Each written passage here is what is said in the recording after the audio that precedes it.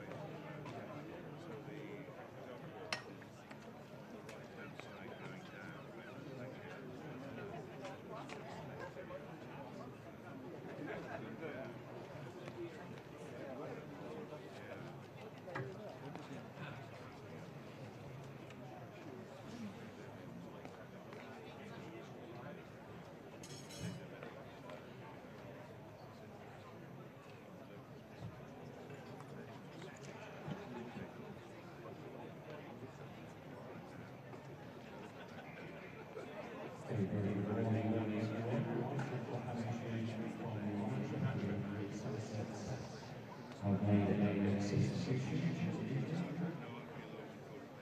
Miguel Victorious on the road was ready in the match.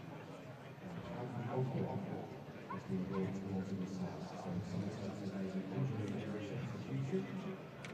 Miguel Victorious no longer in the game. Alcohol comes into the south.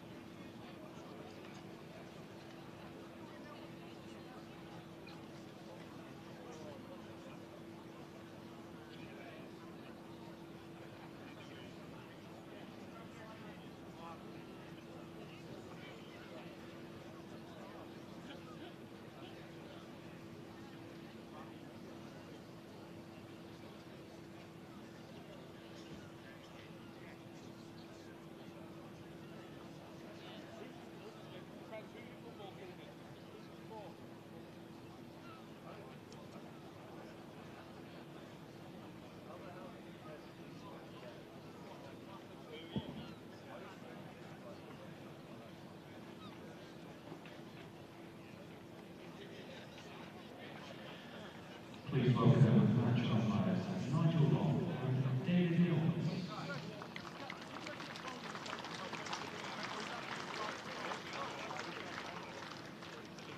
The match referee is Mr. Such, scorers are Kevin Mitchell and Nelson.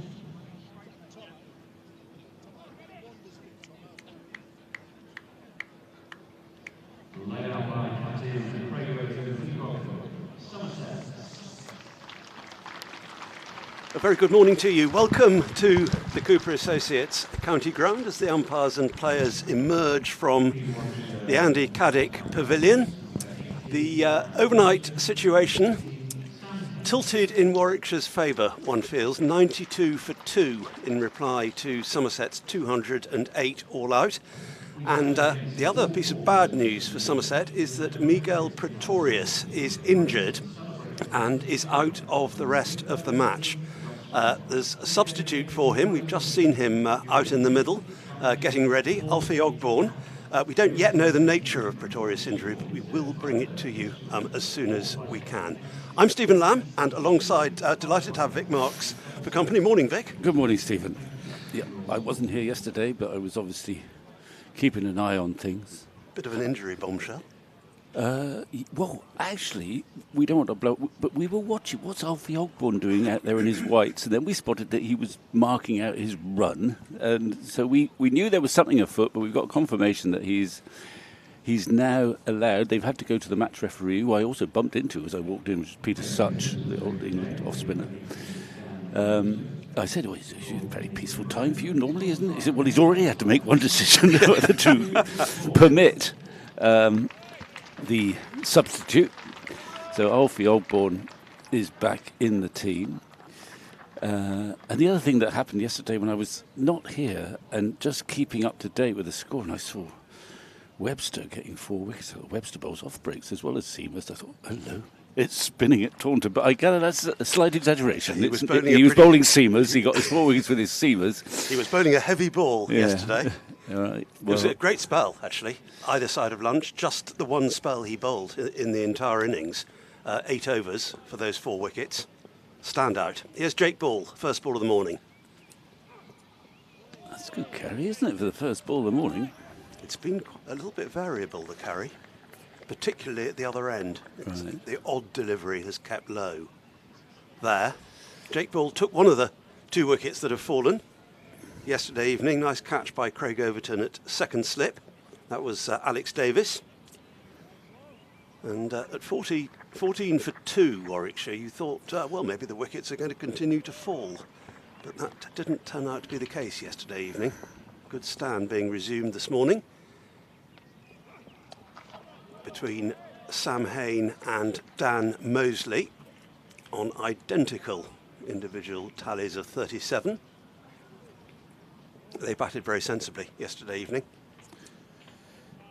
Yeah. Well, you'd certainly prefer to be in Warwickshire's camp. I mean, if you're being pragmatic, Somerset would gobble up the offer of Warwickshire all out for 250, 270. There's a big... Oh, he's missed that. Yes, that's going to be a bye. That's Ruse missed it. There's a lot of smoke in the sky.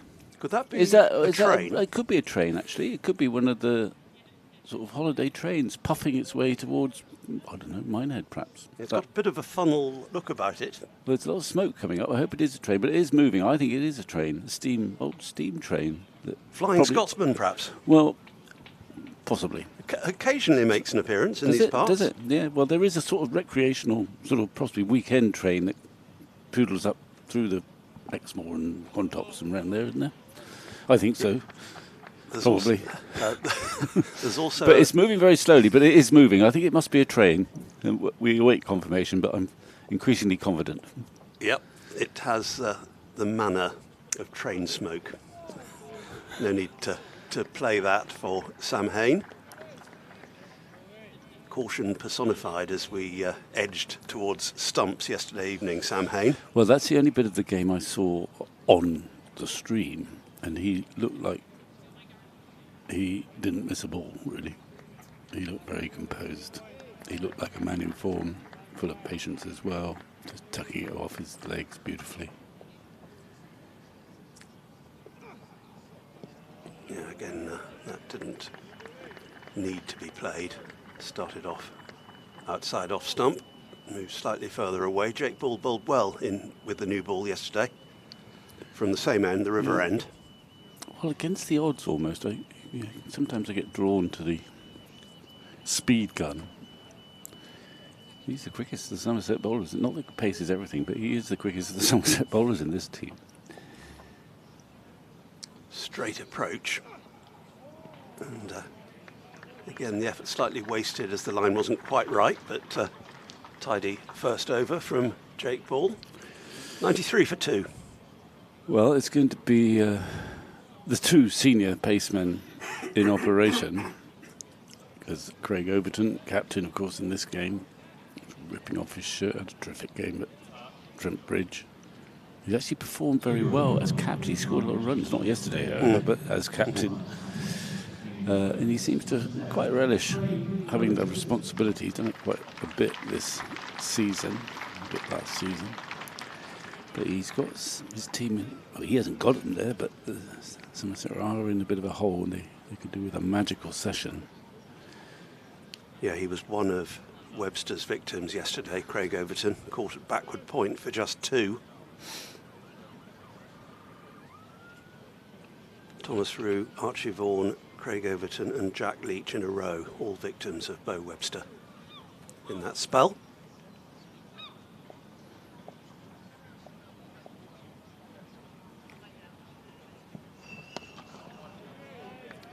turn straight to start. It's a bit of a patchwork Somerset side, isn't it? Watching Cola Campbell, he just goes from long leg to long leg. He's obviously still protecting his finger. He hasn't had much cricket, and he only lasted a couple balls, but had to play really because Somerset running out of batsmen. Yeah, he started the season in the slips, and that was where the injury happened. Yeah, yeah.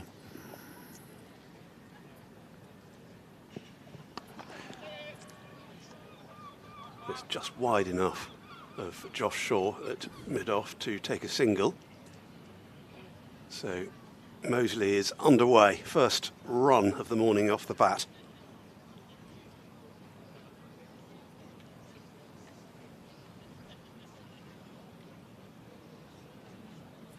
Still another 112 runs, 114 runs needed to reach up to that Somerset total of 208, but they've got 8 wickets in hand, Warwickshire.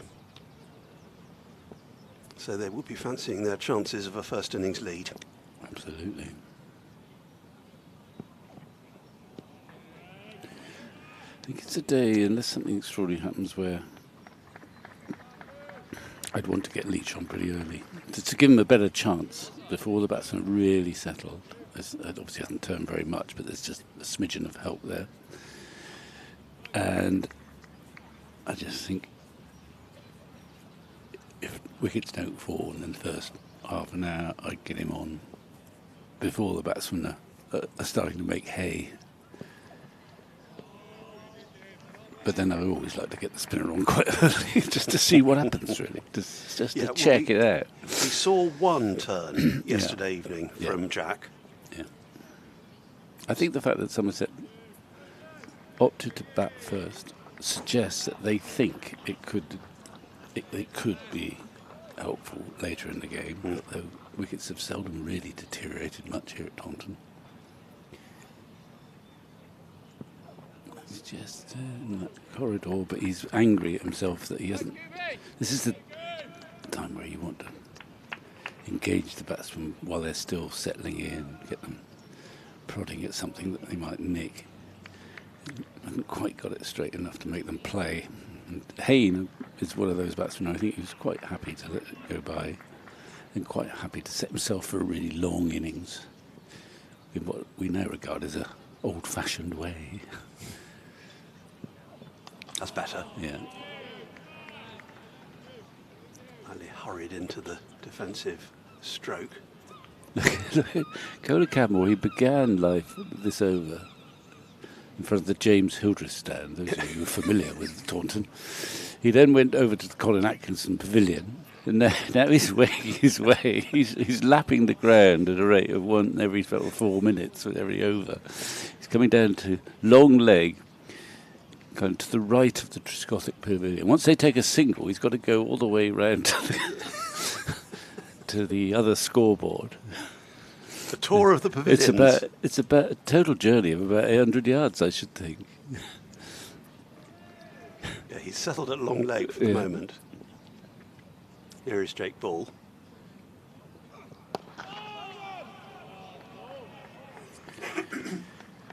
Well, the old Somerset basemen here are on target. Not much obvious movement, but they are doing all they can. We haven't quite hit the heat wave down in Taunton yet, have we? There's still quite a bit of cloud cover. Yeah, we had quite a bit of that yesterday. The brightest session was the middle one. Cola Cadmore's going to be in action. Watch Cola Cadmore, and he scuttles, picks it up in one hand because he's still protecting his left hand. Now he's setting off on another, almost 100-yard little trek down to in front of the Gimlet Hill. He'll lose a few pounds in this match if he keeps going. I'd like to put a pedometer on him. I mean, it's a not. We gather that Miguel Pretorius has a suspected pectoral tear. That's why he's out of this match.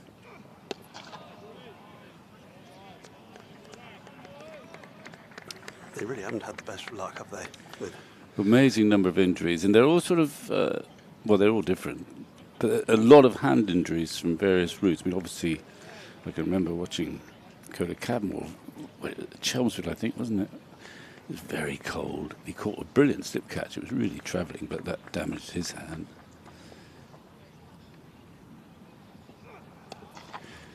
You know, he's got a scuttle around here, and He gets there. yeah, picks it up left-handed again, pops it in. Terribly. Thomas Shrew. That is pretty much full circle, isn't it? Thomas Shrew, he's not going to complain to him, quite rightly. It was a poor throw. And now, I don't know, there's only a couple balls before he sets off on his next hike. Batted nicely yesterday, Thomas Rue, for his... Yeah, I saw a little... Well, I saw that he'd got some runs, and I saw his get out, which was a strange one. Because he wasn't playing the shot. Yeah, misjudgment. Yeah, and he looked to be playing so well that he'd hit it anyway. But just a bit of a sort of brain fade, I guess. Played brilliantly up at Trent Bridge, both innings, I think. Yep, 68, then 100, Yeah. and then 35 here yesterday. That's pretty good going. And yesterday's knock included a 6 into the river. Ah, well, again, in the highlights, I saw the straight drive. I didn't realise it quite gone that far. It's quite a lot, quite a big hit into the river with the Botham stand protecting it. It's a bit of an irony, really, because the Botham stand protecting balls from going in the river. Ian, there's nothing you like better than hitting balls in the river. It had nets. The nets were facing that way. He'd drive Coach Peter Robinson scatty because he kept hitting the balls in the river, and there wasn't such a big stand to protect, to keep them in the ground. Yeah, and presumably once they were in there, that was it. They were gone. Yeah, I think so. Yes. And they were precious commodities. Well, they still are, but they seemed even more precious. Yeah. Red Balls, of course. It's a festival of Red Ball cricket. This match. There was a lovely brass band playing. Yep, the King's big band. Yeah, they were performing as I wandered round this way. Full complement of saxophonists. If there is such a thing. Oh, well, I don't know what a full complement means. How many is that? Well, there were certainly 4 of them in the front row, and that's pretty good. That's a full complement. Okay. I'm claiming it. There's a player Q&A panel, it seems, at lunchtime. In which I'm involved. Oh, good. Jason Kerr involved as well. Is he? Any players? So there's enough injured players. You think there must be some with their bandages? Yeah, that's going to be coordinated by Spencer Bishop. As ever. Okay. Well, that'll be good fun. It's on the leisure stage in the St James Street car park. Yeah, we'll pop round there if you're at the Grand. Here's Craig O. That's a pretty good leave. That wasn't that far outside off stump. Mosley confident in it going through. Museum's open at lunchtime. Always worth a visit. And there may be it says museum talks on this piece of paper. But the museum is one of the best in the country, one of the best cricket museums in the country, I think. Not quite as big as the Lord's one, but it's beautifully laid out. In a splendid old building. Yeah. Yeah, that's not far off. If you're interested in the Q&A panel on the stage. Yes. Well, you'll have to museum take in the Q&A panel first. If it gets boring, go to the museum. It won't be. It won't be, though, Steve. It won't be.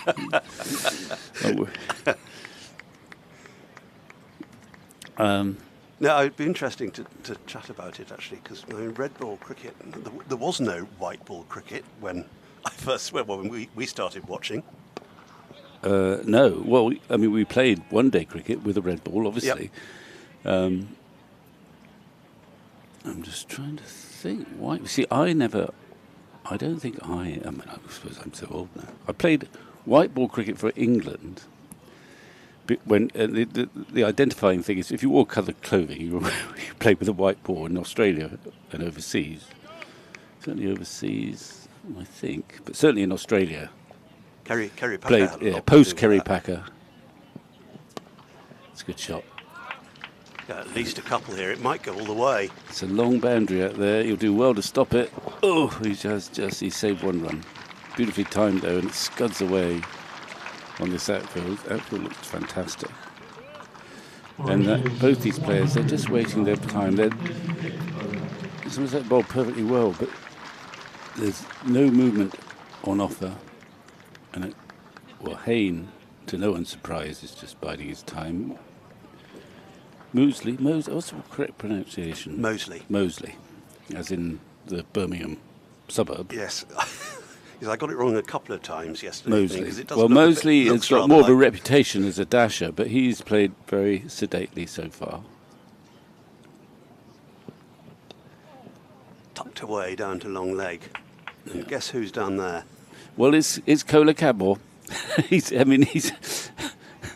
I would like a pedometer on him. He needs a drink. No, he's going. It's the end of the over, so he's going from the left of the Colin Atkinson Pavilion right over to Gimlet Hill. Well, that's it's not a quarter of a mile, but it's 300 yards, I should think. It's terrific exercise. Yeah. Well, yeah. And I imagine he's sort of bloke who likes to chat, but he's stuck on his own on the boundary. Yeah, he hasn't got any mates around him, has he? I mean, he's been tempted to bellow, "Overrate, come on, hurry up." He's got there now, though, just about. But yeah, the coloured clothing thing. That came in, obviously, in international cricket. I played in coloured clothing overseas, in Australia and probably New Zealand. Maybe I can't remember whether we had coloured clothing in India. We probably played in white. But in one-day cricket in the 80s, let's say, in England, you played with the red ball, I'm sure.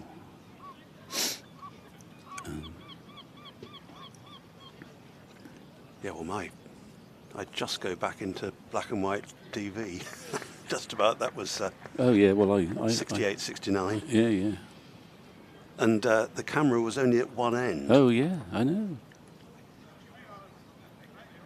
Here is Jake Ball. Well, oh no, overthrows. Who threw that? Horrible overthrows. Who's at leg gully? He's looking a bit sheepish. Hayne was briefly out of his crease as he played it round to leg gully. Herman. And Herman, in a combative Southern African way, threw at the stumps and took the covers by surprise, so he's picked up a bonus 2 runs, Hayne. I wouldn't have pleased Jake Ball. He's biting the odd fingernail, Herman. Well, it's an innocent mistake, but...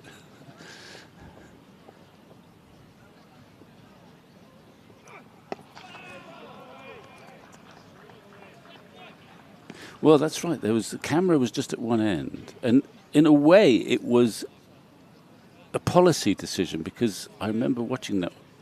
This is the old black and white, and you'd have a camera at one end. And I think the argument was it's as if you're a spectator. You know, you see it from both sides. But when they got a wicket, they would have a sort of grainy camera. They could go to the other one where you got a less good picture, but you could see it from the other end. For the replay. For the replay, that's right. It all seems archaic. And it wasn't until Kerry Packer came along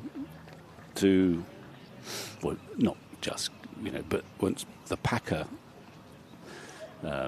affair got going and he took over broadcasting, or his company did, that they modernised, if you like, the way the game is covered with, cameras at both ends. So you were behind the bowler's arm at both ends instead of one. And coloured clothing. Coloured clothing, night cricket. It was a revolution. Yeah. It was a revolution, and of course, incredibly vilified at the time. And people were insecure about what's happening to our game. Not so much about the coloured clothing, I think, but the whole setup of the game and whether international cricket be threatened. I mean, they were utterly vilified. But actually, in hindsight, they brought to the game quite a lot of things that enhanced the game. Certainly in terms of the coverage of cricket.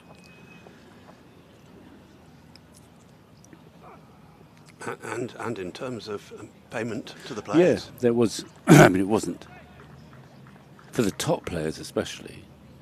There was a significant increase. It doesn't seem much today, but it did then. That's why just about all the Aussies, signed up. Well, Ian Chappell to the fore, but nearly all the Aussies. And Australia lost an entire team, so did the West Indies, really. Yeah. And England, the cream of one, really, Well, obviously Gregg and Not. Knott and Underwood. Amos went. Not so many, but Not so many. Warmer went in the end as well, a bit later. They weren't the natural rebels who joined, actually. I mean, I never thought of Alan Knott or Derek Underwood or Dennis Amos for that matter as a natural rebel. But they went on both rebel tours, actually. Well, Packer and South Africa, as it happened. Anyway, that's a long way off. But it is interesting though, because I remember my feelings of outrage about Packer. You're probably at the reading time. Woodcock. I mean, Woodcock was absolutely up in arms. I was reading Woodcock. Yeah. I was 20. Yeah. But that's going to be a dot pull. Well, he came up with he always came up with memorable words, but of course you have to take into consideration that Gregg is not English by birth. Or something like that. Yes, that was a famous quote, wasn't it? But I mean, with hindsight, there's far more good in it than Probably, yeah. Players certainly. I mean, we had some fantastic meetings, Players Association meetings. I wish I'd recorded them around that time. Over Packer and Rebel tours, and often chaired by your hero, I think, John Arlott, who was president or chairman of the PCA. Yeah. And he was in agony over a lot of it, especially when it got to South Africa. Because on the one hand, he was devoted to stalwart professionals, several of whom went on the rebel tours without trying to pontificate, but just saying, we got mortgages to pay, blah, blah, blah. People like John Lever and Peter Willey, and, the absolute stalwart county pro. So he was obviously sympathetic towards them, but on the other hand, he abhorred apartheid and probably thought that. So he was, you could almost visually see, and he wasn't in the best of health around then in the early 80s, being torn apart by the whole issues. It was. Yeah. I wish I'd sort of almost taken notes at these meetings, because it was all quite spectacular stuff in a way. Yes. Yeah, no, it was extraordinary. I sailed to Alderney last week. Well, I saw something on. in the air more briefly. in action. You sailed there. Indeed. Anyone else with you? I hope. Yeah, 3 of us. Oh, right. But we unexpectedly got stuck there because we were planning to sail on down to Guernsey. Right. But a fairly heavy mist descended. And you don't like to go out sailing in that sort of weather. Right. So we stayed on the island for a couple of days, actually. Unexpectedly. And there's a lot to see. It's Well, I saw you posted a little picture of Arlott's house. Yes. And a plaque of some sort as well. a blue plaque. Yeah. Yeah. Well, he deserves a blue plaque, no question about that. And his grave, which has a couple of lines of his poetry on it. Ah, right, Which yeah. was yeah. rather nice, I Yeah, thought. Yeah. But yeah, he certainly deserves a blue plaque. Oh, absolutely. I thought, I mean, he was you probably did you meet him? You I met him once. I mean, he wrote a slightly odd autobiography because he wrote it mostly in the third person, which is an odd way to write an autobiography, isn't it? But Basingstoke boy. Yeah. And he wrote that on Alderney. It was Yeah. after he retired. But yeah. He's charging in Overton on a wicket that's giving him nothing. I put Leach on at the far end very shortly. Not because Ball's not bowling well, Ball's bowled perfectly well, as has Overton, but it's not doing anything. And you can sense these batsmen thinking, well, they've lost Pretorius. Ogborne has come into the side, but it's still pretty raw. Shaw didn't look too threatening yesterday. If we get through this pair, as far as the seam attack's concerned, it could be to use, to go back to what you've been up to, plain sailing. No mist. Yes, it wasn't. I wouldn't say it was quite plain. So, but it was pretty good. where did you sail from then? From Dartmouth. Ah, seems quite a long way, that. It is quite a long way. just going back, those 2 lines of Arlott poetry I mentioned, Yeah. I can read them to you. Go on then. So clear you see these timeless things that like a bird the vision sings. And that's on his headstone. Wow. Yeah, I would have liked to. I did meet him a couple of times, but I didn't really. He used to cover the Sunday League, oddly enough. He did. On television, and I think Pete Roebuck and I might have been once, actually interviewed by him on this. That's where he's so strong, and he times it. It's quite a short boundary there, but nonetheless, he just times that effortlessly through square leg. Yes, he certainly did do Sunday League for a while, John Arlott. Ralph Deller, my yes. late lamented business partner, was involved with that as well. It was your business did some of partner? the presentation. Yeah. Yes, there was a piece of camera work that didn't go down quite how they intended to. I think it may have been Swansea. They got the camera onto a ship out in the out just outside the harbour there, Yes. and they were hoping to get Arlott to say something linking the ship to the play in some way or another, and encouraged him. But nothing very much happened. All he said when the camera panned in on it was, "There's a boat." Full stop. Well, I mean, obviously, I've listened to little snippets of his commentary. I never too young to have commentated with him, of course. And one of the great things you notice are the silences. It's amazing, and we've talked about it in the TMS box, and the producer now in a fond way said, I think if I'd have been there, if he was doing it now, I'd be shouting into his ear, "Will someone say something?" Classic case of less is more. Yeah. And when he describes he describes Bat Bradman's dismissal, doesn't he? Yes. But there's he lets the crowd noise go through. There's a lot of silences there as well. Hello, it's a wide. Yes, and such a dramatic moment Yeah. that was, wasn't it? With Bradman on the verge of an average of 100 in Test matches. Yeah. It is a wide too, I think. Sorry, he just lost it there slightly. Ball.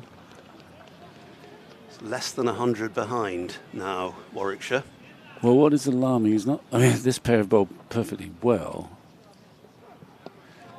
and there's no one down there, so They'll go.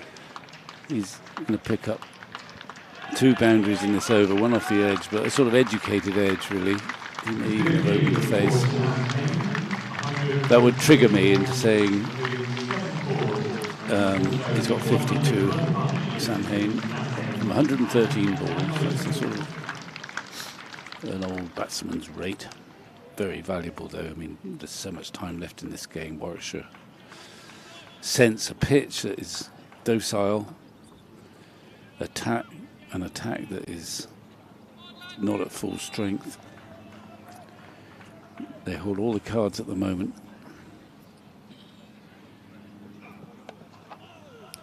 Yeah, this is Jake Ball's 4th over of the morning, so maybe. Well, he's going to be valuable. I would get Leach on now up that end because it's going to be a long day. There's Vaughan as well. I wouldn't be slow to get him in, not necessarily together, but I would get Leach on because I want a few overs left of the likes of Ball and the likes of Overton. And I don't particularly want Shaw and Ogborne in harness either. This is, the 2-1. Ogborne wasn't selected for this game, and Shaw, who hasn't played that many games, has played in a bit against Essex. I know that, maybe one other game, but they're not the sort of front line pairing. So I wouldn't necessarily want them bowling together. Hence, I'd be looking to Jack. But then I often say that. He's buzzing around at extra cover, he's found himself now. His long leg slot. Let's go on to Cola Cadmore, of course. Naturally. Look how more.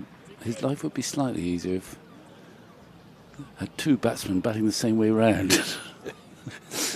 Every single triggers an 80-yard jog. Yeah, it's okay if you're in the slips, isn't it? Yeah. Well, that's what he's used to be.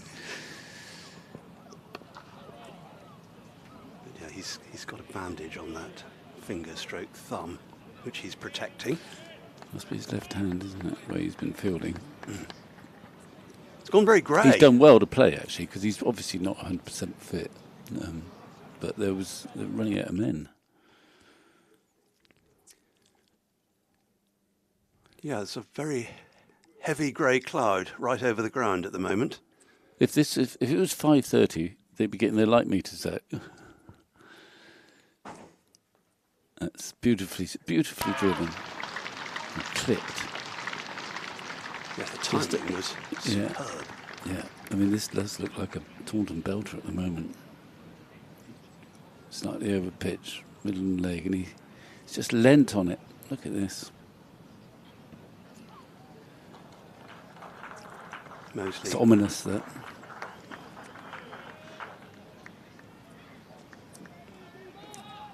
That could hardly have been timed better, that boundary. But he had to have a bouncer as a consequence. Yep. Not a bad bouncer, but he wants to have a word too. But I'm not sure Mosley's bothered. He's having quite a lengthy word. It was quite a good bounce. It was quite zipped through, but it was just a bit too high. He's batted nicely, Mosley, actually. I mean, as I say, he's played England Lions. It wasn't so long ago. He was playing England 19s. And my impression from afar was that, he's a typical modern dasher, but he's actually played with plenty of discretion so far in this innings. Bided his time. Promoted to number 3. And easily, lots of time just to get into line and defend that one.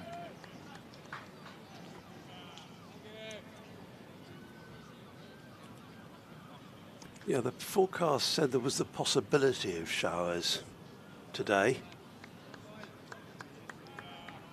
I suppose if there's going to be one, it would be with this level of grey, but I can't see any rain out there at the moment.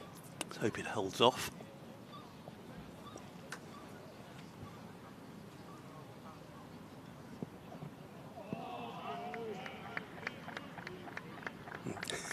He's not finished the chat, has he, Craigo? Well, that's sometimes quite a good sign. He has finished the over. Yeah, he's got plenty to think about, let alone Mosley. They are having a chat, actually. They're just talking. I bet they haven't got their light meters with them.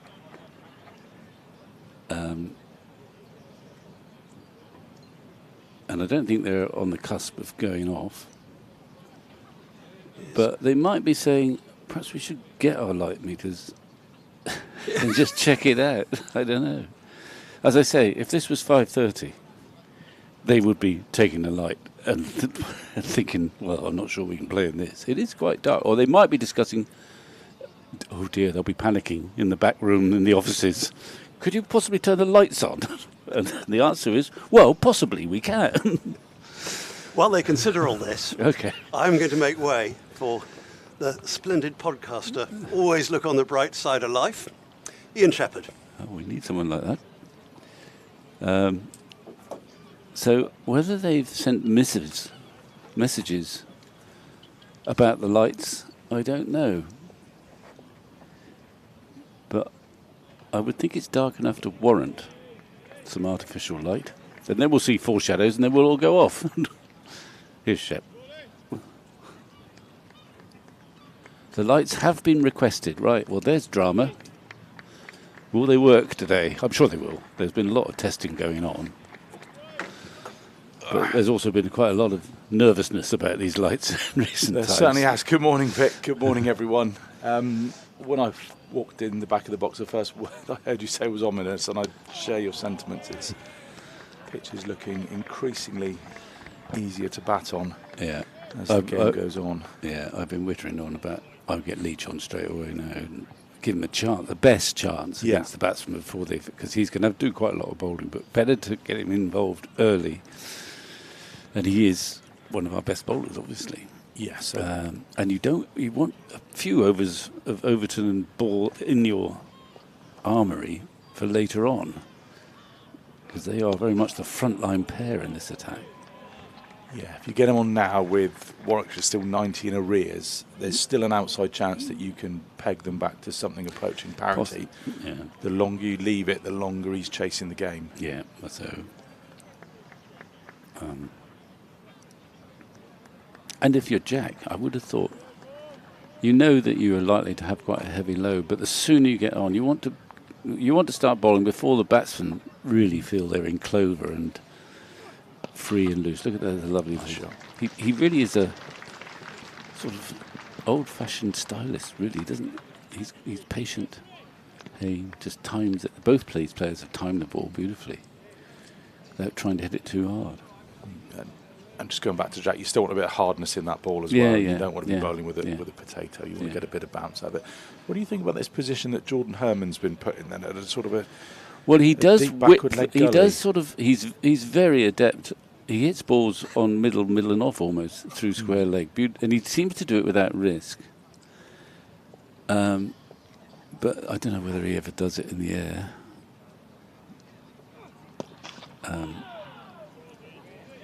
So I think they're catering, without being too negative, they're catering for this ability he's got to hit the balls that a lot of players would be playing straight back down the ground. He hits them beautifully without suggesting that it's risky at all through square leg. I was watching a little. I didn't see that much yesterday, but I was watching him last night against Shaw, who bowled some sort of okay deliveries round about middle and off. He just tapped them through square leg as if it was the safest shot in the world. So I suppose, whether he hits it in the air there at all, it's more for off the face of the bat, isn't it? A flick off the face of the bat in an area that he really likes. Now then, I've been monitoring Kola Cadmore's movements. I reckon he's sort of clocking up almost half a mile and over. He's getting his steps up, isn't he? Yeah, he's slowing down at the moment. He's got to go. It's a relatively short trip from this time. It's from Gimlet Hill to the Hildreth stand. They take a single. He's got to go to the right of Colin Atkinson's stand, and then he would normally be in the cordon, so he's definitely being he's been hidden. Definitely protected, but he's fielding long leg to everyone because there's a left-hander and a right-hander in there. He's doing a lot of travelling. This is when Keith Pont got a bike, wasn't it? Famously, the Essex cricketer Keith Pont. I think it was a bit before my time, but the story does ring a bell. Well, I think he was playing for Essex at either Leighton or Ilford or somewhere. In his first game, apparently, and he was fielding third man both ends. He saw a bike there. Keith Fletcher's captain, he's a senior. And in his very first match, eventually he decided, just get on the bike, and he rode straight across the square to the other side. Is there anything in the laws against it? So? No.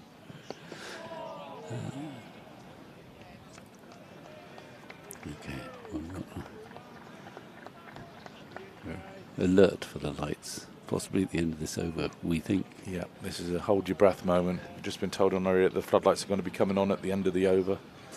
It's been a source of great worry to the club. They've been desperately trying to... Well, I think the main worry is that no one's quite been able to put their finger on what the error was or what the problem was, what caused it. That's the issue between Sussex and those three high-profile floodlit games that they had that were all on Sky TV.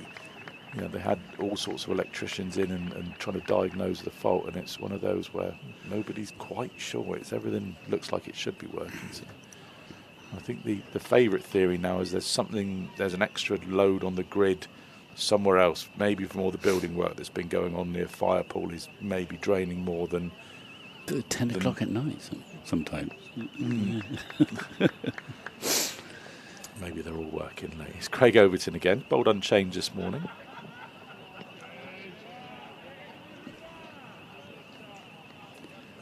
Both this pair have bowled perfectly well.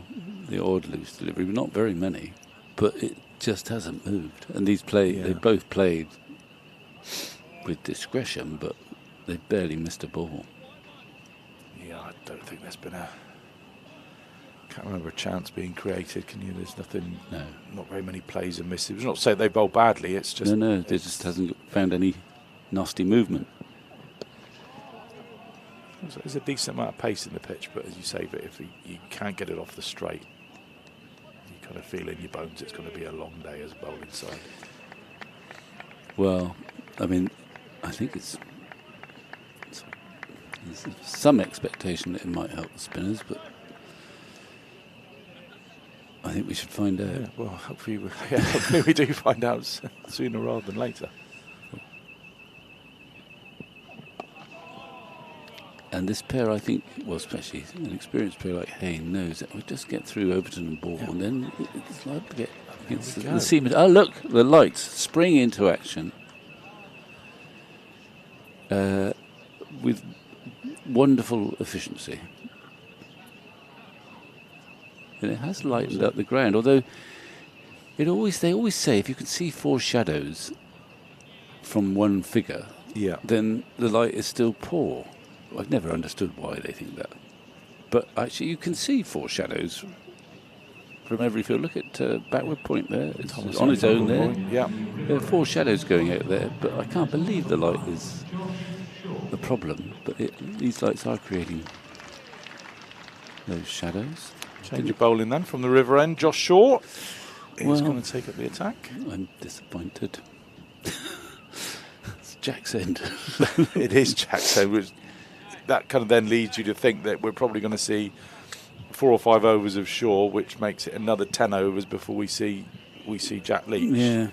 Well, I'm not saying Jack is going to tear through him, but I just think as your frontline bowler, if I were Sam Cane, I think I'd prefer to be facing Josh Shaw. Yeah, without a doubt. But perhaps here he is, off stump out the ground first ball then. Well, tucked away down to Cola Cadmore at fine leg.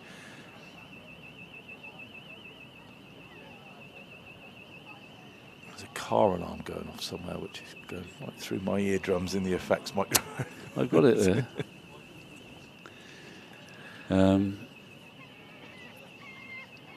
Yes, I always get frustrated from a spinner's point of view that the notion that you've got to go through all your seamers before the spinner's allowed to have a go. Well, I mean, and I'm not going to mention Cardiff. Oh, anyway. I was glued to the stream there. The trouble with Cardiff was my kind of in defence of Jack not having the bowlers. The seamers were bowling really well, and they were beating the bat over after over, and it was always. Yeah, it always felt like... I know they were beating the bat, yeah. Never quite but felt it is like possible right against a tail ender for a spinner, even when the wicket's not turning. Yeah.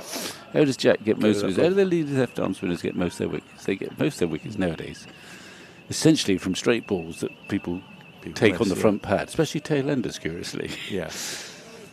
Anyway, that's history. The car alarm's still going. Yep. There's no alarms for the batsman, though. No. Shaw switched around the wicket to the left-hander Mosley. That's just left alone. Outside the off stump. Mosley approaching 50, he's on 48. That's pretty plain sailing this morning. Very, as you say, but very few alarms. Can't recall the bat being beaten. Certainly nothing going to hand or anything like that. It's one of those days. If neither of these two get 100, they'll be bitterly disappointed, because it feels like there's a lot of runs to be had out here today as Shaw's in again, just left alone.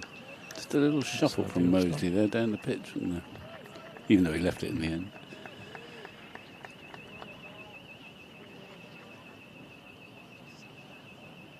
I guided him to his 100 on Tuesday, Vic, in the benefit game.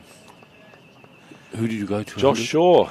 Did you? He got 100? 103 not out. Well, obviously you got him into good nick for yesterday then. You obviously batted quite well yesterday. I mean, all joking aside, getting 100 at whatever level can only give you a bit of confidence. So this was a Lewis Gregory benefit game, was it? Yeah, down at my club, South Devon in Newton Abbot. Oh, right.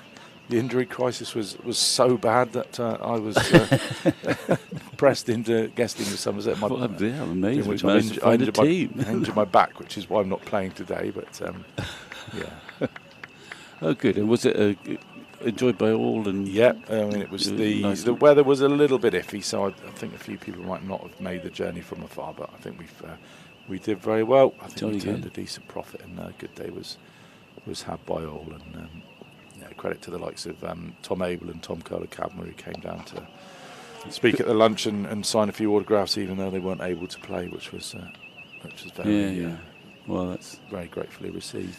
so. How many benefit games would Lewis have? Do you reckon? Not that. I mean, Well, we there's used just to have one quite a at the few. minute. Yeah, I think the profile's kind of changed. It now, has, hasn't hasn't it? Yeah, I think the modern player is with all the franchise opportunities. It's Yeah. got to be. So it's a bit of a throwback, really. Yeah, I think it's, you have to have one or two. Doesn't there? There was. Right, we're going to see Alfie Ogborn. Yeah. And if you're wondering why you're seeing Alfie Ogborn, it's because he's been injury replacemented in. It's not a substitute, it's a replacement for Miguel Pretorius, who's suffered a suspected pectoral tear. So yet another one to add to the already crowded physio's room over in the Andy Caddick Pavilion. I imagine Jamie Thorpe must be tearing his hair out. He's getting a very warm round of applause, Alfie. Yeah, Oh, very, very popular young player here Yeah. at Cooper Associates County Ground. A lovely lad. Yeah. Well, who knows? He wasn't expecting to do this when Yeah. he turned up this morning, and you never know. Sometimes it just takes the pressure off. Well, that's true. Turn up at the ground, shut the ball. Off you go, Alfie. It's quite overcome. Nice if you could just swing one back in Yeah. through the. Let's have a go. Let's see how he goes. Probably the one who you'd expect to swing the ball. It does feel like a swingy sort of day out there. Well, It's quite muggy. There's a bit of cloud about. Yeah. The ball's 43 overs old, Yeah. but if anyone's going to swing it, probably Alfie. Is it me, Vic, or are those shadows? Getting sharper. Yes. Well, they are, but I mean, and I'm always frustrated actually when people go off a bad light, when you've got these great big lights doing their level best to brighten it up. I think the key always has to be safety. If it's Yeah, not yeah. safe, then I think you need to come off. But But say this isn't I mean, safe. whenever it's very rare that we've been watching a county match where you don't often get absolutely express bowlers. It's very rare where I felt the batsmen were in danger. yeah, Sometimes the fielders can be, but he's just had a look. The umpire's just had a look where he's landing. I don't think he's giving an official warning. I don't remember him having any issues with that. a couple of times I think I've seen him just politely reminded to keep off the posh bit. But I remember at the end of the first day of play this season against Nottinghamshire in the home game, it felt like the umpires were more prepared to stay out there with the lights having more of an effect. I don't know if there's been some directive come down from Lords to say, just be a bit more sensible. Yeah. If there's a 50-50 call, stay out there, keep the players on. Yeah. Keep play going, because there's nothing worse than, as you say, when you've got Dry weather. dry weather, the floodlights are on, and And everyone's sat in the walks off. pavilion I agree. because. And I mean, the clouds cynic in me tells me that they're far more likely to get their light meters out if it's 5:30 than if it's 11:30. Yeah, I couldn't agree with you more. Here's Ogborn again, left arm over the wicket. It's It's a good good pace. start. It's a good Left start. He's on the right sort of line. Just get the odd one to move back in. Odd one goes straight on. I mean, my impression of I'm a big, like you, I'm a big Alfie Ogborn fan, and I always like to see him in the team, but they're obviously being a bit cagey with him and not always playing him and not bowling him too much. But I think he does have the capacity, partly because he's different, left arm over, to get good players out. Yeah. And I think actually, if you look at the people he's got out this year, He bowled Asa Tribe with an absolute beauty. I think that's going down the left side. But Asa Tribe with an absolute beauty in the pre-season game against Glamorgan. Now you got wickets actually in the first match. So you got Joe Clark and Verena. Oh, yes, was that magic over, didn't he? Where he got those two players. So I out. think he's not totally reliable yet, but he's raw. But he does have the capacity. he's just been urged to get off the pitch again a bit. I think that won't worry him too much. I hope he doesn't. And of course, I think as well sometimes with Alfie, he's guilty of just trying a bit too hard too early in his spell. And I'm sort of liking what I'm seeing. He's just coming in, he's just getting himself into his spell, not trying to bowl too quick, not trying to get that magic ball that he said that hoops back between bat and pad to the right hander. yeah, well, that's perfect. Yeah, he just drifted leg stump there, but that's a perfectly reasonable first over. Of course, they didn't. One reason they didn't play him at Essex was they thought he might create too much rough for Harmer, which at the time I thought was strange, a strange reason. And then they won. Somerset won by an innings, so I thought I'd keep my mouth shut.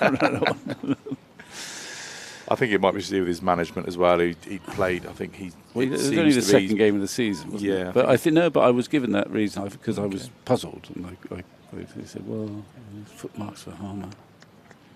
Umpire's just having a conference here. So what? And what the batsmen? I'd be surprised if the batsmen want to come off. Yeah, I would too. I mean, they put on what? It's not up to No, them. they are. Well, I find that. Dan Mosley's leading the charge off. Sam Payne seems a wee bit more keen to stay out there. As you say, Vic, you've scored 30 odd runs this morning without much without much difficulty. I can see sunshine on the Quantox. For what it's worth, Yeah. we're not playing there, but I mean, we do seem to be. It seems to be quite a dark cloud sort of parked over Taunton at the moment. We're sort of looking around the outskirts, and the clouds do seem to be a bit more lighter and a bit more fluffy. So, but there doesn't seem to be much breeze about to blow it away. But, well, I'm amazed, really. Yeah. But anyway, I will try not to be too grumpy. And actually, usually you think the batting side are keen to get off. I'm not sure this pair were keen to get off. And in many ways, I think Somerset will be, given that nothing's happened, yeah, the break in play is more advantageous to them than it is the batting side. I think so. Even just from the sense of obviously the batters will need to come back out and sort of play themselves in again. Yeah, but and the bowlers can have a little breather. Yeah, they can have a little rethink. So I'm puzzled. I mean, they set the standard. They like to set the standard. So they've obviously, I didn't know they had their meters out there, but we were seeing them put their light meters. Are we expecting rain? Because Nick Pepper's come out with the the Hessian mats. Well, he hasn't done anything with it yet, though, has he? No, I'm just checking my radar. The radar looks clear till the ground staff about coil. The umpire is taking the stumps out. Wow, I mean, you can't go off because you think rain is imminent. unless it's you can your mate who's down in Taunton services telling you that it's if it's raining in the high street. I take you. I know what you mean, but but I don't think there is anything. I'm just trying to strain my neck and have a look. Well, the ground staff around to where it's probably going to come from, but there's no breeze. It's not sort of going to get stand. That yes, leads me to think that my radar might be inaccurate and well, tell the precise. Maybe. And the ground staff have got a subscription version which gives you the correct weather rather than my free version, which is a bit more optimistic. But it doesn't look like we're going to have much play in the next few minutes. So we're going to power down the microphones. We've got an interview with Tuesday night's batting hero here from. Is that you? That's Centurion Josh Shaw, who's going to be on the live stream, and hopefully we'll have some good news for you by the time that's finished. Josh Shaw, welcome to the Coopers Associates County Ground in Taunton. What's it feel like now you're here? Yeah, it's been good, and obviously been here a fair few months now. Starting back in, when was it, November, something like that. So yeah, it's nice to get going and start playing some cricket. Yeah, absolutely. Been out in the nets this morning? Yeah, getting ready for tomorrow's game. Yeah, so fingers crossed. Can't be many nicer places to come and play cricket, is there? Yeah, it's a nice, especially as me being on the opposition side a few times. It's a nice place to come down, especially when the sun's out. That's for sure. Yeah. Absolutely. But now you've got the home crowd baying for you rather than against you. Yeah, it makes a bit of a difference. That is for sure. Yeah. And they have got. I mean, the crowd here are a bit special, aren't they? Yeah, they're good. I mean, you get very good turnout for any format of cricket really. Even I remember last year coming down for the 50 over competition. Yeah. There was a pretty good crowd there, and then obviously they love the 4-day cricket, and then T20 obviously speaks for itself. Yeah. And how's Somerset treating you? Because you've moved locally, haven't you? Yeah. So we moved down from Bristol probably about 2 weeks into the season, so it makes the commute a bit shorter, which is handy. So yeah, we're getting used to a bit of country life, if you want to say that. Yeah. And you know the back roads into Taunton if you need them. Yeah, getting in and around there, avoid the M5 at all costs for sure. What about the tractors? Yeah, I'm not running to any of those yet, but it's been all right. No, okay. Well, Josh, I mean, it's great to see you here, and thanks for talking to us. But I just want to find a little bit more about you, because I think that people obviously know who you are, they know your cricket record. But I mean, what's your origins? Where's your background? You're born in Wakefield. Yeah. Tell us a little bit about how your cricket story starts. Yeah, so I was born in Wakefield and then grew up literally right on the boundary. So this would be like our back garden now, and that would be Street House Cricket Club in the background there. So yeah, I've been in and around cricket my whole life pretty much. My dad played for Yorkshire in the 80s, I think it was. So obviously I wasn't around to watch that then, but it's always been in the genes, I guess. And my grandparents were heavily involved with Street House Cricket Club. So yeah, I mean, I've been every morning I'd wake up, my bedroom was facing a cricket field. So ever since I can remember, really, I've had something to do with cricket at some stage of my childhood. Yeah, so obviously if you started sort of playing from a young age, when did you first get picked up with the sort of age groups and representative cricket? So then I didn't actually play much for Street House Cricket Club. I played a little bit, but then moved to because I don't think they had a junior set up, so we moved to a club called Wakefield Thorns. Right. And that's where I played right through. I then got into like Yorkshire age group stuff. I think I was under 10s, I think it was, under 11s. So I played right through with the age group stuff there, then got on the academy at 15, 16, whatever it was. So yeah, and then obviously Bunbury Festival, things like that, and get into like England development, like under 15s, 17s, 19s, things like that. So yeah, I guess probably started taking it a bit more seriously, if you want to say, around 15, 16, I guess, when you started training with the academy and getting involved that way. Yeah. Have you always been a bowler? All-rounder, I'd like to say. Oh, sorry. Still come back. Okay. But yeah, I guess more of a bowler, yeah, but I do like my batting for sure, yeah. So obviously you started playing age group cricket sort of in your sort of early teens and that sort of thing. Yeah. But I mean, when you got onto the academy, what did that mean to you as a youngster? Probably meant obviously a lot to get there, because you've kind of been striving through that throughout the age group setups. I mean, I don't know if many people probably thought about getting on there. I guess people were just playing because they were there and picked to play, I guess. But once you get onto the academy, I think, you know, that's then the stepping stone to kind of say, right, we're giving you an opportunity to become the best you can, really, to give it your all. I mean, I feel like then it was a bit different. We're only in 2 days a week, Wednesday and a Saturday, so Wednesday evening and a Saturday morning throughout the winter, whereas now I turn up here in the academy in pretty much every day. I mean, I must be pretty lucky to do that, and obviously great schools around the area, whereas a fair few of us on the academy then were just 2 days a week and maybe a bit of club training if it was available. So you had to get stuck in for those 3-4 hours whenever you were there to make the most of it, really. So yeah, I guess once like getting on the academy felt kind of, that was them turning to you saying, here's your opportunity, I guess, that we've seen something to make the most of it, I get, yeah. And then obviously when your time on the academy finished, you signed on with Yorkshire? Yeah, so I can't remember what year that was now, maybe 2014, maybe, something around then. So I played a bit of second team cricket when I was on the academy, and then signed professionally and played, obviously, second team. I was in and around first team squads in 2014, 2015, made my T20 debut in 2015 with Yorkshire. But, you know, been around the year they won it, been in and around the squads, helping out, running drinks. Missed out in one game where I thought I might have played, but sadly not. But yeah, just been in and around. I mean, like Joe Root in Bresden, Bairstow was playing live, obviously still playing. Yeah. Rashid played a few games, so kind of just being in and around that environment was pretty good. I guess it's now like some of the young lads on the academy here. You look at Oscar, who was up at Notts on Sunday having to field.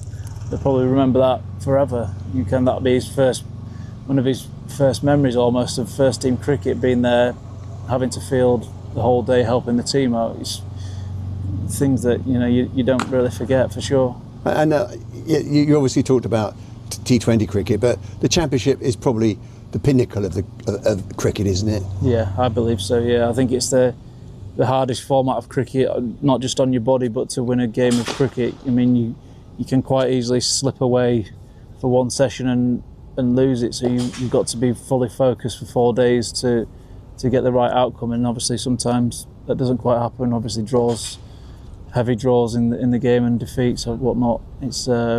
It's challenging, but it's the most rewarding, I think, definitely when you win a 4-day game. It's great. And obviously you were with the boys up at Trent Bridge when they won on earlier this week. I mean, what was that all about? How did that feel? Yeah, no, I got the late call to go up after Lewis got injured to kind of help out. Yeah. So driving up on Sunday, and I think obviously not watching too much over the weekend, just mainly Sunday and Monday. I think we applied ourselves amazingly, really, to go out there and put the game out of reach, really, unless they batted phenomenally well. And then bowling wise, it's just remarkable, really, to bowl them out under 200 twice on that sort of wicket after we've put the runs on the board is serious effort. Obviously Craig stepping up to the mark again to be captain in the second innings and leading the way. Yeah, Craigo loves it, doesn't he? Yeah, he does. He's a good bloke. I mean, he's had to step up. That's that number of times now when Lewis has been out, and he's led from the front 30 wickets already, I think it is so far, a couple hundreds. I mean, you can't ask for much more. Absolutely right. Let's just go back to Josh Shaw and your early career. You obviously were around Yorkshire in 2015, and then you went down. What happened then? Because it's a bit confusing, isn't it, to know where your career went then? So then I was still contracted at Yorkshire, but went on loan to Gloucester. Right. So for the full 2016 season, I was down at Gloucester. I went back up a couple of times for a couple of games, but mainly the full year was down at Gloucester. Right. And then 2017 was similar. I was on loan, got injured, and then went back on loan to Gloucester, but still being contracted at Yorkshire. Right. And then I think in that year I might have played a couple of games, and then 2018 I didn't go at all, so I then stayed at Yorkshire for the full year. Yeah.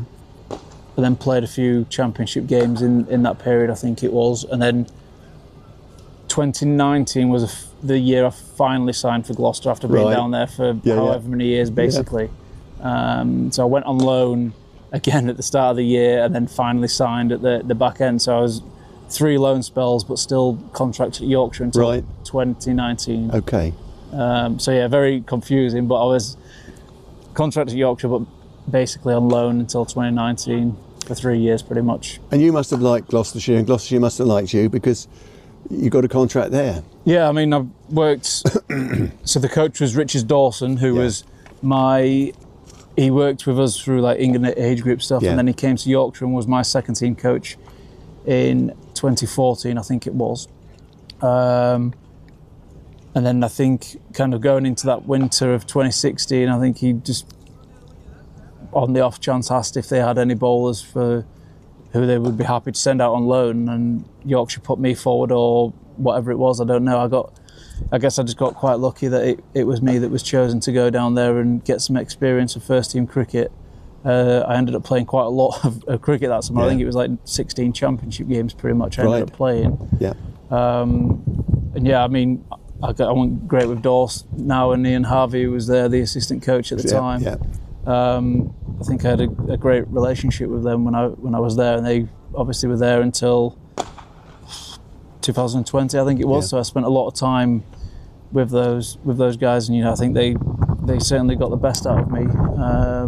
And I kind of look at them both as kind of how I am, a bit hardworking, get on with it, get stuck in and give your all the time. Yeah. And I think just having those two around to help me out was good for me at the early stage of my career. And then we all remember you from the final at Edgbaston, don't we? Yeah, I think I've copped a bit of stick for that. Copped a bit of stick for that in my short time here already with the club, and then going back up to Bristol the other week for the T20, I copped a bit then as well. But no, I think that was for me, that was probably one of the best 2 weeks of my career, really. Been involved in tight games in the quarter-final, and then obviously finals day going pretty much perfectly. And for myself to perform pretty well in all 3 games, everything I seemed to do at that time worked, which obviously in cricket doesn't happen too often, does it? No, that's right. But no, that was it was a great 2 weeks for me personally, that is for sure, yeah. And obviously now, then you were offered the chance to come here. What made you decide that you were going to come to Somerset? Yeah, so I think kind of going into last year, I mean, it was a strange one really for me personally, because I still didn't have anything nailed down at Gloucester, and they were, I don't know, it was a strange circumstance that happened, I think, and then obviously getting the opportunity to come down here once I spoke to Jason Sarge a couple of times on the phone, and then playing here the following weeks in the T20. I just felt like it was a great opportunity for me personally to come down and work. You've got Steve Kirby, and you've got Jason Kerr, obviously, who's a good bowling coach as well as a head coach. Yeah. And then you look into like the team and where they're at. They're competing in all formats pretty much every year. And I didn't want to kind of look back in 3, 4 years, 10 years, whatever it is, think, oh, I wish I gave that a go. I just felt like it was a great opportunity for me personally.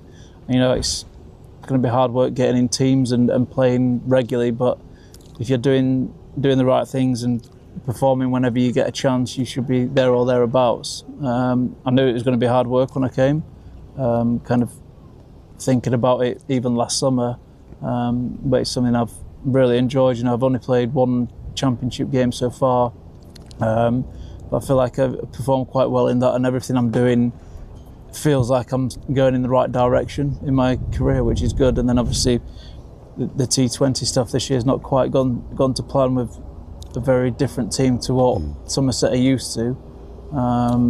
It's been challenging, that's for sure, but I mean, we're on the path to get to quarterfinals, hopefully, fingers crossed.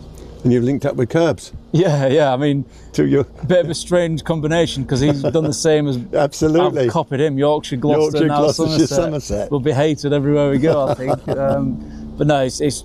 I mean, for years I've heard great things about Curbs and his ability as a bowling coach. I'm sure you heard that he got his best returns down here, 8 wickets against Somerset. Oh, I don't think he will, Tom. He will. Just ask him about it. He'll remind you. Yeah, I'm sure he will. But I think for years, having heard about Stephen Kirby, the bowling coach, and seeing him when he came up to Gloucester, or I came down here with Gloucester, just seeing how he worked then and how much love he has for his bowlers. I mean, it's amazing, really. There's not a dull moment when Curbs is around, that is for sure. But no, that's the reason, really. I kind of look back and think, when I was thinking about what to do and thinking about everything, it was just coming here and having the coaches that you heard great things about them all the time, basically. And I think it was just a great opportunity for me to come down and work with Curbs and kind of,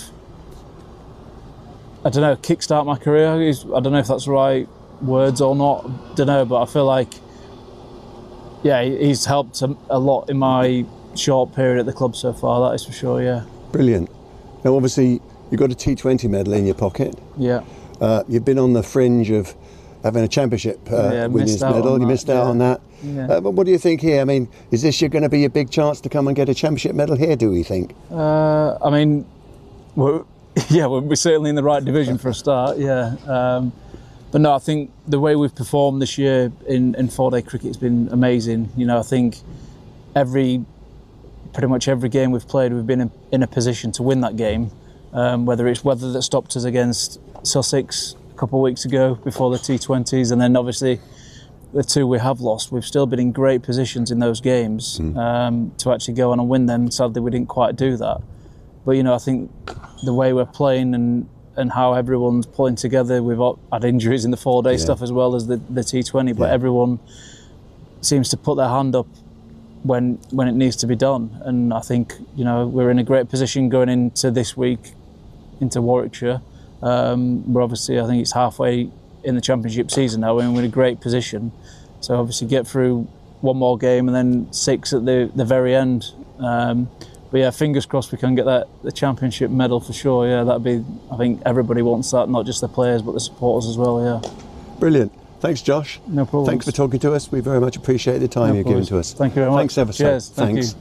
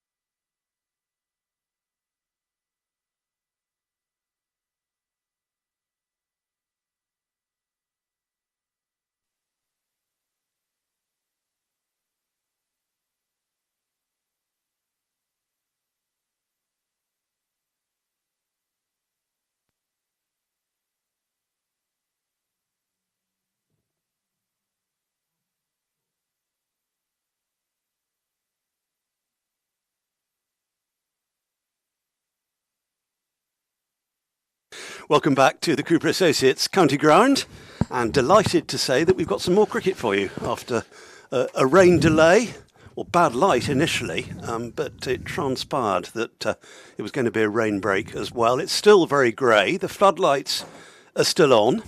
Been impossible to turn them off during the break. And the match position, well, it was tilting towards Warwickshire before they went off, and that's the way it remains, 122 for 2. And this excellent stand has gone past 3 figures between Sam Hain and Dan Mosley. We're going to see Josh Shaw opening the proceedings from the River End. That's an optimistic appeal from Craig Overton at second slip, because that looked like it was going down the leg side. Yeah, he does play across that front pad, actually. He works the ball on the leg side. We'll just have another look at it, but I didn't really see what I mean. He does. It's not. I mean, that's not far away, you know. I mean, no one. The keeper was more concerned with fetching the ball. Shaw politely asked. I'm sure it was probably just missing leg stump, but he does get a long way over and flicks that ball, often to good effect on the leg side.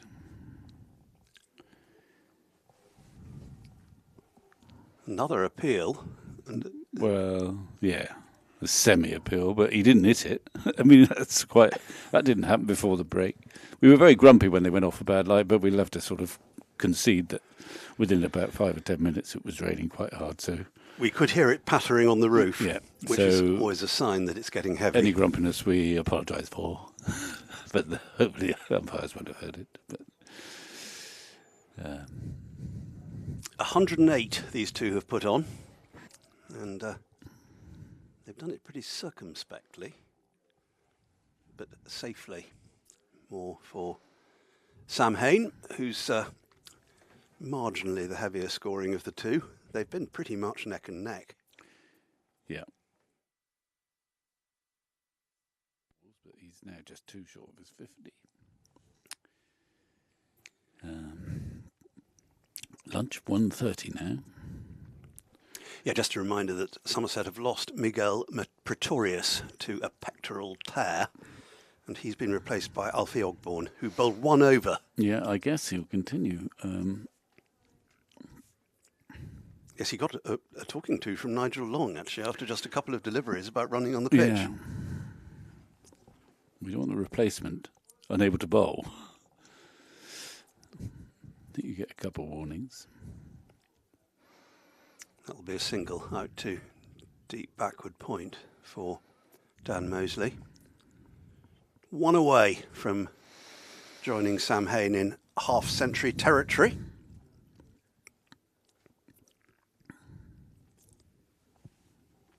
Still pretty gloomy out there. You can see the various shadows that are cast by the players when the floodlights are on.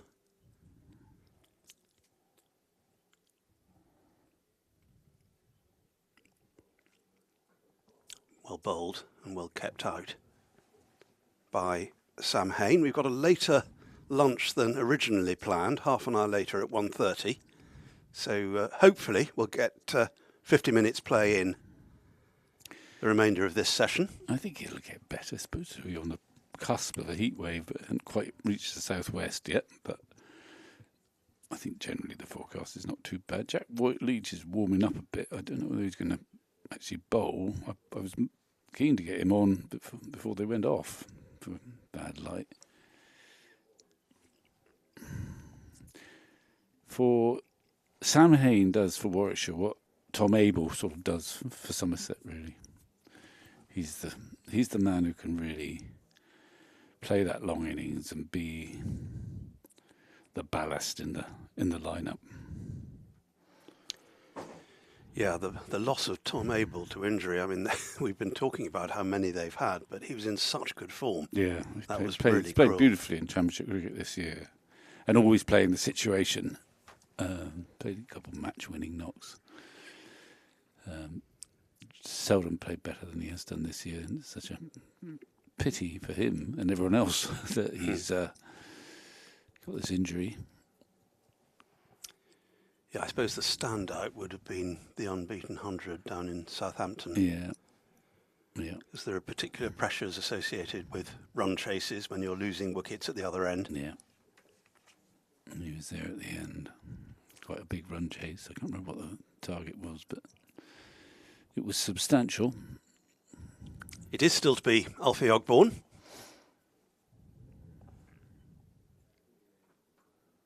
Oh, that's nicely played. Good timing, backward of square on the offside, and runs away into the base of the Trade Nations stand, where it can sometimes be quite hard to find the ball. It might be quite damp too by the time they found it. Dead easy this time. Yeah, that's where the covers that were dampening in the rain, or part of them, have been put to rest for the moment. A couple of covers on either side. Just suddenly, they took one ball and they removed a slip and given him some protection in that area on the boundary. You've got a deep backward point on the boundary. One of the slips has come out. And Mosley went through to his 50 with that boundary, 53 not out. Well batted. Yeah, no, it's been a very impressive innings. No huge frills. Just played everything on its merit, as you want a top order batsman to do. I don't think he's batted at 3 for that many times. He started off lower down. Yeah, but I mean they must rate him, and it gives him more responsibility, and he's batted very responsibly as a consequence.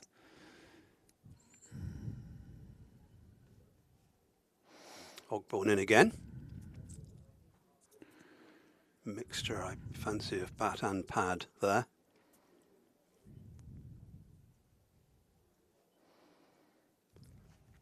"99 balls for Dan Mosley's 50.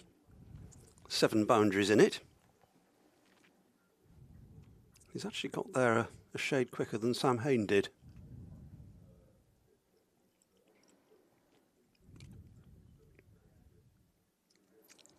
So the left arm of Alfie Ogborn about to swing over again. It's quite wide, that one, but he was having nothing to do with it.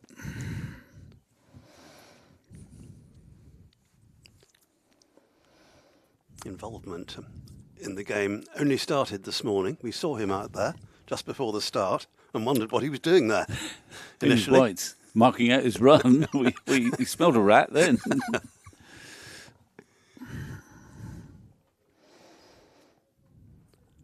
Bowler of good potential.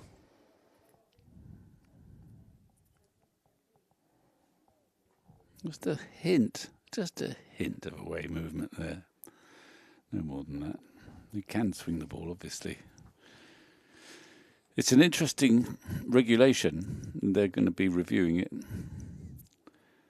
I think now at the end of the season they were slightly alarmed by how often it was being used. I think in the first round of matches, well, those 5-6 rounds at the start of the season. Somerset have used it quite a lot, actually.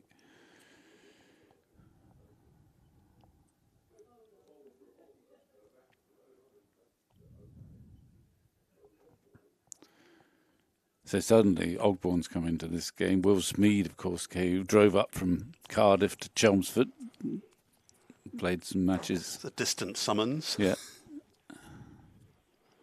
And then he himself broke a finger or hand injury, I think, that's still keeping him out. Yeah. Succession of injuries to Somerset's frustration this season. Still to be Josh Shaw. So Craig Overton is keeping faith with the partnership that had just come into existence when they went off. Yeah.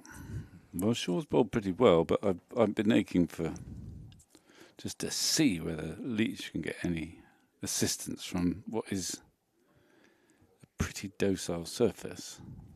Well, he must be highly likely to come on before the interval. You would think so. He likes the river end, as we know, and I just think the ball now is 46 overs old. Leach bowled, I think, half a dozen overs last night and looked not exactly threatening, but just a smidgen of assistance, and he was on target.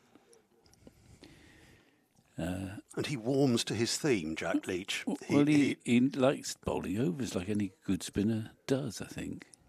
He turned one yesterday evening, visibly. Yeah, and you want, if you want wickets, you want to be on as soon as you can. 6 overs, 3 maidens, 0 for 10 last night. Yeah, one of those was reverse sweep, I think, wasn't it? They don't really count. well, they don't count as a bad ball. That's what I say sometimes. The reverse. I mean, that's the frustration for the modern finger spinner. You can bowl what you think is just about what you're aiming for, and then someone reverse sweeps it. And what can you do? We just hope he misses it now and again. But the reverse sweep often is played to the ball that is landing exactly where you wanted it to land as a finger spinner. It's one of the torments that I didn't have to put up with so much. Was it still an undreamt of shot? Not entirely. Ian Botham played it, and Gatting famously, indeed, reverse sweep against Alan Border in the World Cup final. There were a few players, but not many. Ian was one of them. I think when Ian was playing for Worcester, I think he mishit in a one-day game. Probably he mishit a reverse sweep off me to backward point. Off you go. But he should have. He should have just hit it in the river. He thought he'd. There were a few others. Oddly, Derek Pringle would play it.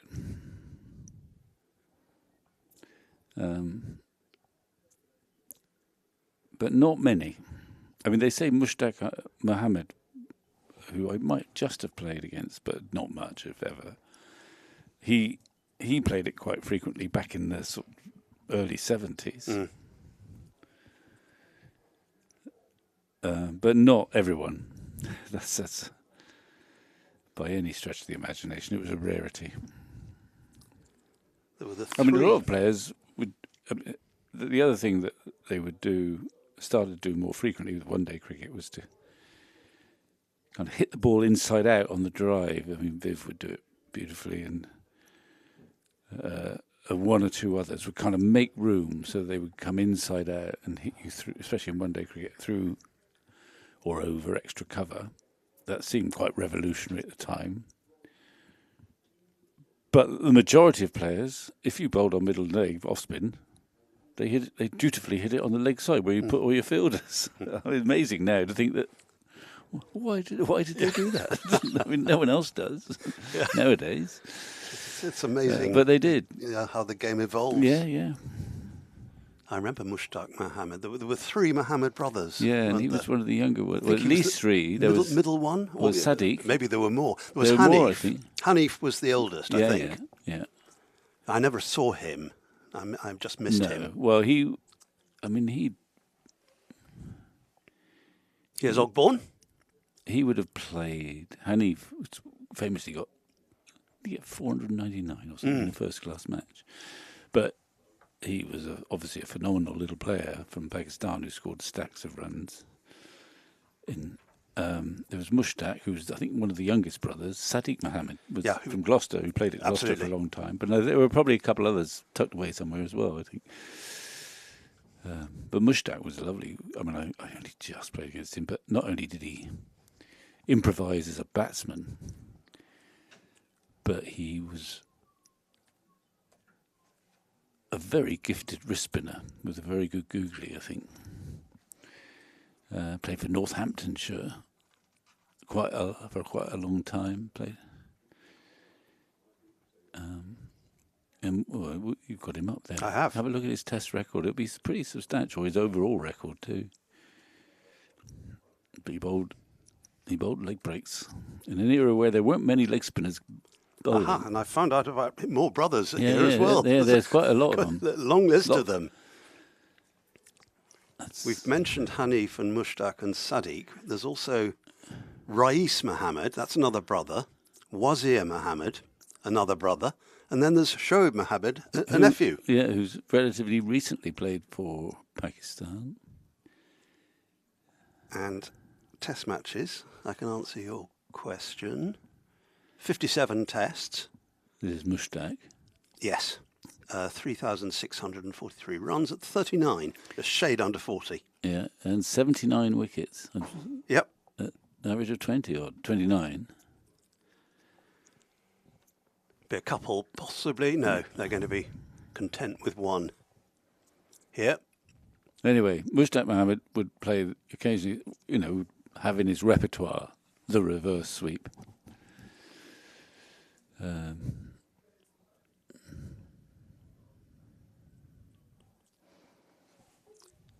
think Peter May tried to ban it after Gatting was out, but I don't think that stopped Beefy playing it. Well, it could look pretty awful. If it went And then, wrong. of course, it was sort of the warmer era at Warwickshire and Dermot Reeve, both sort of lateral thinkers who really encouraged their players to explore that shot, so that everyone played it at Warwickshire, or to torment spinners. And in one-day cricket, everyone. You can almost age someone as to whether they play the reverse sweep instinctively or not. It's like, I think with tennis players, there was nearly everyone hits a double-handed backhand, don't they, nowadays? Yes, They have been for a long time, but you could Bill almost... Borg was one of the early double-handed backhanders. Yeah. But there were still quite a few older ones who didn't use the double-handed backhand, but... Yeah, I think Jimmy Connors was a He was double-handed as well. trailblazer in that regard. Yeah. Certainly didn't see Ken Rosewall play it. Certainly not. Rod Laver. Back to the main sport and defensive push to conclude Alfie Ogborn's over. Well, Apart from the boundary, he's been... he's bowled perfectly well. He's just come in today, bowled 3 overs, been on target. There's not much movement there, though, for any of the seam bowlers. But 0 for 6 off 3 when one of them's a boundary. Yeah. Pretty tidy. But this is partly why I'm thinking...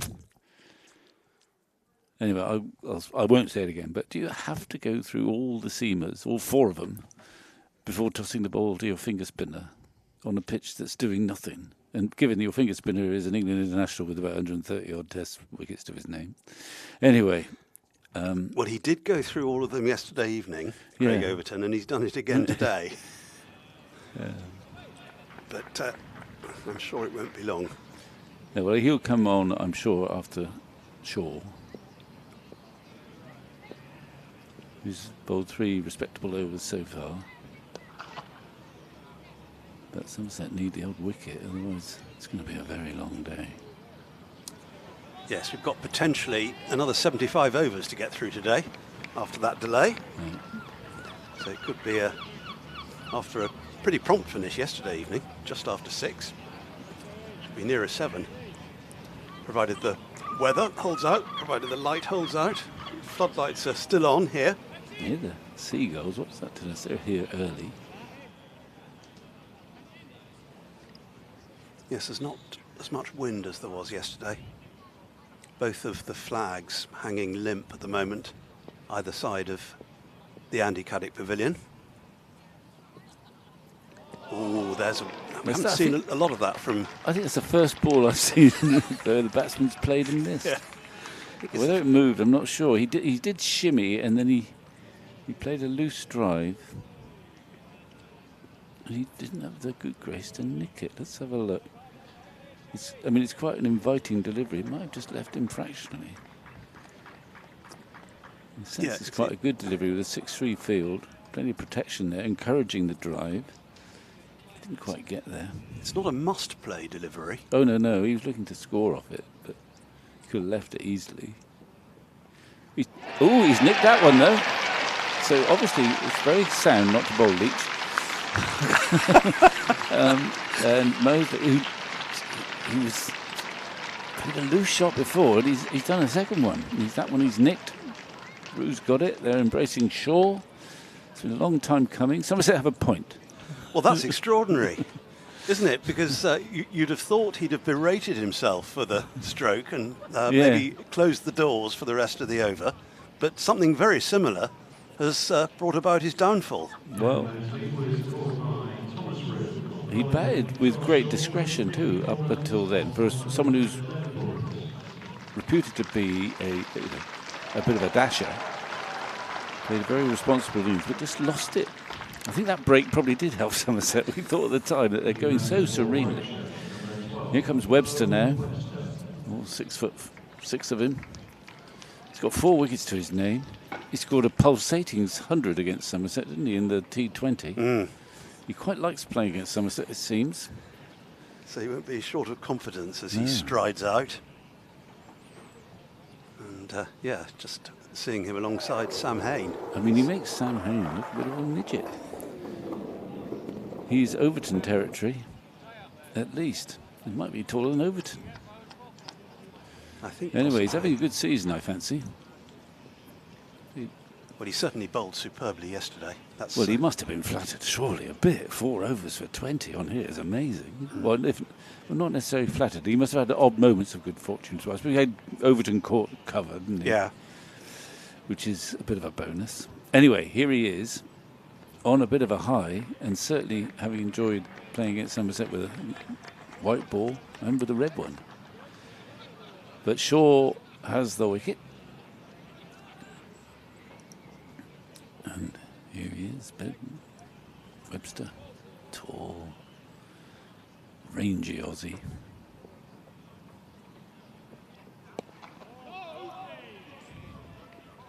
Defence at the outset. 2 slips in for Beau Webster. That'll help Josh Shaw's confidence to have taken that wicket. It's an important one. First of the day. And it's ended the best stand of the match so far. Here's a preposterous question. When last were 2 brothers keeping wicket simultaneously in first-class cricket? I take it you know the answer. Well, no. I just happen to know it's happening now. The 2 Roux brothers are standing behind stumps, the slightly busier ones in a way at the Oval, more spectators looking on.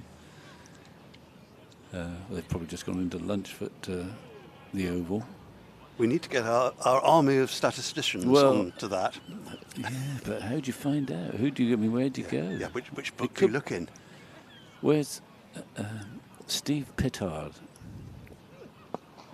Anthony Gibson has access to Steve Pittard, who comes up with the most, who can uncover just about anything. So I will ask Anthony to ask, and if anyone can do it, well, I could. I don't want to disturb Zoltzman up at the Oval. Andrew Sanson, he'd probably know as well. Well, I would think their parents would be feeling rather proud to think. Well, where are they? Yeah, I mean, are they at the Oval or here? Are they Oval? Have they split up? I mean, they only live in Taunton. Yeah, is one here and one there? Perhaps. I don't know. Nervously waiting for Thomas's A-level results. Well, perhaps not. So I gather he completed the maths one this week. Oh, did he? Oh, right, yeah. Well, you know who's taught him maths a bit recently?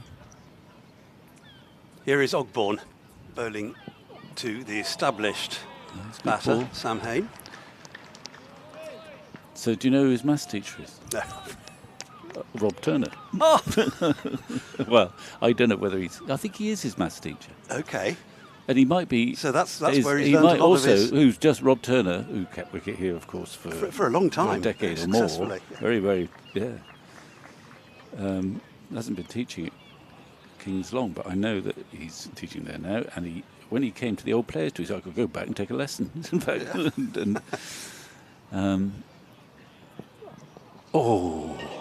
That's down to third man for 4, but totally involuntary. Something's changed a little, hasn't it, in this since the interruption? And it seems like it. That was certainly the first time Hain has delivered a genuine edge. It wasn't in the air. It scuttled down to third man. We were saying just before the restart that most of that wicket looks a little bit greener. I know, I don't know. Since they put the covering on, it does seem to have greened up. Particularly if you're bowling from this end. Yeah, the paler patch is still at this end, as it was yesterday. But the rest of it just seems a little bit more lush than before the break. That's a better shot. It's just over pitch. It's beautifully put away. When he gets a ball that's just not quite in the right place, he just taps it away and it keeps running. So there's two boundaries in this over. One right off the edge, that one's right off the middle. Yeah. Similar length, actually. He just didn't want to hit that too hard, and he just pushed it away, and it races away. Yeah, nothing involuntary about that one. No.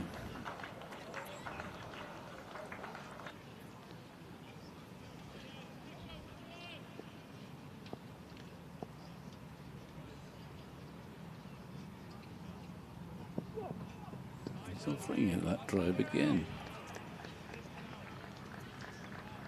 Grunt of exertion from Alfie Ogborn as he delivered that.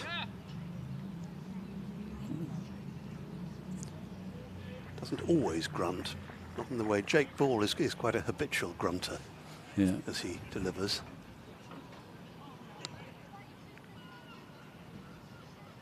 Two slips and a deepish gully in place.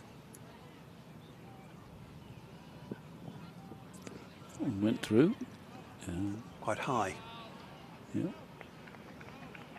We've seen a few taken at ankle height at that end by Thomas Roux, and that was shoulder height.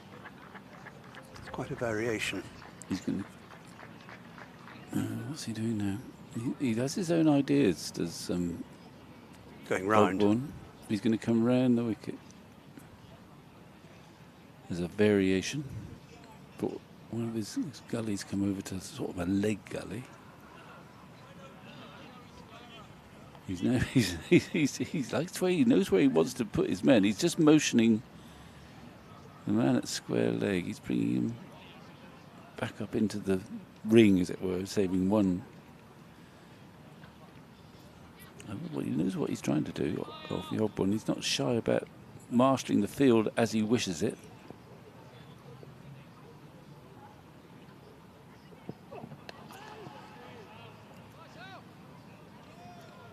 So he's got with some promise. He went for two boundaries, but one of those was a genuine edge. The other, he was trying to emulate that delivery. Just this time, though, Hayne didn't try and hit it too hard and just stroked it through the covers.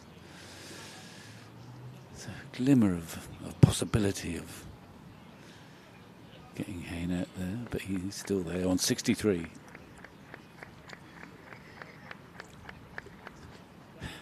Gola Cabmore continues his trek. He's gone back in front of Gimlet Hill. I think come from the Colin Exton Pavilion. It's quite a long way. Got to look a long way around the ground at times in search of him. Josh Shaw then, with a wicket to his name. Starts with a dot ball. This is his 5th over of the morning. Yeah, broken up by a rain break.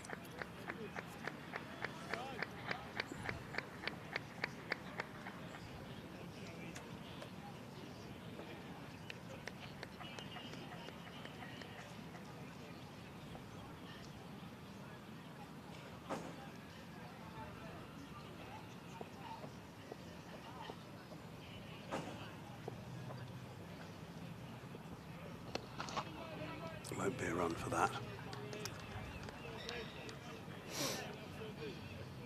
There's a ring of fielders saving one on the leg side.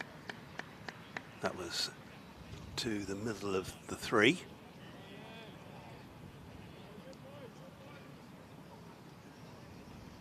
Some encouragement for Somerset in this resumed session. They've taken a wicket. Look at. They've dislodged Dan Mosley. They've induced an edge from Sam Hayne. Just a little bit more cause for optimism for the hosts. Yeah, well, they've bowled perfectly well, actually. I mean, there hasn't been much rubbish at all. And there's been more uncertainty in this little spell since the rain break than there was beforehand, isn't there? Shaw was, beat the bat and then found the edge. Alfie Ogborn's found an edge. So there seems to be a bit more going on out there.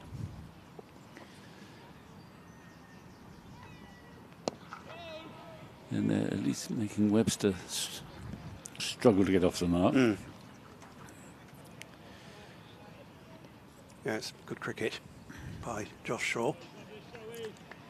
I'd encourage Craig Overton to keep him on for an over or two more, but Jack Leach waiting in the wings. Yeah, well, it's got dark again, actually, isn't it?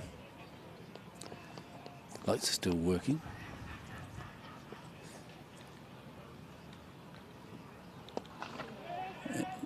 He's going to be shy. He's going to, it takes about 5 strides to get down the pitch. Let's push that wide mid on. There's always one there. Yeah, it wasn't hitting that shy, and he was home anyway in a few paces. So Webster off the mark.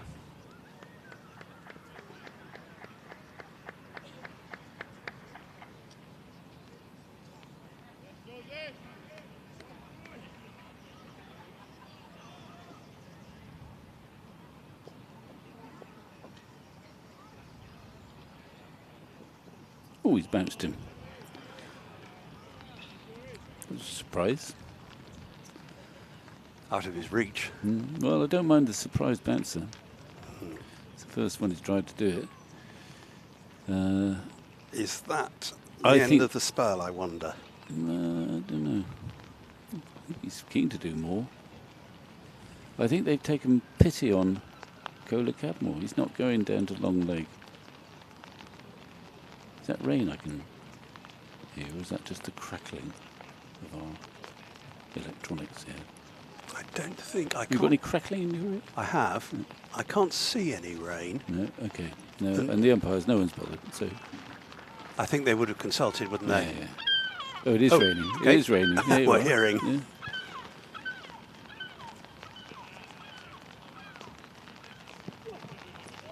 Goodness, And actually, it's raining gradually more, if that is the noise we're hearing.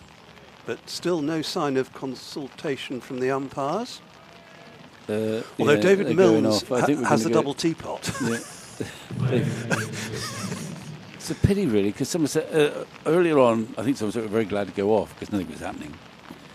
But just at the moment, Ogborn was looking good, Shaw was looking good, they've taken a wicket. I think they'll be disappointed to go off. But I'm sure now that they'll have a bit of lunch. They might be glad to see the Hessian come on, though, given that it seemed to be greener. It's the cunning greening up. Oh, well, I'm guessing that they'll take lunch, but we'll wait for confirmation. That would be the logical thing to do, wouldn't it? Well, 10 past 1. Yeah. And I don't think, it's certainly not raining very hard. In fact, they're strolling off as if they're just sauntering on their morning constitutional. It's barely raining at all, but they've set off, and I think everyone's determined to have a bit of lunch. So There is staff are going to bring on the tarpaulin. Yeah, and there is one of the bigger covers coming on, so we assume they can see something on their radar which prompts that. Well, it's a sort of stop-start morning, and it's Warwickshire's morning, but Somerset cheered by at least getting 1 wicket, Shaw taking that wicket of Mosley, who batted really nicely. Just lost concentration, didn't he, for 5 minutes and you're gone. Well, 1 second and you're gone, actually. Yeah. But 138 for 3. They're only 70 behind. They hold the best cards by a margin. Yeah, they do. Well, you've got to go into some point. If we announce lunch, you've got to get into gear to go and entertain the masses. I hope. I must there head should down be masses to the Somerset Leisure Stage. The Somerset Leisure Stage was behind. I think it's the one behind the Triscothic stand. Yeah, You're that's replacing the brass band. this morning. I must run down there. Well, give them hell, I say. See. We'll be back just as soon as play resumes.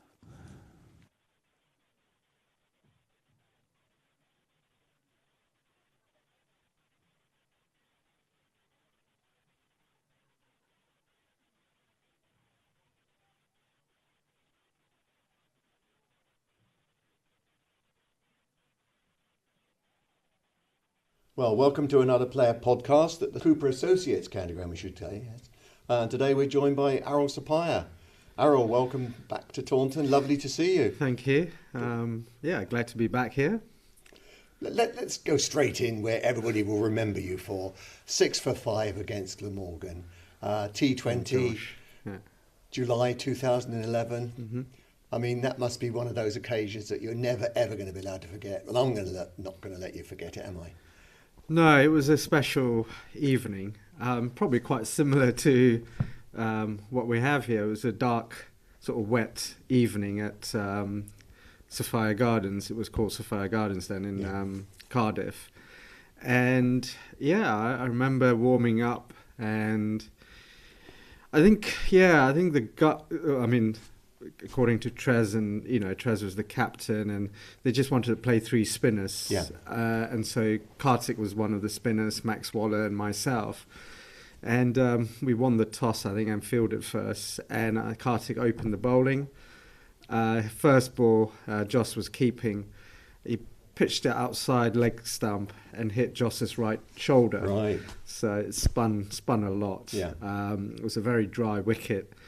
But anyway, so it was I didn't come on to bowl till probably after 10 overs. Right. Yeah. I think Trez was like, just chucked me the ball and said, look, just get a couple of overs in, go as little as possible, and then your job is done. So fair play, I'll do that. I ended up taking wickets, oddly enough, and it was just surreal, the whole how it all just happened within a space of 3.2 overs, and the pitch did offer a lot of assistance, but you still had to put it in the right areas, and it was an incredible evening, which I will never forget.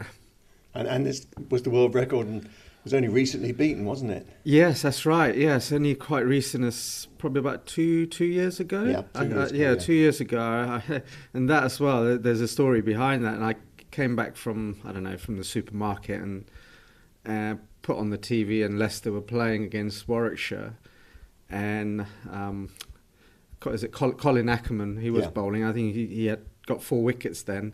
So I was watching it, and then he got this 5th wicket, and I was like, I think my record could be broken here.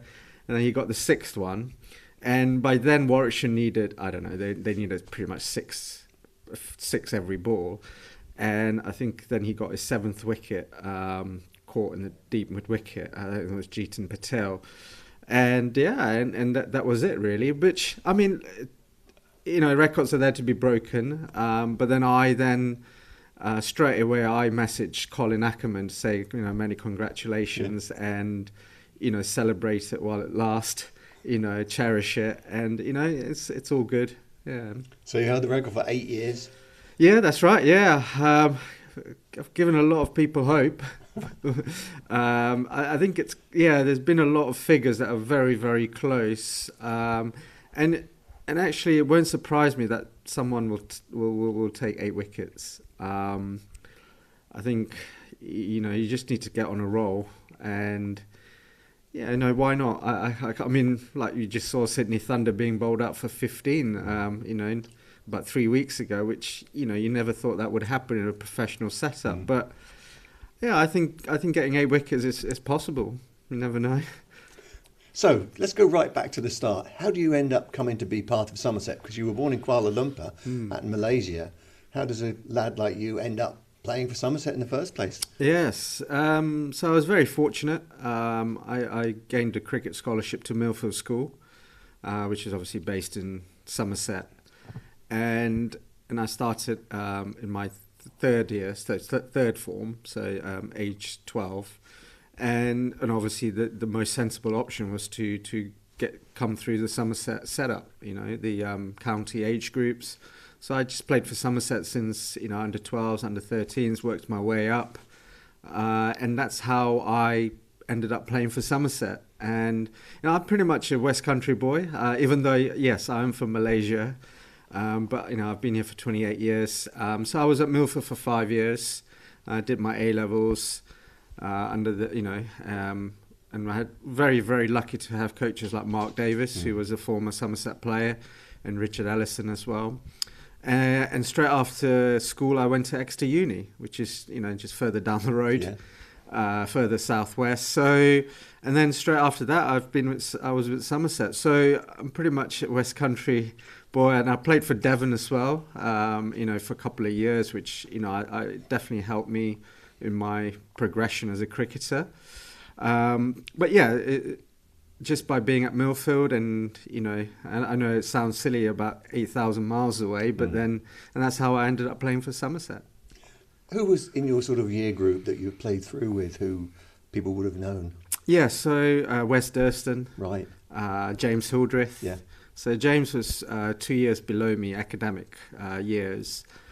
Wes was maybe a couple of years above me. There was Max Waller, Craig Keyswetter.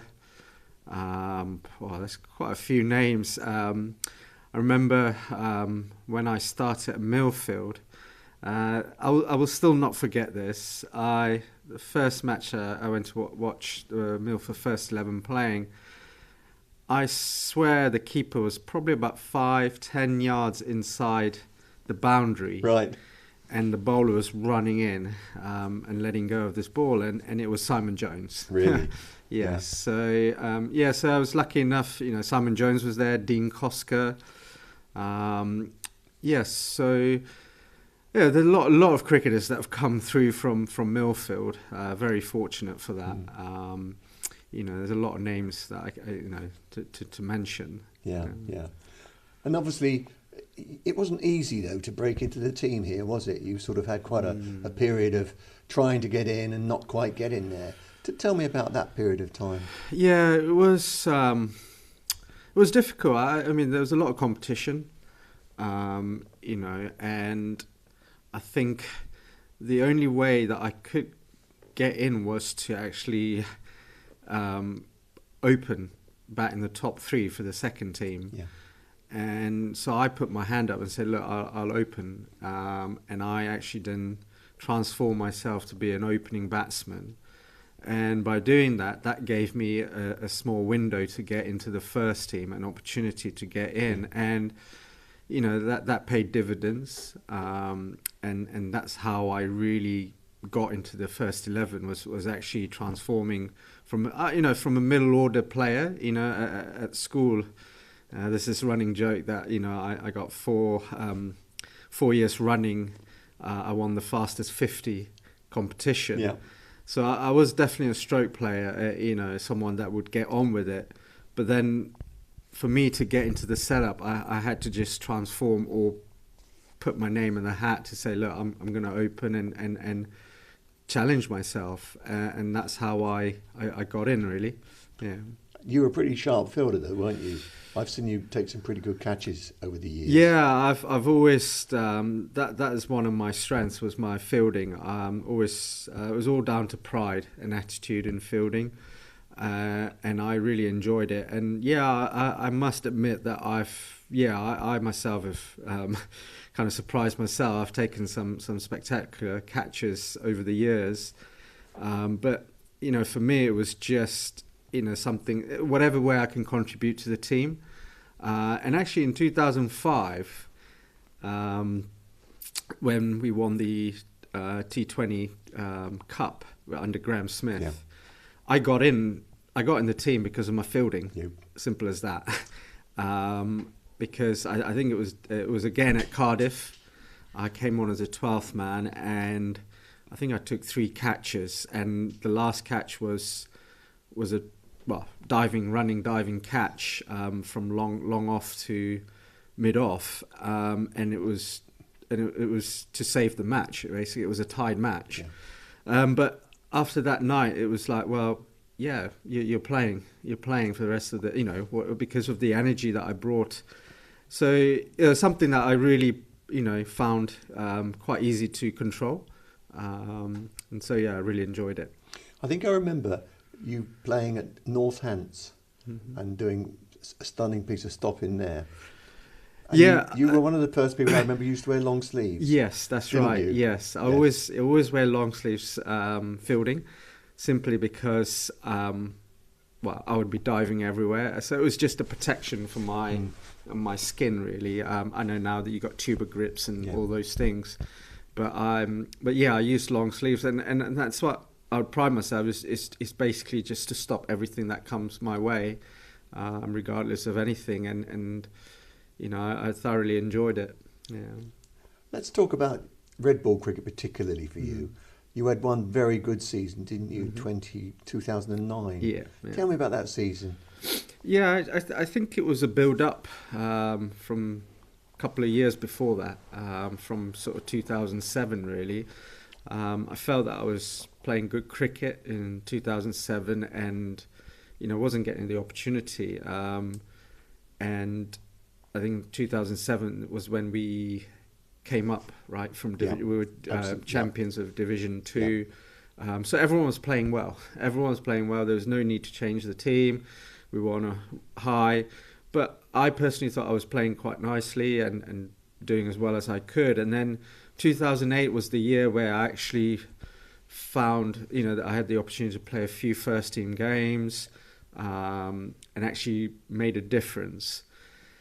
And I just took it with me, you know. I learned as much as I could over the last 2 years, and 2009 was again, I think it was pre-season, all down to pre-season, and I got a lot of runs over pre-season. I think I made a couple of hundreds or 300s in 3 pre-season games, which meant that I guess I didn't give a choice, you know, for the selectors of the coach, captain, who to go with. So I suppose they went with me, and yeah, I mean, yeah, 2009 was my best year by a long way, and really enjoyed it. You know, to be sandwiched in between Trescothick and Justin Langer, you know, open with Trez and Justin Langer at number 3. So that was quite, yeah, I was a bit starstruck, but yeah, I just went about doing my job. You know, at times I would go like, well, Trez is playing on a different wicket, but then I just had to do my bit. So I think as a pair we worked really well. You know, we bonded really, really well. That was the year of the game with Yorkshire down here. Tell me about that. Oh, That was a spectacular match, wasn't it? Yeah, it was. Yeah, I think we were chasing 470. 475, and I remember Yorkshire, they batted the last morning as well, batted up to sort of lunchtime, and they may have had 20 minutes at us before lunch. You know, so we had essentially 2 sessions to get 475. In all honesty, we just went out there to bat. We just batted, and obviously Trez went off like a bullet. And I did too. You know, and I think we just kept going. And I think that's when I sensed, sort of at tea time, I sensed that the fielders, the bowlers, the captain, you know, of the opponent, Yorkshire, they were kind of they were panicking a little bit. They were not quite sure, and I sensed that actually, yeah, the game is there for us to win it, if, you know, as long as we, you know, hold wickets and continue what we're doing. And we still had a massive task, but that gave. I remember Langer, David Stiff. Yes. Stiffy, he came in at number 3. Yeah, he came as a pinch hitter, and oh Yeah. my God, I think he made 49 of like 20 balls, you know, and I think that shifted the momentum as well massively, Yeah. or showed our intent to actually, we want to win this match, and then Triggs at the end there to get a ton, that was unreal. So, you know, it was just set up for him. It was one of Trigo's innings, wasn't it? It was just set up. It was just brilliant. It was amazing. I think, I don't know how many people were in, but I think, yeah, you definitely got your money's worth. That was one of those never to be forgotten days, because you got 131, which was your career best at that stage. Yeah, wasn't that it? stage. Yeah, that's right. And that's when I sensed actually we just got to take a few more risks, and it worked out really well. I remember coming off, getting out, and going, guys, I think we can win this, definitely. So I think there was a belief there. And I remember Xander hit the winning runs, and it just poured with rain after that. So Like it was meant to be. yes, exactly. Yeah. So I think since then, I think teams have been quite reluctant to set anything below 500. Absolutely. Yeah, That was a special match. it was. And then 2 years later, you had another good season, didn't you? And you opened the innings against India with somebody, again, a bit special.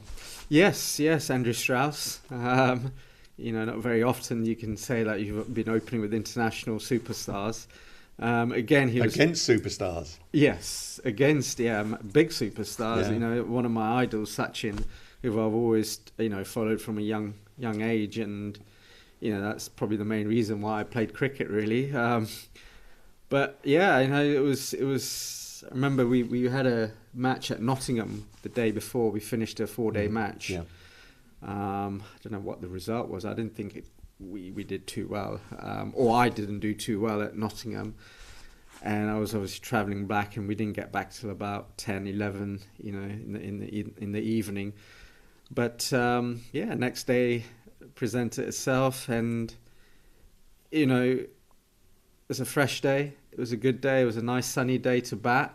We won the toss, and we batted. Usually, traditionally, the touring teams bat first, but I think we were having none of that. I think Strauss was quite adamant that we do what we need to, and try to lower the morale of the Indian team.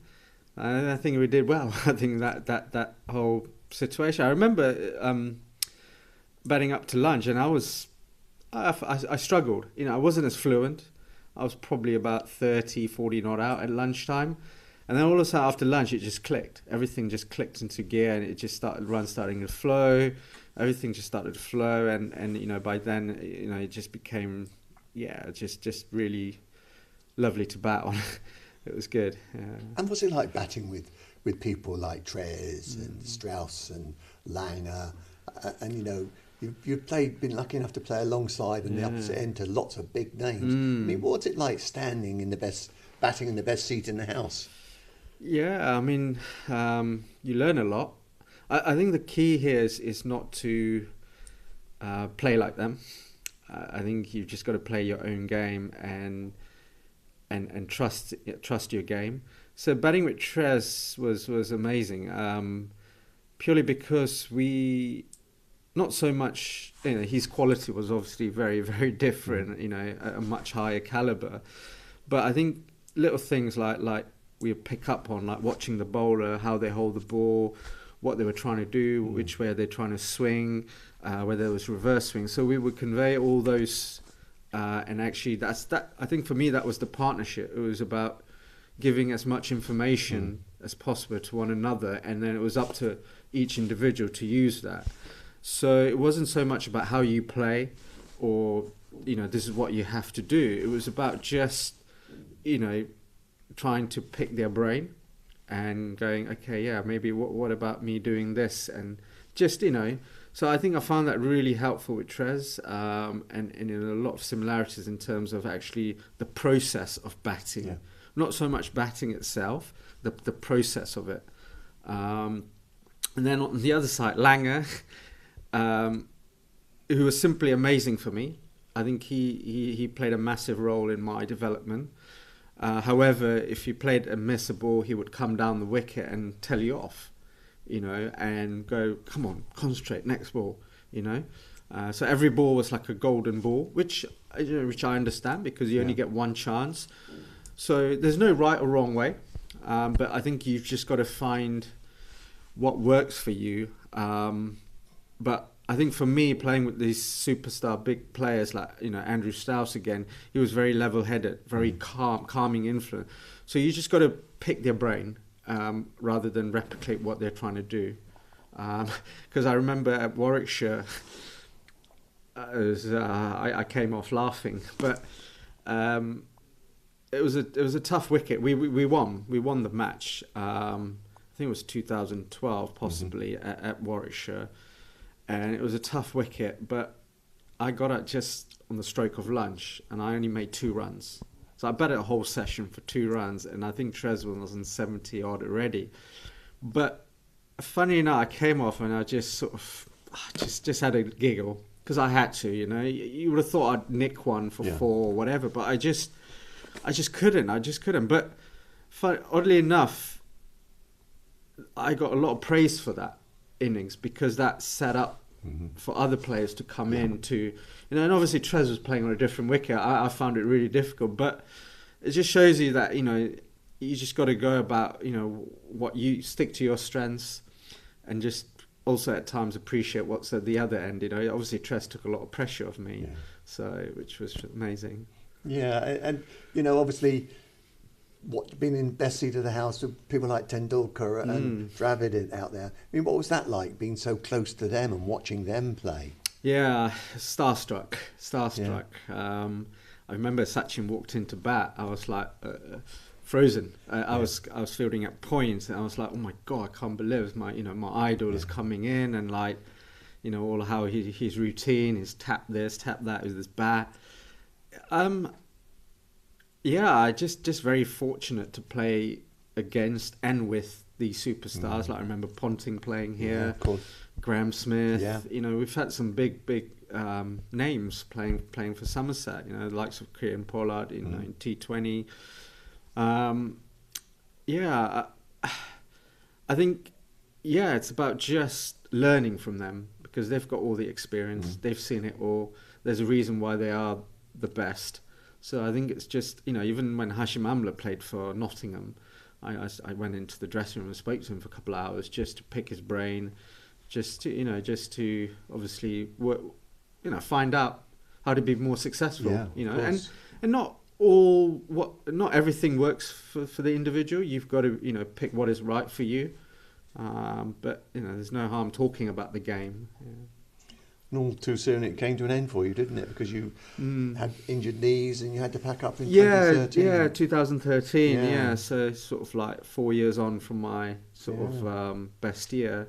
I've always struggled with my knees. I've got patellar tendonitis, so it was very difficult. I mean, I've had it, long term, and I think it just got to a point where it was sort of affecting my day-to-day living, my lifestyle, and like driving, sitting down to have a meal, I was in agony, or even just, walking around and stuff like that. So, and unfortunately, and that's something with professional sports. It's a short career, and these things happen. I thought, well, actually, I need to look after myself, and obviously with the advice of the surgeons that I saw was best that if I just retire and look after my knees and go from there. So it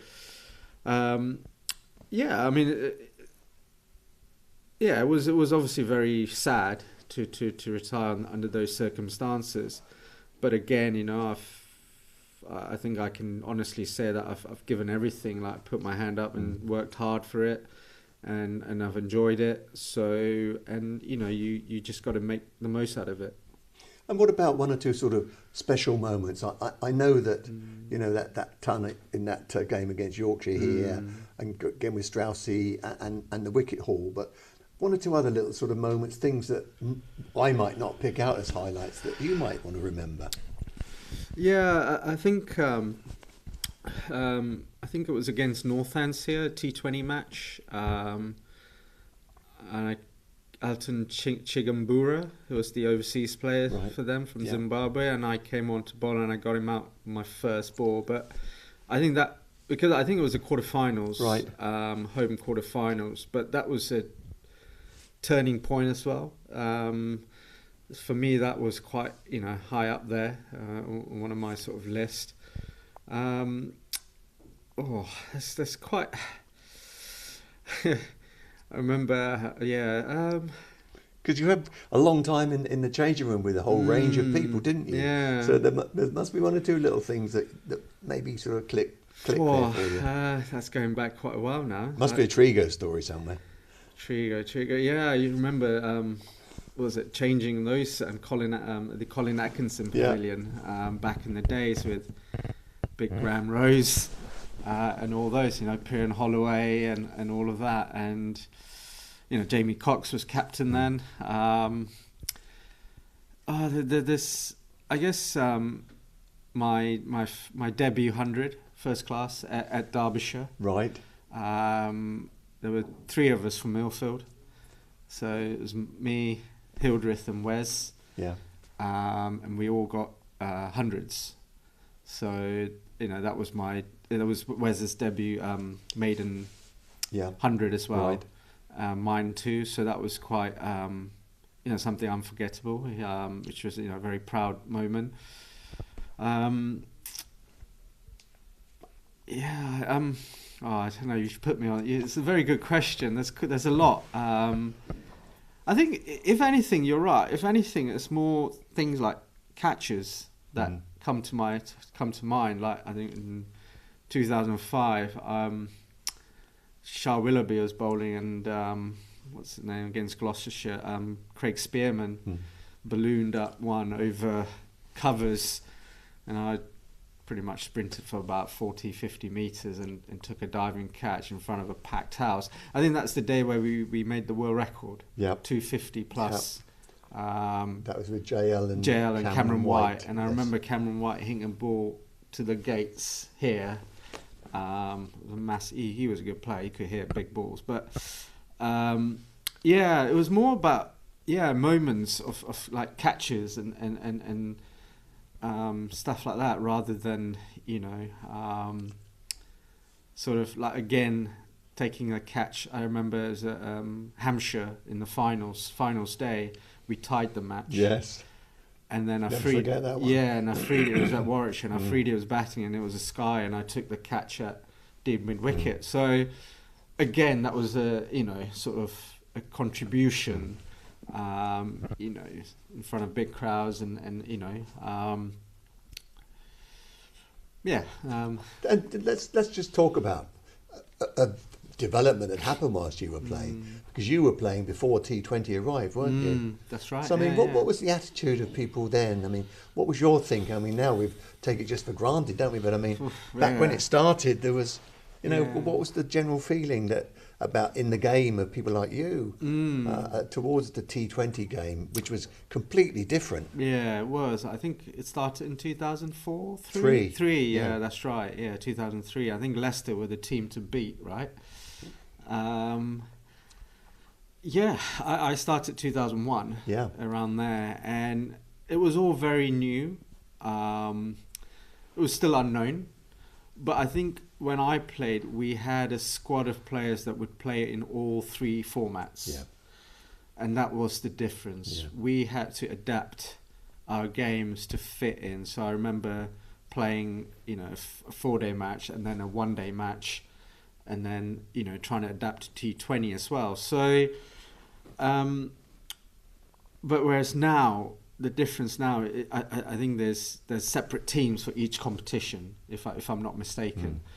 So essentially a different squad for each competition, and so players are able to come in and out, but whereas then I think everyone had to just adapt whatever the conditions were and for you to play. So for example, like me, I was opening the batting or batting the top 3 or whatever, but then I found myself batting at number 7. But then I had to adapt to white ball cricket, so I had to learn about death hitting, so I might go into matches where I require run a ball, or where it's under tight situations, or where there's only 2 overs left and I have to put try to slog it. So I think my role was quite different as such when a red ball and white ball. So I had to red ball cricket opening was completely different. So I had to adapt quite a lot, and I actually found it okay. I actually found batting at number 7, 6 down the order in one day cricket actually not bad. You know, I found a niche there, and obviously I could bowl, you know, half the overs or, you know, my full quota. So it is, yeah, it's difficult. I think, yeah, I think back then, yeah, it was. It's only 20 years ago, Yeah, but we're saying it back was, then, aren't yeah. I mean, like, I don't think we were looking at big scores. So No. for us to get that 250 against Gloucestershire, that was a huge total. But I think, generally speaking, high sort of 180s, 170s were good scores. So it was still relatively new. But whereas now, I think players just go hard at it from ball 1 to ball, you know, 120. Yeah. You know, every ball, and there's no fear. Whereas I think back then there was also like, well, I've got to play well to keep my place in the team. Yeah. So whereas now I think it's just, you know, go hard, yeah. So, and I actually can't keep up with the number of T20 tournaments that's happening. Like, you know, it's everywhere. There's a lot. Like today, the South African T20 series has just started. So yeah, it's a lot. Exciting times. If you had your time again, would you do it all over again? Yes, most definitely. I think that there's things where you learn throughout your career, and if anything, I would probably take it easier during training days. I train. I wouldn't say train less, but I train smarter. So save myself for matches, and actually I wouldn't try to put too much pressure on myself. You know, because at the end of the day, you know, it is a game. You've got to enjoy it. But I think, yeah, definitely. You know, there's areas where you tweak and change. But I think, generally speaking, the whole lot. Yes, I'd love to do it. Yeah, I'd love to do it again. If you had to choose one format, what would it be? There's I'm a difficult purist. question. Yeah, no, it's red ball. Yeah. Red ball for me. Look, cricket evolves. So do human beings and everything. But I think for me, I judge a cricketer, or like to judge a cricketer based on red ball, first class Test cricket. But yeah, because for me that's the purest form. It tests you with everything: character, tactically, technically, everything really. And there's opportunity for you to also get big runs. And it was difficult. 4-day cricket is not easy. I mean, yeah, Test cricket. It's the reason why it's called Test cricket. Got the test of everything. Your, you know, stamina. Yeah, it's. You know, because first innings and second innings, or playing the first and fourth innings, is completely different. The pitch changes a lot, so you got to adapt. Yeah, conditions change a lot. And now you're back living in Taunton. Yes, I am. Yes, I had a brief period in London for 3 years. Unfortunately, I wasn't too well, so I had all my treatment up in London, and thankfully, I thank the PCA for that, and people around me to support. But yeah, now I'm back in Taunton, sort of familiar surroundings, familiar faces. Really enjoying it. Great. And obviously still follow the cricket here, still come and see what's happening. Yes, definitely. I have done over the last few summers. Still keep in touch, you know, obviously not with James Hildreth now, but he's obviously just retired last summer. But you know, likes of Tom Abel. Somerset will always be part of me. You know, it's always been and will always be part of me, and it's great to come back and actually see the supporters as well. You know, on the Gimlet Hill. Yes, I see a lot of them, and they still do recognise me, which is great. But you know, and Tractor is always there. But no, it's great. It's great to come back, and it's a very warm, friendly, family-orientated place, you know, and Somerset cricket for me is special. I always have a special place in my heart.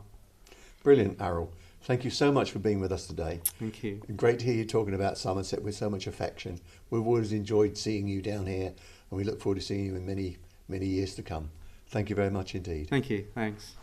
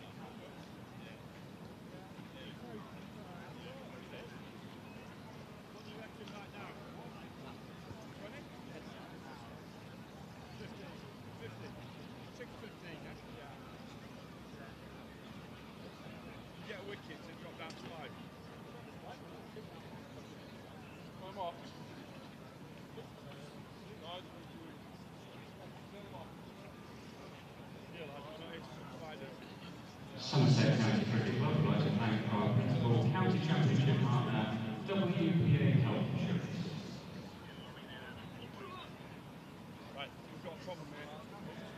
Please welcome back match umpires Nigel Long and David Mills.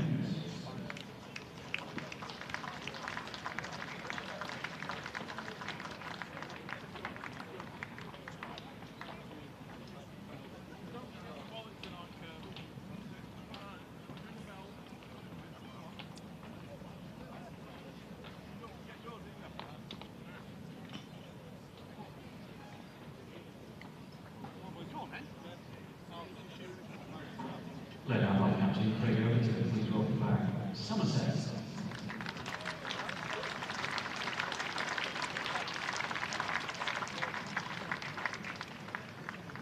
The Warwickshire batters, number 16, Sam Hain, and number 12, Webster. Welcome back to the Cooper Associates County Ground. We've got rather brighter conditions as we make another attempt to have some cricket here. We've had 2 interruptions so far. Match situation, Warwickshire still in the stronger position of the two sides, although they have lost a wicket today in that brief resumption we had before lunch. 138 for 3. Sam Hain still there on 63 not out, and Bo Webster just a single to his name. Josh Shaw has the wicket that's fallen today. They were going to have lunch at 1:30, but that got brought forward by the rain. And there's no certainty that there may not be another interruption because we have got grey skies around us and over the Quantocks as well. But we are going to have a resumption in the meantime. Vic Marks is with me and Alfie Ogborn is going to continue. Yeah, I mean, and we can remind recent arrivals to our broadcast that Alfie Ogborn wasn't in the original Somerset side, but he's another replacement, this time for Miguel Pretorius, who's got a pectoral problem. So it swung.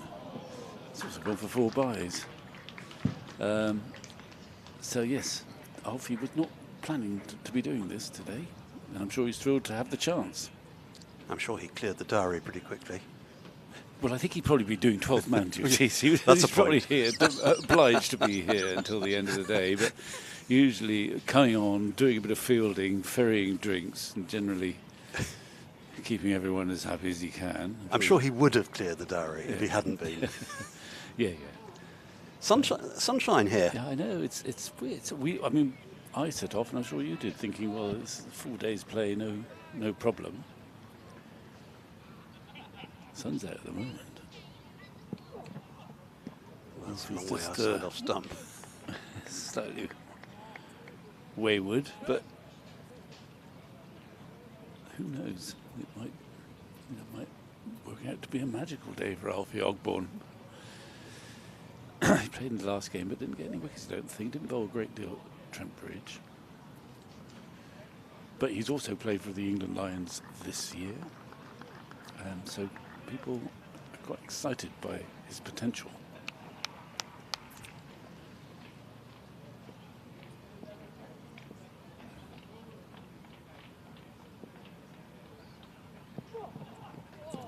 wicket. It's homing in gradually. Yeah. This is only his 5th over. It was interrupted, bowling the rest of it.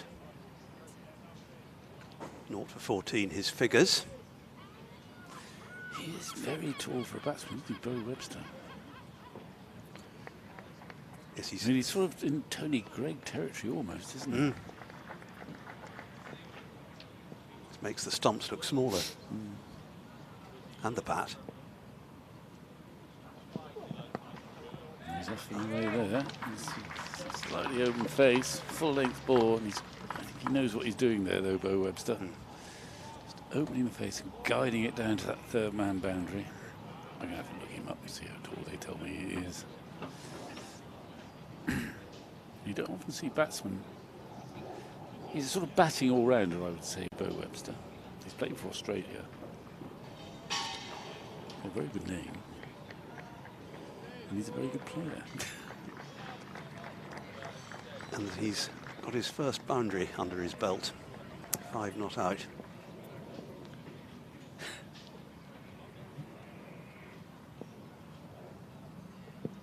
Ooh, That's a good ball. I mean, that is a good ball, particularly to a tall man like Bo Webster.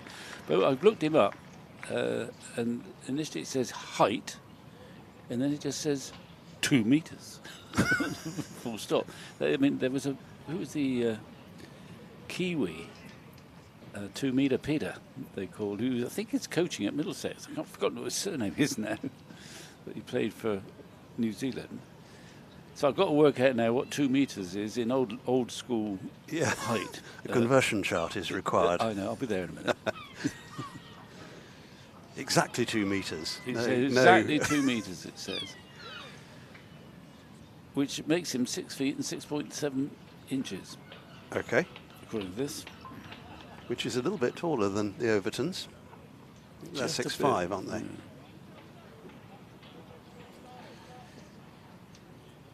And the Kiwi, 2 meter Peter, I've forgotten his surname. He's played Test cricket for New Zealand. We're going to have a change at the river end. It was Josh Shaw before the interruption taking that wicket, but Craig Overton's reverting to Jake Ball. This will be his 3rd spell. Took the new ball yesterday. Bowled them all from that river end.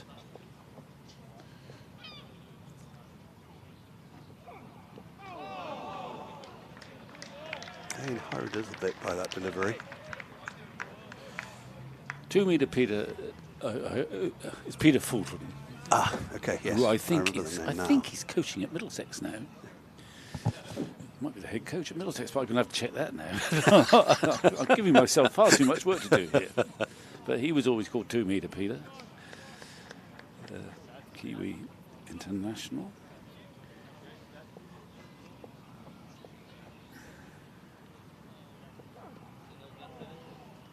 No need to play that one. This is his 12th over in all. Jake Ball. 6 yesterday, 5 earlier today. 1 for 27. Pretty tidy. Yeah, well, Peter Fulton is currently the head coach at, or whether he's head coach or director of cricket, or however you describe it, at Middlesex.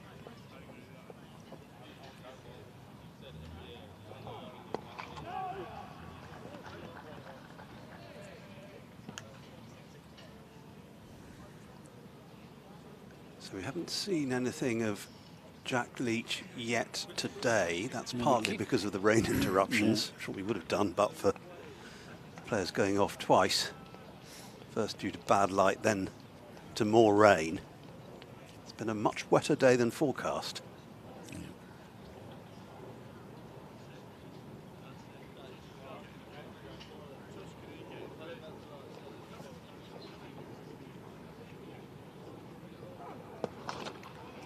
Was that almost... He got a finger to I it. don't know. No, we'll have to have another look at that to see whether he's hit that into the ground and it's bounced or. He's wringing that right hand. He is. We don't, no, not another hand injury. We're running out. We haven't got any replacements left. Please no. I think he's all right. Oh, I think that was a catch, you know. Difficult one. Yeah. It sort of stopped on him. We'll have another look. It was Sam Hain as well. Strange one. My eyes are completely gone. I thought that was... I think it was a It's chance. not a bump ball, but...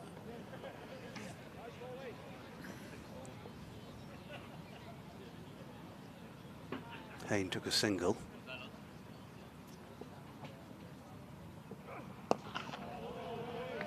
Defence this time from Webster.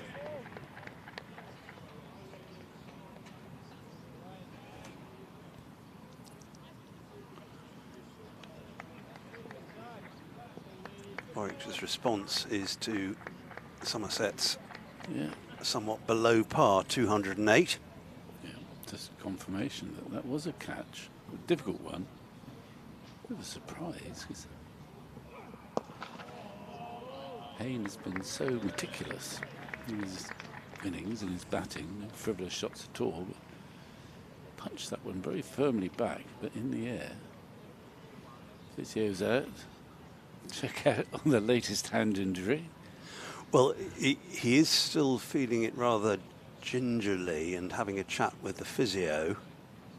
I think he's okay. I mean, he bowled through the over okay. He's having a drink. Yeah, he's all right, I think. But the alarm bells just keep ringing at the moment. Every time anyone has anything happening to them.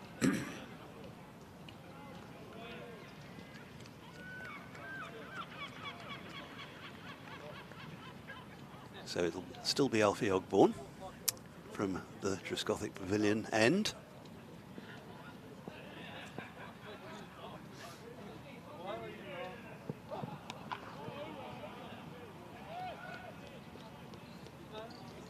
Nice to have a chat with Spencer Bishop and Jason Kerr at the lunch interval.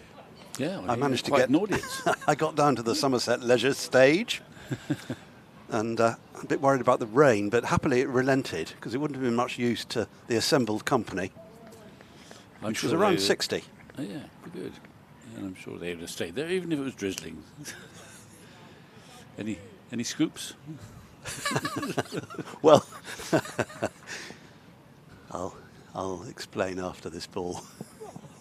I do happen to know, and you know this already, Vic, because I told you before we went on air, that Jason Kerr hung his washing out to dry this morning before he came to the ground. He was so confident there wasn't going to be any rain. Well, there you go. Not sure how much of a scoop that is. No, it's a good way of explaining one's surprise, though. One thing he did say say that he hangs the washing out in the Kerr household, but obviously that doesn't surprise us. It's the 21st century here. Given we were talking mainly about red ball, it was great to hear him say that the championship does remain the holy grail, really, for the players. Yeah. Most important of it's the competitions. I think it's the one that's hardest to win, and therefore it's the most rewarding, not financially, but just in terms of legacy. Just watching Alfie Ogborne, he's just moving a little bit gingerly himself after that delivery. Daren't consider another injury.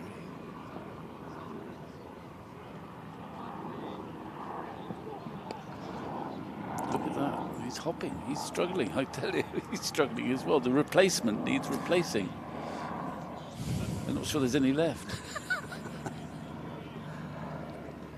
Well, have we had a replacement? The replacement, I don't think you will have it. I don't think we've had a substitute substituted. Well, no, they're replacements. They're beg their pardon. We had the two replacements in the same game, didn't we, at Chelmsford? Yeah. That was Tom Kohler-Cadmore and Lewis Goldsworthy. Yes.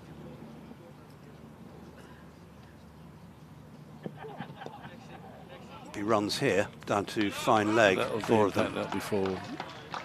150 up for Warwickshire. Well, I don't think he's 100% fit of the Ogborne. I think. Well, I'd slip Jack on the river end and let Jake Ball come down this end, I think. but then I've been trying to get Jack on for ages. Not that I'm anticipating vicious turn,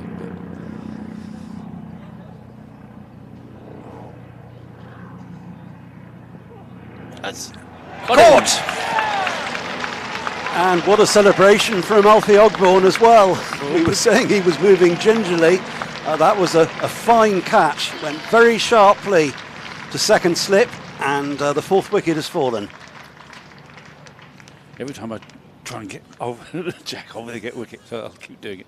Well, that zipped off the pitch, and he has struggled a bit this over. After he's bowled the ball, he's sort of limped a little bit, but that was a bit short of a length, just outside off stump, and it surprised him, the amount of bounce. It almost took the shoulder of the bat, flew off, thankfully to Craig Overton, who still catches most things. He's dropped a 1 or 2 this year, but not that one. He's back to normal service. On him in a flash. Yeah, and it's a big wicket for Somerset, whose Payne has looked immovable. And Alfie, he knows how to celebrate. He'll have to have another over now. Yeah, the injury will disappear now. I'm glass half full. Always have been, Stephen, yes. Good moment. Sam Hain's gone. Yeah, Sam Hain's got a good innings, actually. He looked very positive. He looked like he was going to bat all day at his own pace. Here comes Ed Bernard. Ed Barnard. He's always scores runs against Somerset. Captain now, isn't he, of the Warwickshire team, once of Worcester. There's just a little bit more encouragement in that scoreboard now, though, for Somerset. 151 for 4. Yeah, and that ball zipped through. I mean, it was a good catch. Travelling, he'd have been disappointed to drop it, but yeah, I think he had his hands facing up. Yeah. It was still rising when it got to him. Was the last ball of the over. Yeah. So 1 for 22 now. That wickets column live for Alfie Ogborn.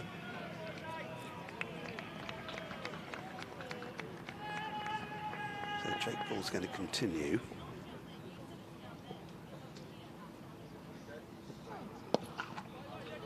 Nicely placed between cover and mid-off. Will be a couple. Pretty well there, Alfie. Oh, they want 3, and he has got long legs. We've mentioned it before. It doesn't take him long. No. Well run. Sweet shot. Just stands tall and hit through the line. Brings Barnard onto strike. Just the 2 slips for the new batsman. I think they're just wondering whether to bring in the square leg yet. In fact, there is going to be a 3rd slip. Makes sense for the new batsman. Yeah. Warwickshire skipper, of course, as well.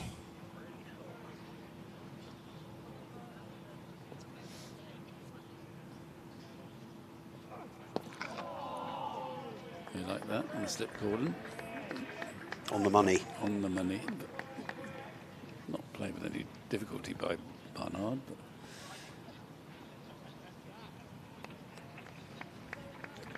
I think we want to see that celebration by Alfie Ogborn again, well, don't he's we? full of vim and vitality. It's great to see. He's really gives his heart and soul. He's got that wicket.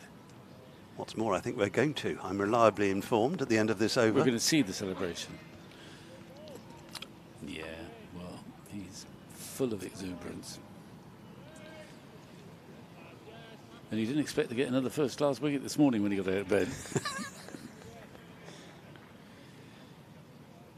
Great moment for him. Well, he's going to, all things being equal, if he stay fit, he's going to be, I think, a great asset. And a great favourite too. He's so obviously enjoying playing, actually. That's great to see too, isn't it? Yeah, and he's enjoyable company up here, actually. He's been up here a couple of times, and right. It's always been good. Well, I know of Alfie. I don't know Alfie. And he's from South Somerset.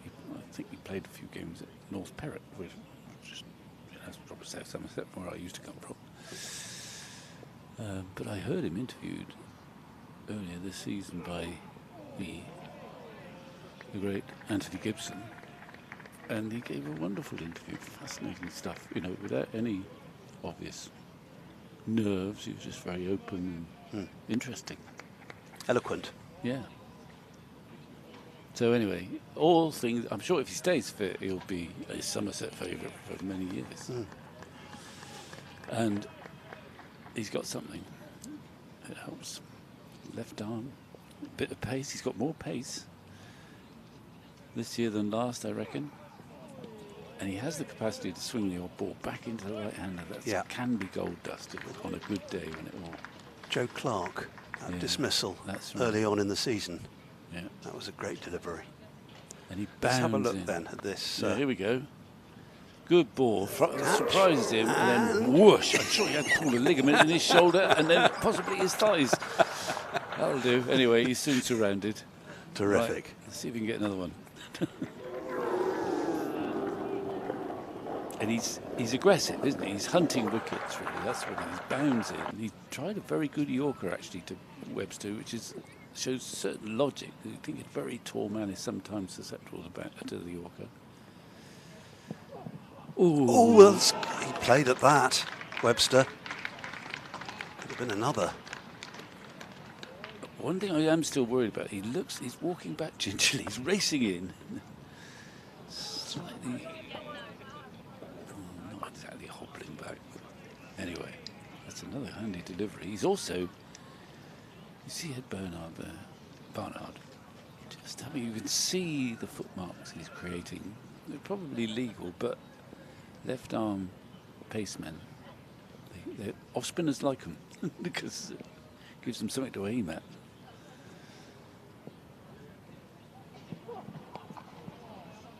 Look at that, you see, when he finishes that, he's not, there's something not quite right. Yeah, in his right leg, Well, I don't know. He's still bounding in, but as he follows through, he's kind of hopping a little bit. So they want to be a bit careful with him.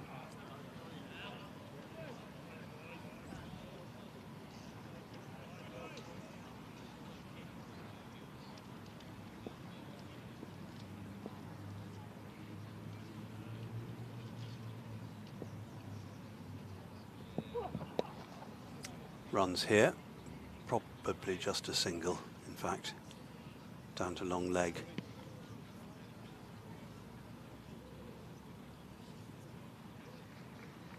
Webster goes along to 9, so Barnard now will be on strike to Ogbourne.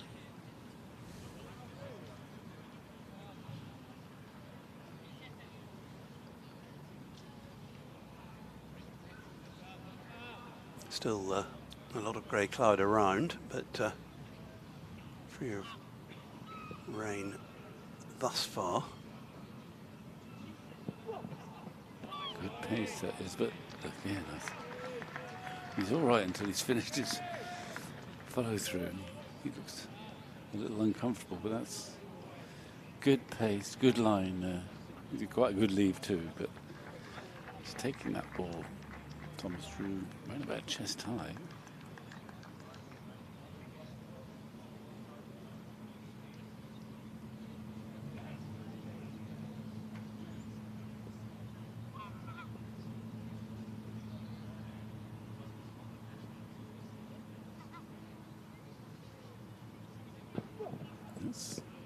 That's quite, yeah, so it didn't look comfortable, did it? No, he against the batsman who was in, I think they'd have gone after that. Barnard just having a look. Yeah, TKC is giving him a little bit of encouragement, pat on the back, a word or two maybe. Doesn't look 100%. Dear.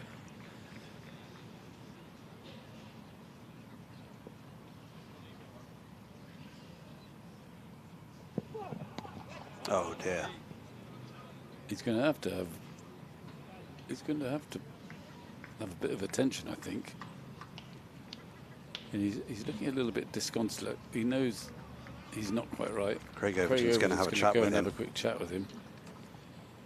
Puts an arm around his shoulders, and I think he's going to go off, and he looks rather distraught. But there is something not right.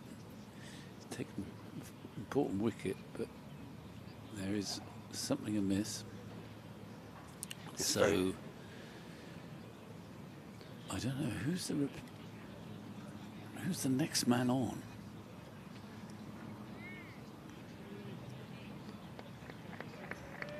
I'm not sure. We've got a sub-fielder coming on at the moment. It's Kian Roberts. Now, he came on the other day as a sub fielder, and he got injured up at Trent Bridge.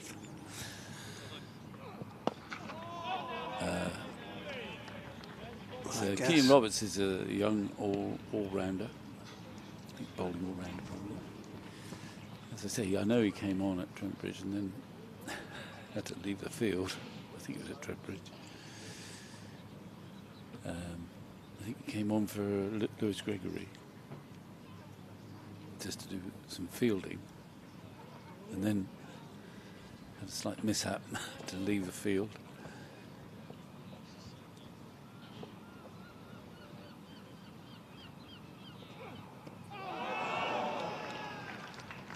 Delivery from Jake Not Ball. looking quite so comfortable out there, is it? It's just that bit of dampness. Fresh batsman in, I suppose that helps. We know how devastating Webster can be. He smashed it against Somerset in the T20.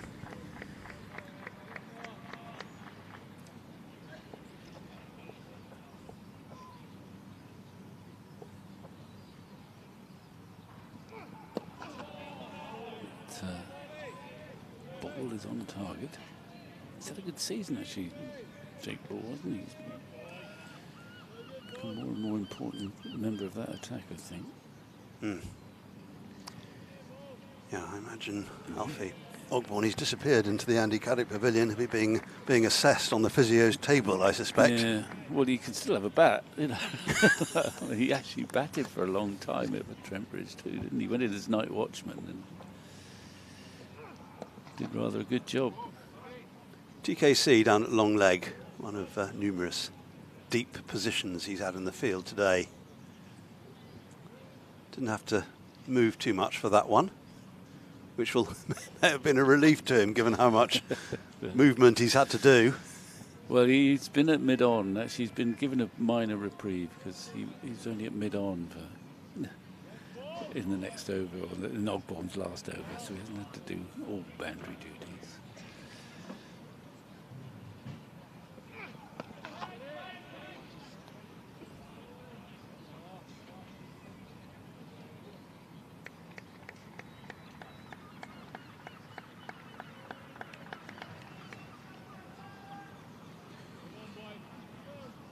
Now, Jake Ball's presumably coming to the end of his spell, Well, maybe one more, two more. I'd have thought he might. Well, we'll see what Overton's got up his sleeve. He's running out of ammunition a bit. Who's going to bowl this end? It's not going to be. It's going to be Overton himself. Yeah, have a burst. A burst from the skipper. Change bowling in the Warwickshire Pavilion is number 7, Craig Overton. Well, he's not been work shy lately. There's no question about that. He's actually took a lot of wickets up at Trent Bridge. I think he's Somerset's leading wicket taker this summer.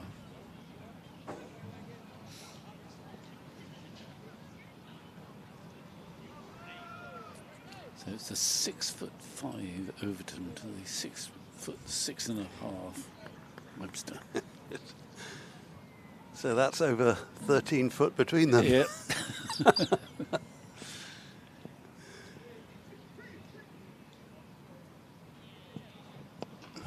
Tall to the taller. 12 overs so far, Craig Overton. 1 for 25. Got a caught and bowled yesterday evening.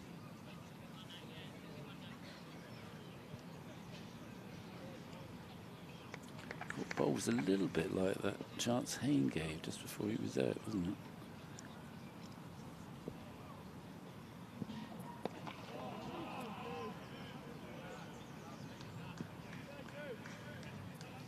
nimble on his feet, Webster, for a 6'6" man, isn't he? Hmm.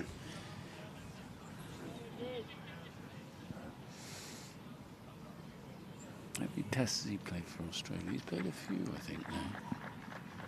He's a sort of old-fashioned all-rounder. He bowls medium pace, he bowls off breaks, and he can bat in the top 6. Quite handy. It's a good-looking stroke for no run. Josh Shaw fielding at mid-off. He's played 8, averaging 41 with the bat. And with the ball. 2 runs and 11 wickets Bat. at 24. That makes him one of the greatest. If he can sustain that over about 20 or 30 test matches, it makes him one of the greatest all-rounders ever. Yeah.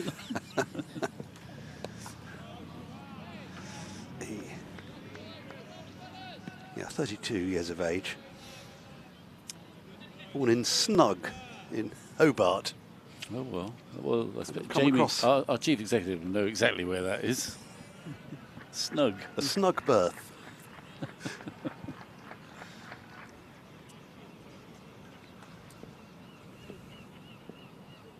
Actually, Cricinfo downplaying his height slightly from the 2 metres you mentioned. They're saying 1.94. Not much in it.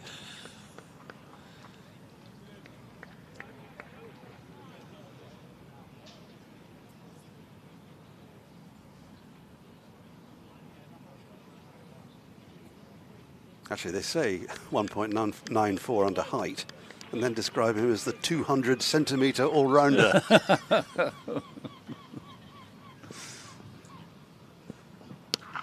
Oh, that's He's hit hammered. that beautifully. And a kick of the turf by Overton in sort of Angus Fraser style. But he dismissed that from his presence. It dragged it down, but my goodness me, he hit it well. Yes, there was plenty of body strength behind that. Yeah. No suggestion of running. There goes the big boot of Overton, who's disgusted with himself, giving him such a long op. Archie Vaughan is doing some exercising at 3rd slip. Yeah, well, I mean, I keep saying this, I'd like to have a spinner on, but he's down Ogbourne, he's gone off. If he wants to, I would want to spin and seam at this just moment. Otherwise, he's going to run out. He's going to run out of options and be bound at some point to bowl spin at both ends when he might not want to. I don't know. Yeah, he's only quite got dark, himself. isn't it, Well, actually? he's on at the moment with Jake Ball. There's Josh Shaw, and There's that's it on the seam front. Yeah. So anyway, but it hasn't been straightforward batting since. Well, after that first break, batting has seemed to have become a bit more difficult. Full again Keeping from Ball. Barnard quiet. Mostly, I mean, they bowled pretty well. Picked up those 2 wickets. Their run rate is not extravagant by any means. It's hard work on this surface. But they're just clawing on to try and stay in the game. Keep the pressure on the batsman. Another wicket, and they've still got their lead for a while. They can work hard. Batsman error comes in.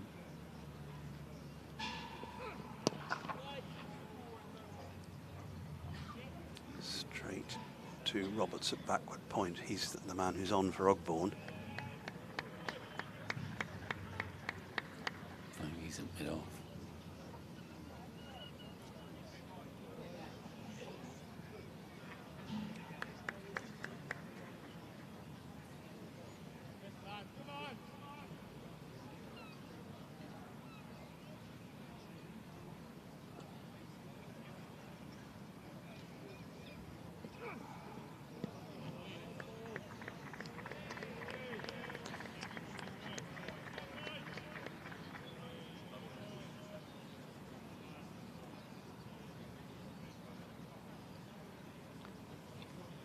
Still 48 short of that Somerset first innings total, Warwickshire.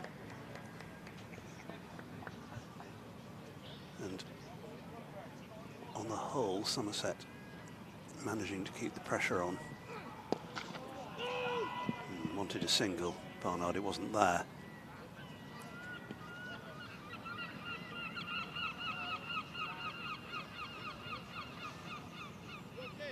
Herring Gull chorus breaks out. Why does Taunton attract so many seagulls? I mean, It's we're always quite been a a long mystery. way from the sea. Blimey, England are 13 for 2. Oh dear. Sorry. Kyle Jameson's got 2 wickets.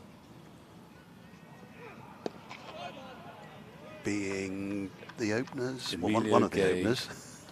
And Jacob Bethel, Okay. 13 for 2. They need another 450. Doesn't look like a very good proposition. James Threw will have his thigh pad on. It's not his pads. It doesn't take long to get ready nowadays. Used to take longer when you had to sort of buckle them up, your pads, so just in case you had to go in on a hat trick, it was best to get your pads on if you was hit. Yes. So there's two, you needed 2 wickets down. You're batting number 6.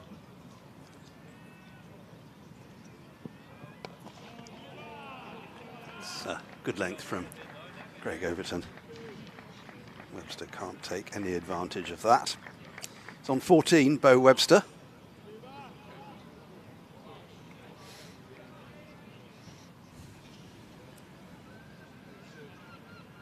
Trying to maintain the pressure, the Somerset attack, which lead to rewards. That's off the inside edge. Again, won't be a run.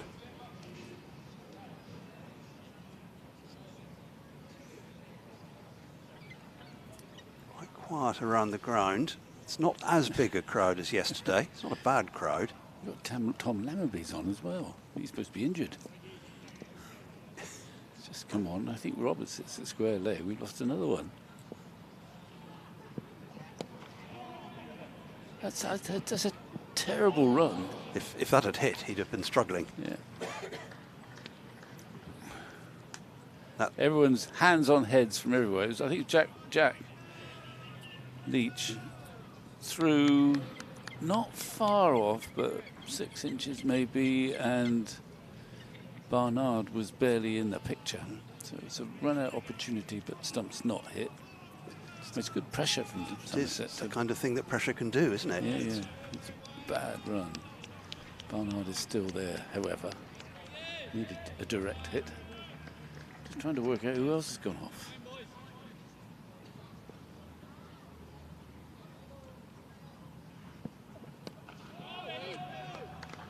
Barnard, who is a very fluent stroke player, he's taking his time.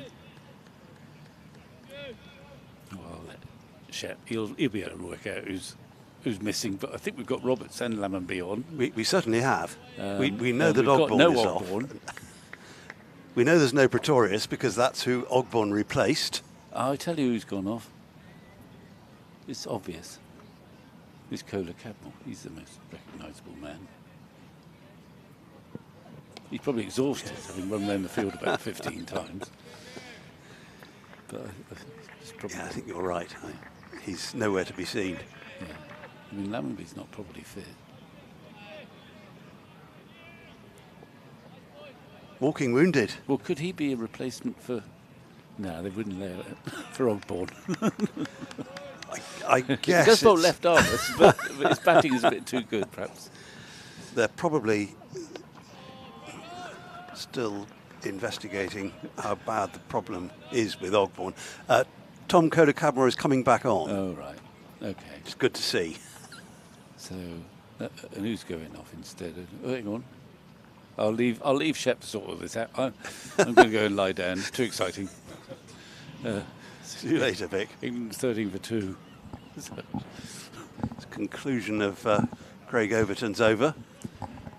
I'm desperate to get a spinner on because he's going to run out of seam bowlers very quickly, but I can't get one on. Yeah, we've been trying. But still to be Jake Ball. at the river end. It's his 16th. Economy rate of exactly 2 if he can get through a maiden. Bowled 4 of them already.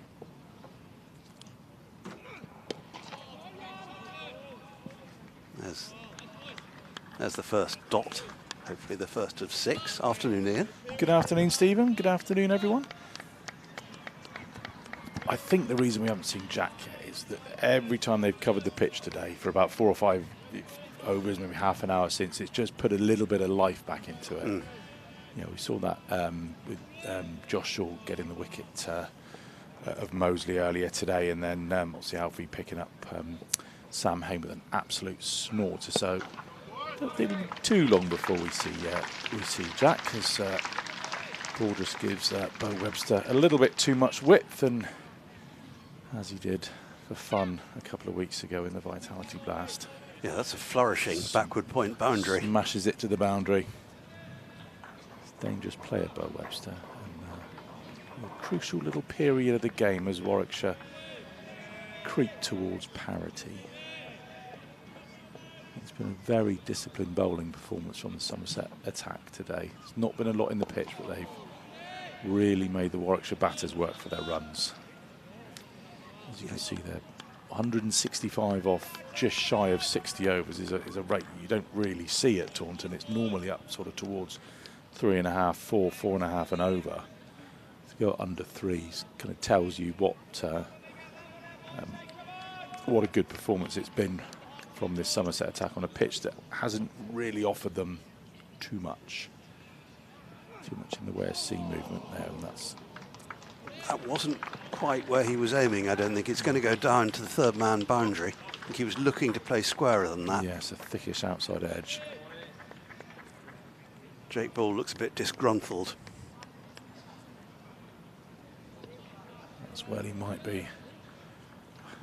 Didn't Alfie bowl well? I thought he was. That's probably up there with the best spells that I've seen him bowl. It's just a shame that he seems to have that problem with his left ankle on his follow through. Is it your ankle? We were wondering leg or ankle. Yeah, he was sort of slipping and sliding in it, and sort of he was obviously in some discomfort in his delivery stride, putting that down. So I don't know whether it's something he can negate with a bit of strapping or a new pair of boots or some longer spikes or something like that, or whether it is something that is a bit of a niggle that he's going to need to have addressed.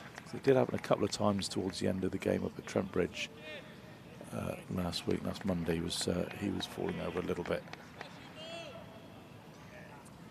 Well, let's hope that he may make a reappearance. It's been off for a little while. Yeah, fingers crossed. Being checked out. 2 slips then. Straight ball comes into Bo Webster. Lets that one go. Completes Ball's 16th over. Another steady one. Yep. Didn't add to the maidens, but 1 for 40 from 16 is pretty tidy.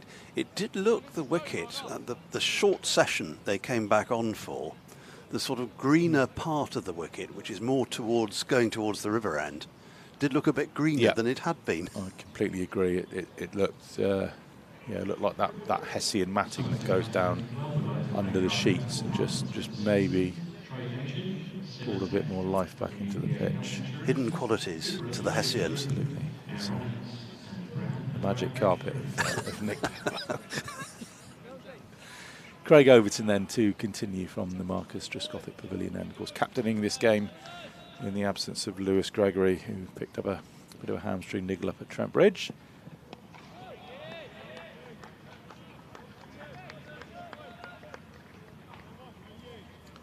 We must see spin soon, mustn't we? Jack Leach is just going through a little bit of a warm-up. I don't know whether that's to try and catch the eye of the captain, or whether he has been given the nod, but I do think you get the feeling the new ball is going to be crucial a bit later today, and you want to give Jack enough time to get into a spell. So with 19 overs after this one, before that second new ball is due, you think it's probably got to be now or never if we are going to see Jack. Yeah, it's a perennial question, isn't it? Has he been given the nod, or is he looking for it? Archie Vaughan did a little bit of loosening a couple of overs ago in the slips. Whether we see spin from both ends, two right-handers. That left arm's going over again and again, out at extra cover.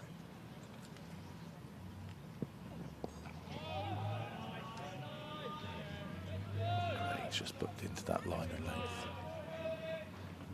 Yeah, it's a more vigorous loosening from Jack at that point, so I think we will be seeing him sooner rather than later. Did you enjoy the King's big band this morning, Ian? I got in about 1:45, so I just caught the end of the Channel 9 theme. Yeah. Which is a song that's very suited to a big band. Absolutely.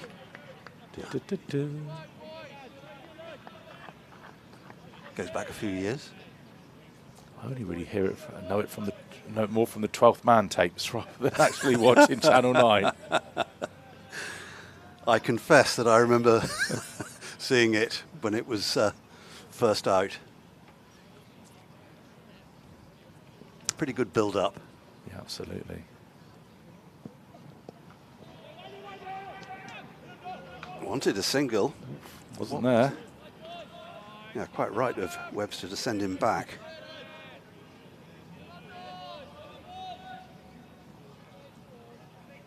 Yeah, he may be the skipper, but it's not a run. Just looking round the field, I think we've still got the two subs on. We've got Kean Roberts at square leg and Tom Lammerby at mid-off.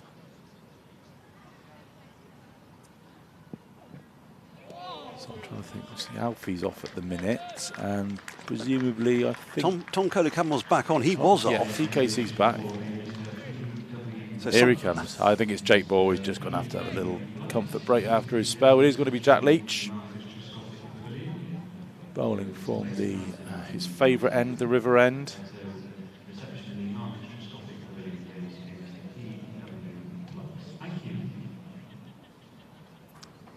Yeah, bowled 6 overs tidily yesterday evening, Jack Leach. Yeah, none for 10. I was just looking that up. Yeah, we saw one ball turn. This is certainly the barer end that he's bowling into. It is a little bit two-tone. It's not quite as pronounced as the surface up at Grace Road, which is shaved bare at both ends, and then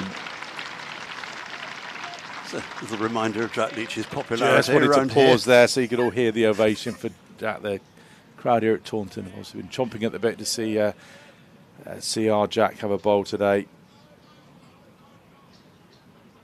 Such generous applauders, the Somerset faithful.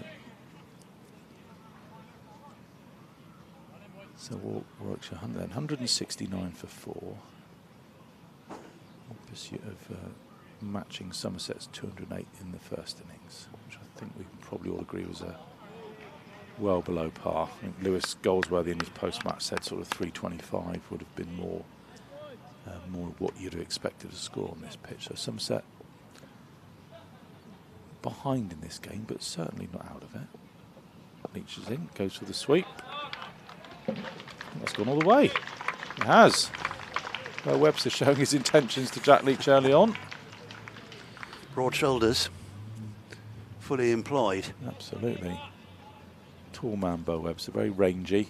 Just helps when you're sweeping. You get real long levers, get down the pitch and really get to the pitch of it, and flat as well. Nearly took out a spectator or two in block 1 of the Somerset stand. Josh Shaw has been dispatched there now to cover at deep backwards squares. This is a little bit flatter what's gone through him. Did he nick that? Don't think so. He was just beaten by it, but we'll have another look. It's hard to see at this end. It's hard to see behind. Yeah, you've got Big Craig in the way as well as Thomas Rue. Was it? Oh, Leach. From the reaction, Leach's reaction. Felt like it might have been an edge.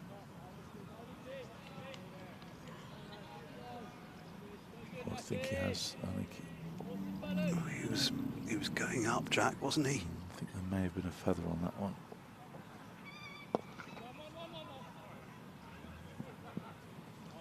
Single this time for Webster. good to see that there is something for Leach in this surface.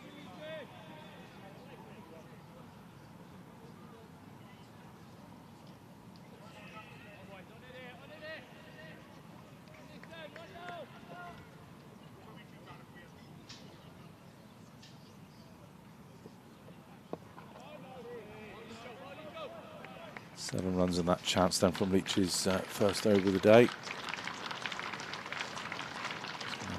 Look here. I don't know. It's difficult. It's difficult without the technology, even with the replays and slowing it down. Yeah. I think the reaction says there was an edge. We have got to go on is Jack's reaction. Yeah, isn't I think the reaction tells the story there.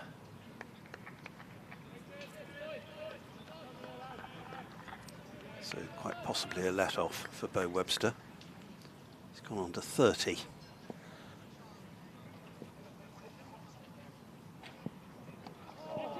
And will progress further to 31. Tom Kohler-Cadmore in action again, as he often has been today in the deep. Barnard none from 26, so he's taking his time to get off the mark.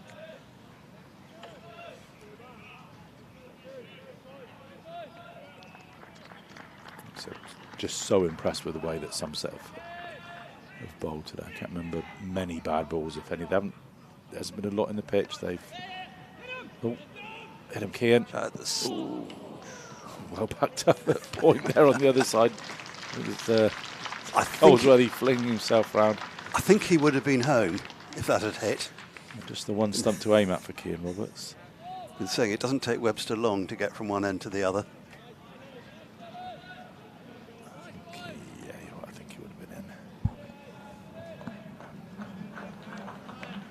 So Barnard is off the mark after that frenetic single.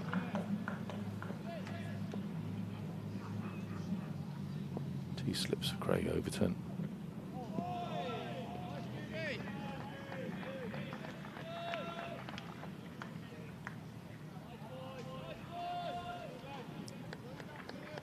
Josh Thomas is placed there at quite a straight, shortish mid-wicket, so I presume he's there for a little flick. Other than that, it's a fairly orthodox field.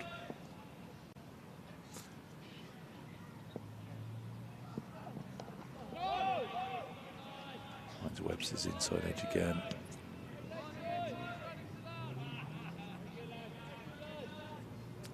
Just 30 in arrears now, Warwickshire. A little bit of loosening from Josh Shaw. Wonder whether he might be being lined up to take over at this Marcus Trescothick Pavilion end.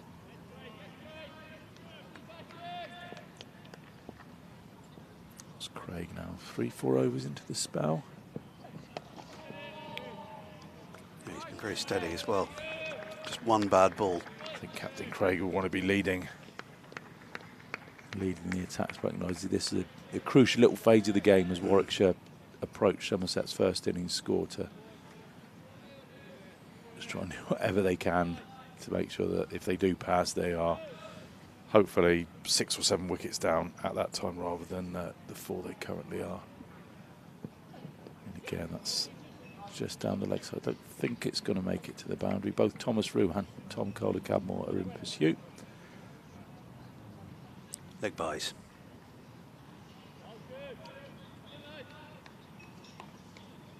To conclude Craig Overton's over. It's a bit brighter now than it has been at times today. We've had the floodlights on earlier. We did have the floodlights on, yeah. They went off just before lunch with the floodlights on, but I think there was part of that decision may have been due to some rain, which Nick Pepper's radar saw that mine and Vic's didn't. Yeah. So they were cool because of the bad light and the impending rain, but they've done a good job getting as much play in as they can. They did take an early lunch. I think your Also radar. a slightly later lunch. Yeah, it was. I think your radar may be a bit like mine, Ian. Leach again then from his preferred river end, And this time it's Barnard on the sweep, but Shaw will pick it up one bounce. Just a single. Yeah, good throw. And a throw a wicketkeeper appreciates. Absolutely.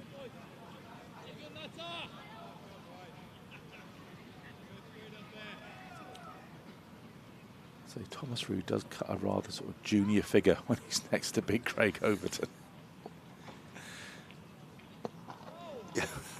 And with Bo Webster in front of him Yeah. batting.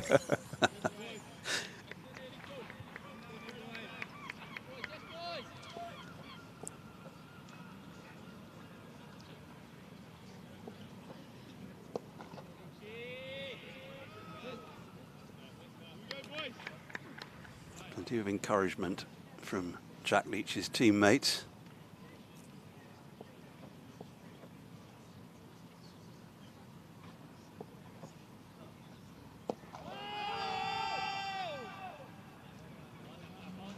So he thought that may have flicked the pad first.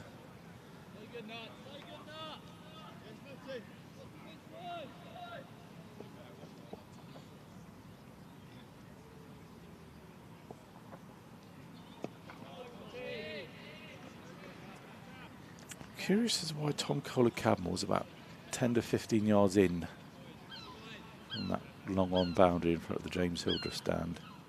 In fact, both fielders are. They are. 'Cause we know Webster can hit a long ball. I don't just wonder whether they're just tempting him to go for that big shot. But then why not have them up saving the one? Well, Leach has kept him quiet this over. Just the single off it to Ed Barnard, who's on 2. Bo Webster 31. Well, got some good news, Stephen. Alfie Ogborn is making his way back onto the field. That is good to see. Tom Lammonby makes his way back to the dugout. Not And Jake moving. Ball's on as well, so we should now be... I'll say back to our starting 11, of course we're not, because Miguel... But sub free, not replacement free, but substitute Yeah. free. Miguel Pretorius, if you were wondering why Alfie Ogborn is on, was added to the quite extensive Somerset injury list this morning, suffering a suspected tear of his pectoral muscle. Was plays a lovely back drive through backward point area. Overton just giving him a little bit of width.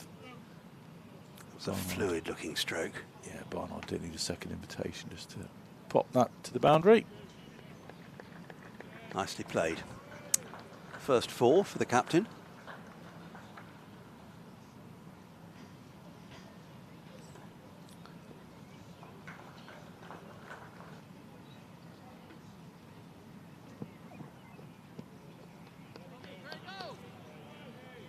Got potentially 51 more overs to get through today. It is getting steadily brighter though at the moment. It is brighter. It feels like a bowling day. It feels it's a very muggy, very humid sort of day.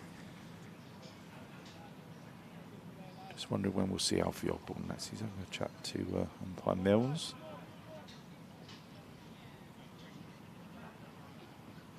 Just trying to see if I can see any extra strapping or anything on that left ankle. I don't think there's anything too obvious. He's pretty sharply onto that in the field.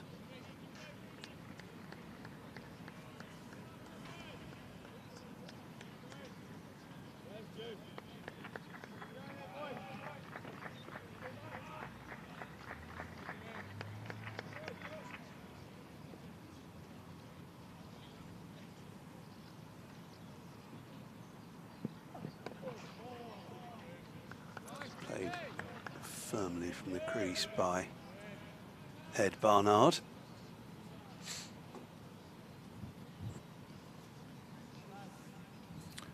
David Mills, of course, former quick bowler himself for Leicestershire back in the day. Yeah, very good one too. Just wonder if they're just chatting about the finer points of their delivery strides and how best to mitigate. As they say, it's like 4 or 5 times your body weight that goes through your... Now, this is up in the air. Is it going to be taken? No. Just a single. He wasn't in control of that. False shot, though, yeah. Very false shot from Ed Barnard, so... He knows it as well. He's Craig Overton, hands on looking it. far from happy with himself. I don't know whether Craig Overton will say anything to him as he walks past. Wouldn't put it past him. We have sunshine over the Cooper Associates County Ground. Don't know how long for, but it's always lovely to see. Quantock's bathed in sunshine now. Got a good clear view over the top of the Lordy and Botham stand as Webster tucks that off his pads down to Cola Cadmore. And completes the over. Craig Overton's figure 17 overs. 4 maidens, 1 for 38.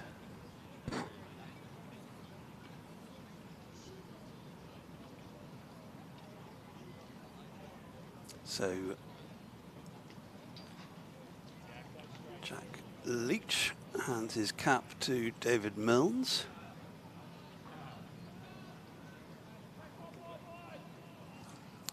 So 15 overs until the new ball's available. You'd think Jack would bowl right up until then. You would assume that if Alfie's not 100%, he wouldn't take the new ball, but if he is, then I think he should.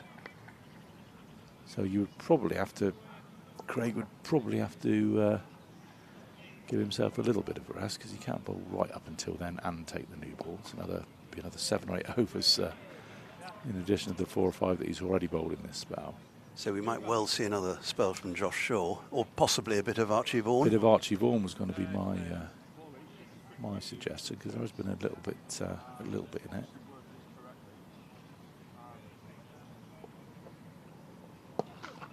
So shot's only going to be a single out to Jake Ball on the cover boundary.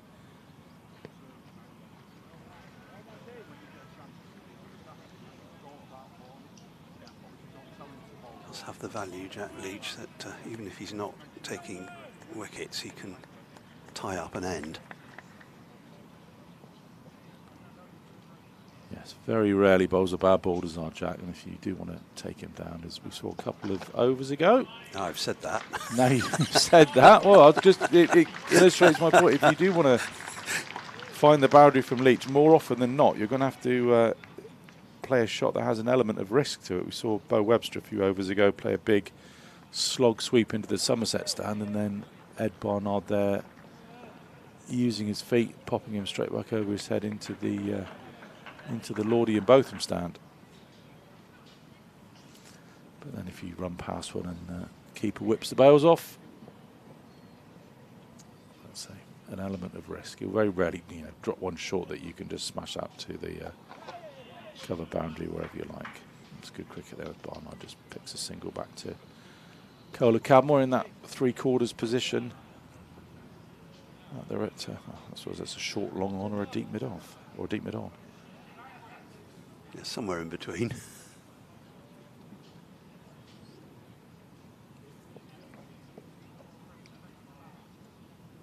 Just the one slip then as Leach is finishing off his 9th over.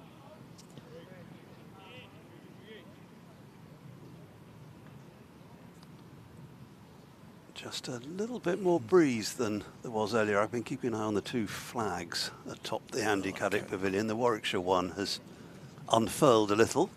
Can't quite crane my neck around to to see those, unfortunately, Stephen. So, there we are. Got a lovely shot. It's easier to see from this seat than yours. Lovely shot. The Somerset Dragon there, flying high. Indeed, on the top of St James Church. We are going to see a change of bowling. It's going to be Josh Shaw. We're going to have a change up here as well, because I'm going to ask Vic if he's free to come back on. Maybe another over.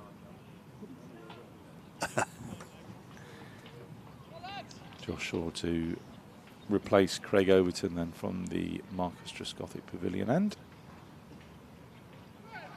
Shaw, who got the breakthrough earlier on today, picking up Dan Mosley, was caught by Thomas Root. Nice simple catch, nice healthy edge. Figures are 1 for 33 from Shaw's 11 overs.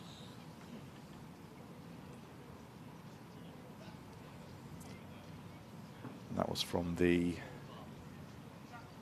That was bowling from the river end, so you'd think this would be the end that would favour the seamers a little bit more live grass for him to bowl into, and he's on the money straight away.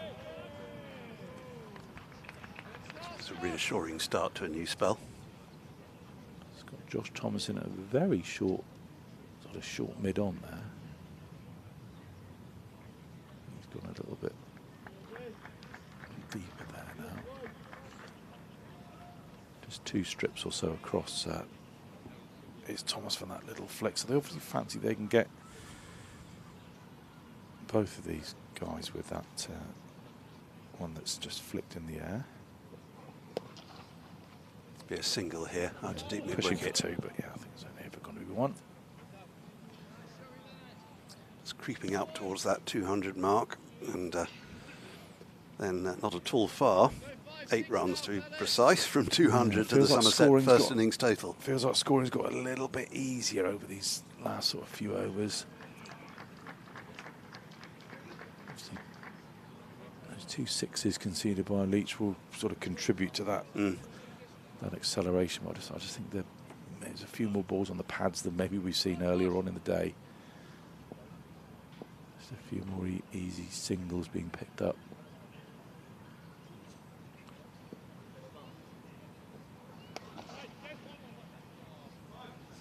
Yes, that's a good call. Jake Ball having to move to his right to intercept that at mid-on. Webster to 34. Yeah, only first about a couple of minutes ago that I said Ed Barnard was on none from 26, and he's now moved up to 15 from 37. 15 runs in his last 11 balls for the Warwickshire skipper, so he's certainly getting on with the job. Moved his team on to 197 for 4, then just 11 behind Somerset's first innings total of 208. And that's going to be 4. Got his line wrong here, Josh Shaw, just on the pads of Barnard and Webster too much. Does bring up the Warwickshire 200, 201 for 4 with a couple of balls left in the 50th over. Yeah, he had now time. That rate's now increased from around about, 66 over. So I was looking at the remaining instead of the on. I do apologise.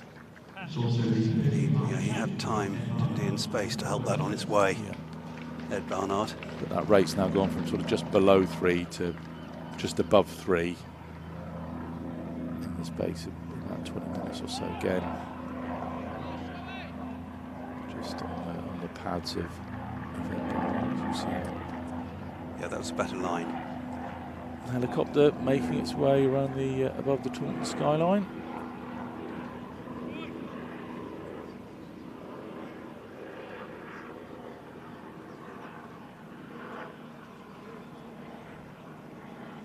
Good view from up there. Briefly. Not sure where it's headed. I'd rather be in the Thatcher's balloon though. Yeah.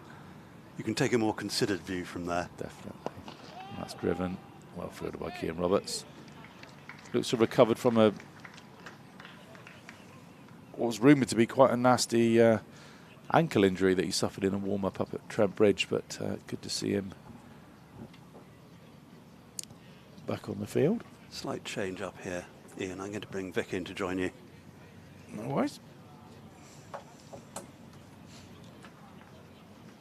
Leach then will continue from the river end, well, the 68th over of the innings. Somerset will be desperate for a breakthrough. The scoring rate's just ticked up a notch over these last few overs. As they say, nothing quite slows the scoring like taking a wicket, and ideally they'd want to. And that was the 50 partnership as well between these two, Barnard and Webster. Welcome back, Vic. Yep, well, this pair is starting to time the ball ominously well from a Somerset perspective.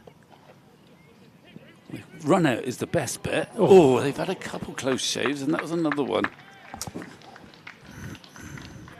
There's been a few today where they've taken unnecessary risks. That was...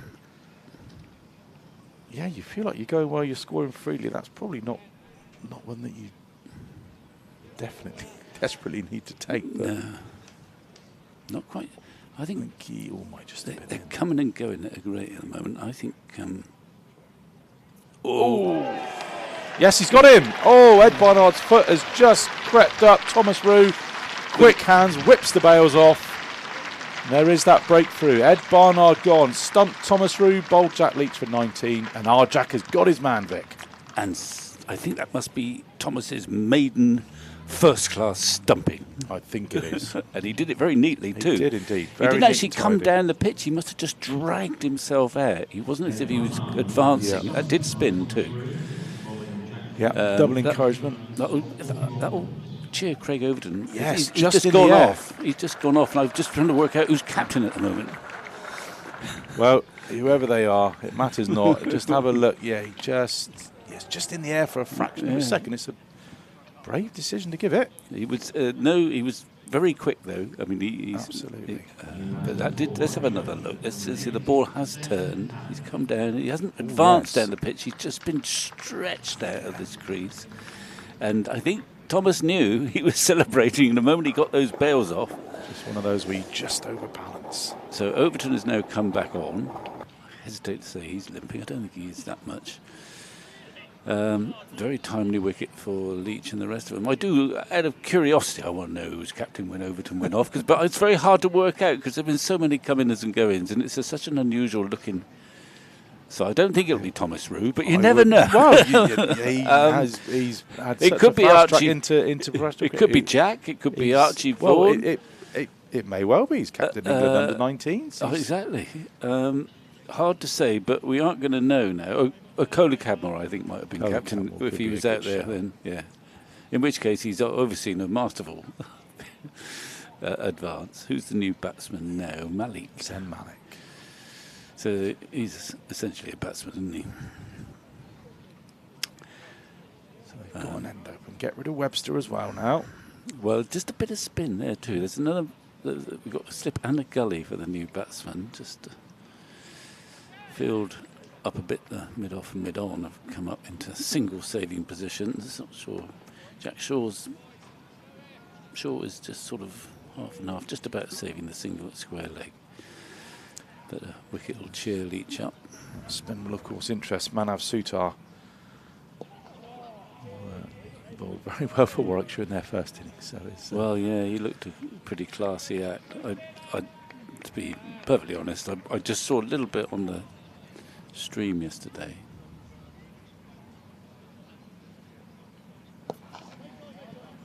And I wasn't sure. I'm afraid I didn't know who he was. And I thought, well, this bloke's English. He looks a damn good. He's got lovely action. It's smooth action. And then I've now since learnt that he has played one test for India. Just turned a fraction. Not quite as much as the O's and R's suggest, but we've got the extra slip in for the new bat. Archie Vaughan's at second. Yeah. Got Josh Thomas in on the drive. Got a man in at mid-wicket. I think that's Lewis Goldsworthy. Coming in sort of for the flick as well. So there's that's sort of a little bit of spin there, but it's very wide. But nonetheless, that's a wicket. Just try and limit the damage as best they can, Somerset.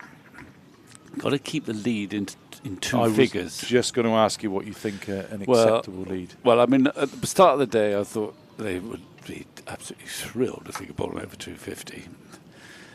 But I just think, realistically, from here, if the lead is restricted to two figures, you've still got an awful lot of work to do to get back in the game, but you can get back in the game from there. You need a couple of people to play substantial innings.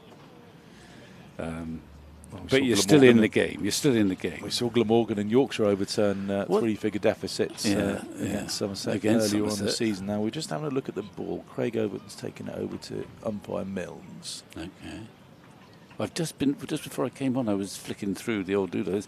Ben Stokes is not out 50 odd balls up in Durham. So So that's of interest. Surrey were 38 for 5 down at Blimey. Cardiff. I think we are going to see a change of ball. Umpire Milnes is making his way off.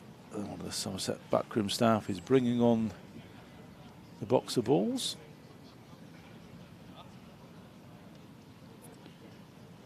Umpire Milnes going through the ceremonial selection of the replacement ball, looking for one of equivalent wear and tear to the 68 years would be a good one.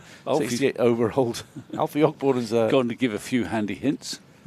That one looks quite nice. Look at that one.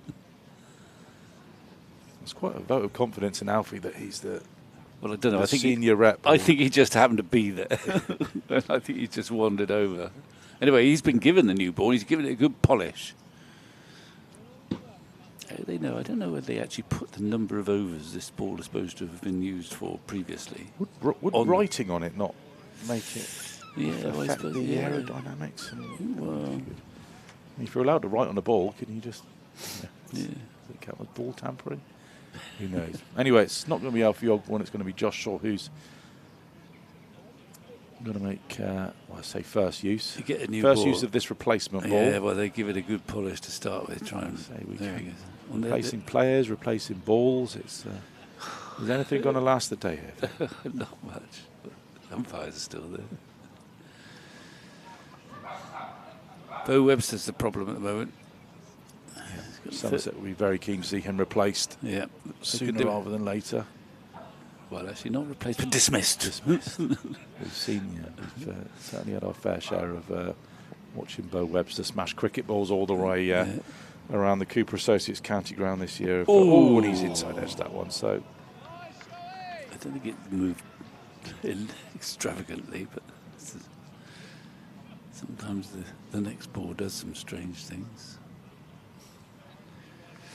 Alfie is down on square leg. He's stretching something. I don't know what he's stretching. Hamstring it looks like, but it's obviously not 100%. But he's keen to get back out there. yeah, of all the players, of all this 11, I think you'd probably get Alfie to run through a brick wall for you easier than anybody else. He's certainly gives 100% all the time. Well, that's. But Webster's given that 100%. Well, he has. I don't know whether that's intentional. It's a majestic shot. It went very fine, didn't it? Whether he just opens the face or. I think he was aiming that a little bit straighter. Yeah, I think so too. Going for a thickest outside edge. But it raced away. It's a bit of protection now. Lewis Goldsworthy's been dispatched out to a deep backward point.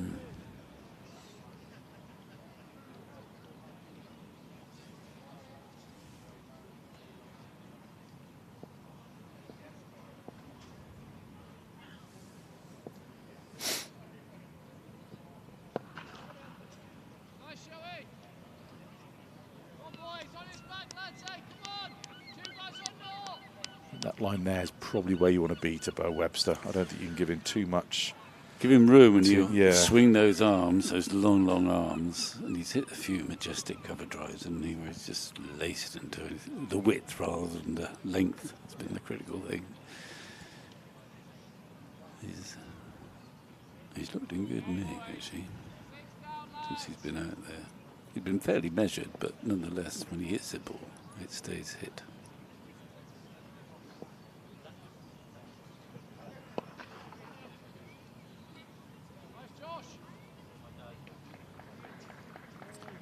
Jordan Herman's quizzically looking at the ball at mid-off, where he shines it on his shirt.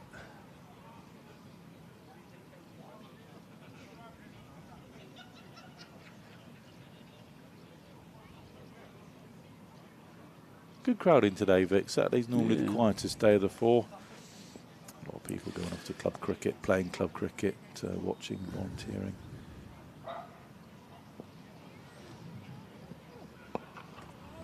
Holding back there, but he didn't quite time that one. Well, I came up on the train from Exeter, which I normally do, and there was certainly a good sprinkling of people coming to watch the cricket, but there was many more from Exeter heading for Twickenham. Oh yes, of course. The the Premiership final today.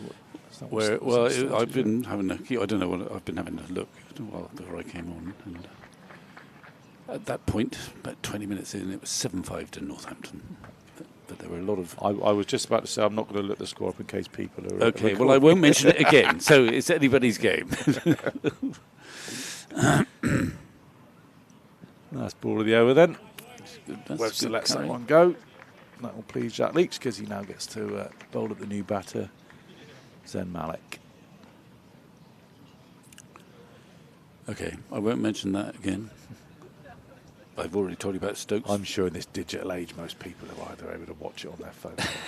Well, they could do, but I don't think it's quite hard, isn't it, to nowadays, in a way that it was not the case a few years back, to say, right, I'm gonna watch it on replay at 10 o'clock tonight. And somehow it's very difficult nowadays to move in. Pinging with a message and WhatsApps and everything like that. And all your different sports apps and news apps pinging you through.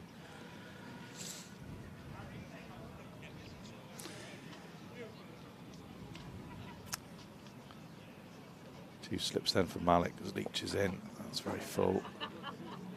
Just got to turn around a little bit there, Malik. No, well, it takes a while to get settled, doesn't it? And Leach would want to prey on him, make him nervous, not let him get any easy runs. Get him on the odd one to turn, perhaps. He got that ball that defeated Barnard turned. Did you have any sort of particular set of deliveries that you'd sort of bowl to a new batter coming in? Were you think, well, just toss it up, make it slow it down, make him wait for it? Well, I've got one memory that I remember playing at Cardiff, and dear Jack Mergenshaw was umpiring. It was before he came here, obviously. And I was chatting away. I used to love bowling at Jack's end because he's an off spinner. He's practically a coach to have umpiring there. We'd do chat away. And I don't know someone got a wicket. It might have been me, but it might have been the other end. Anyway, new batsman, Matthew Maynard. Ooh. But so this would have been quite early on. Very young Matthew Maynard. So I've never seen this bloke before. I've never seen this bloke. Jack had seen him. Said, he's a serious player, I can tell you. He said. And then Jack said, he hits the ball a long way. He's a beautiful timer of the ball. A bit impetuous. If I were you, I'd just fire a couple in, then toss one up, and anything could happen. So I dutifully followed Jack's advice, sort of bowled a couple of flat ones and popped one up in the air and see what happened. He ran down and missed it and see the stump on bowl. And I whizzed round and I said, "Well done, Jack," which was a silly thing to say because the Glamorgan captain was a non-striker at the time. It was Rodney on top. And but I have to add, as a sort of thereafter, in future years, Matthew Maynard, particularly remember at Weston, where they had that great big tarpaulin as a side screen. He kept battering it into that tarpaulin time and time again because he was a wonderful aggressive batsman who could have played more for England, I think, in many ways. He was former director of cricket here as well. Excellent bus driver too. Yes, yes. Yes,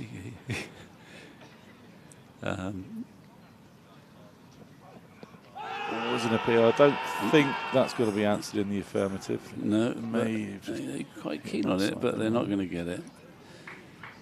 So, I mean, that wasn't a standard procedure, but I just always remember that, well, where I did everything right except for whizzling around to congratulate Jack on his tactical acumen when he was umpiring. Maybe a bit high as well. Yeah. But I think the basic thing is, when you get a wicket, it's a great opportunity. It's just give them nothing, just make them stew. And maybe not necessarily go for massive variety to start with, just bowl your best ball. Keep, especially if they're, like Malik, a sort of young player who's, making his way in the game, just give them nothing free. Yeah. And generally, when you get a wicket, that's the time the good sides start to squeeze, don't they? And suddenly batting becomes difficult. I think as well with all the analysis and sort of the tight knitness around the county game and the professional game is you will know that maybe player X is quite happy to leave his first 20 balls, whereas another player may be really wanting to feel bat on ball. So it does vary. Just like you say, it all boils down to making that incoming batter as uncomfortable as possible. Yeah.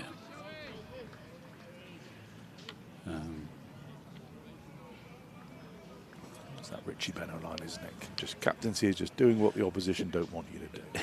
Yeah. It's a good, it's a simple game. Good thing to keep in mind, isn't it?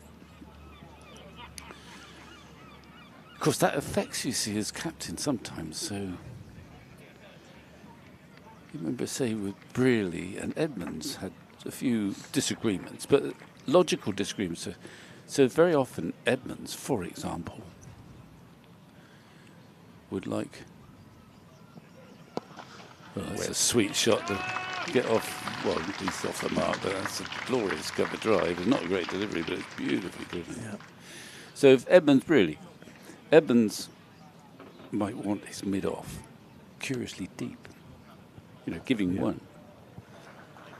And if you're Brearley as a captain, as a batsman too, you think, oh, that's manna from heaven. I got an easy one. That's what Brearley, the batsman, would think. Well, Evans is thinking, I want him to be pushing for that one, and so defeat them. A bit like we saw with the two for Jack Leach. We had Kohler Cadmore and I forget who it was sort of. So maybe is that what you think? Well, I mean, all I'm saying is different captains can sometimes make their decisions on the basis, what would I not like to play? But if it's Brearley would love to have, I'd say Brearley as an example, but the batsman would love to have a single available. Yeah. Whereas for other players, they might be a bit more frustrated. They might push it harder and you get caught and bowled or whatever. Whereas, a captain who's a brilliant player of spin thinks, well, there's no point putting the spinner on there. You know a spinner can't get anyone out. If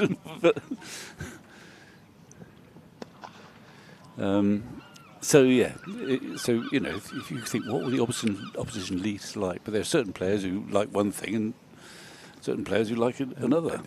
Some players, like Kohler Cadmore, sometimes when we've seen him when he's in his rash moods, he hates having all the fielders on the boundary because he can't hit fours. He can't hit fours and sixes. But for some other players, and maybe in our side, Tom Abe will think, well, that's fantastic. I'll just put it down there for one, no risk at all. I suppose there's no set template for every cricketer. You've got to suss out who you. And for Webster, I suppose what they're doing is with that one. They can push for one easily. They haven't gone right back to the boundary. I suppose they're still. Hang on, he might be pushing him a bit deeper there. Maybe a bit, they're giving them. But even so, he's still sort of 5 yards in. Well, I think there's a slight invitation still there for Webster to say, okay, see if you can clear those two. They're not quite on the boundary, modern, Yeah, most modern. Yeah. Batters actually, these days, as we speak, that's a miss-hit to get it. Yeah, Kohler Cadmore's actually gone back to the rope now. Yeah, I think, is it Herman at the mid-off? Sorry, who's 10. So that. See, years ago, you put man on the rope, and for 95% of batsmen you'd play against, that would be a sufficient deterrent. Yeah. Beefy, maybe not. One or two others, maybe not. But essentially, years ago, if you put a man at long on, even in a one-day game, really, unless you were right at the end of the innings, that would be. Yeah. That was a sufficient deterrent for them to say, "All right, I can't clear them," or "I can't clear them with any certainty." Whereas nowadays, of course, if it's in the right slot, will quite comfortably carry into the river. Yeah. But they have both come up now for. Yeah. Well, that's right. I think you don't want to. You want. I think he's if he wants to hit it back over mid off mid on, at this stage in his innings, it's still a big shot. I think. It wouldn't be in a one-day game, I don't suppose, but it is in a red ball game, and the ball just might turn. It's just the one boundary rider who's been brought into action now. Jake Ball out at deep cover. They have the lead, of course, Warwickshire now. Spreads again for Webster. 7 ahead. Got to conjure something, I suppose. I really would like another wicket before the new ball, assuming they want to take the new ball. They haven't got a lot of fuel left in their tanks. No, I mean, fingers crossed that young Alfie Ogborn has had some running repairs and is good to go. He's out there, but he is not moving freely. We're just watching him now trot out to. He's a deep square leg, and he's just jogged there, but he's not moving fluently.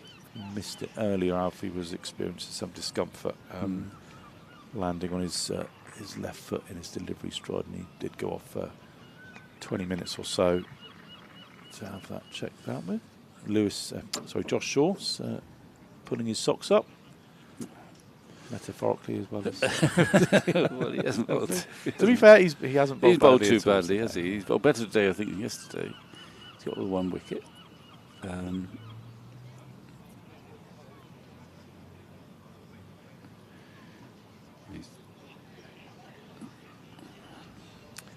We do know things can happen quickly sometimes here at Tom. Yeah. And also with this Somerset side. Well, wrap victory up pretty quickly on Monday. Of course, you remember that incredible game against Surrey. Well, they keep soldiering on, don't they? Yeah. I mean, even today, it's been a difficult day for him. That's a poor ball, but he's got away with it, actually. It's not been an easy day. They've had 1 injury. Wicket's pretty flat, but you can't fault them for effort. No, they've been absolutely superb. The way they maintained their lines and lengths this morning. And they're defending an under par score, as they know. But they've given it everything so far. There's a lot of cricket still left, and obviously Warwickshire are minded to just bat for as long as they possibly can.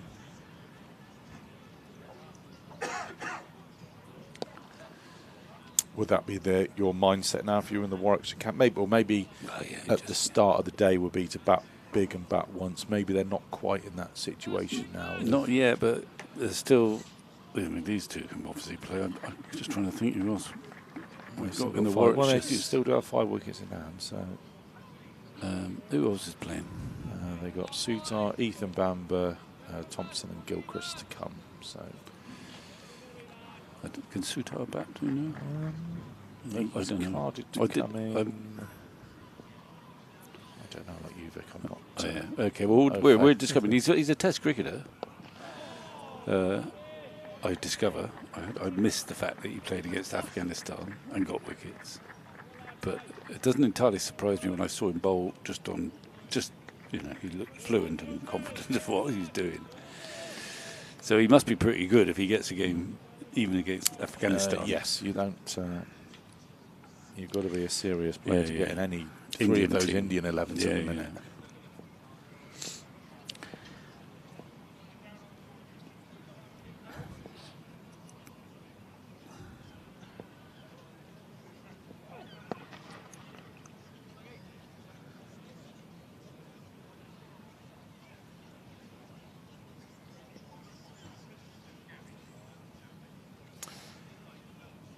You can see on your screen there the surface next to the pitch that we're playing on is one that's been relayed a couple of years ago with a sort of a different type of soil. Yeah.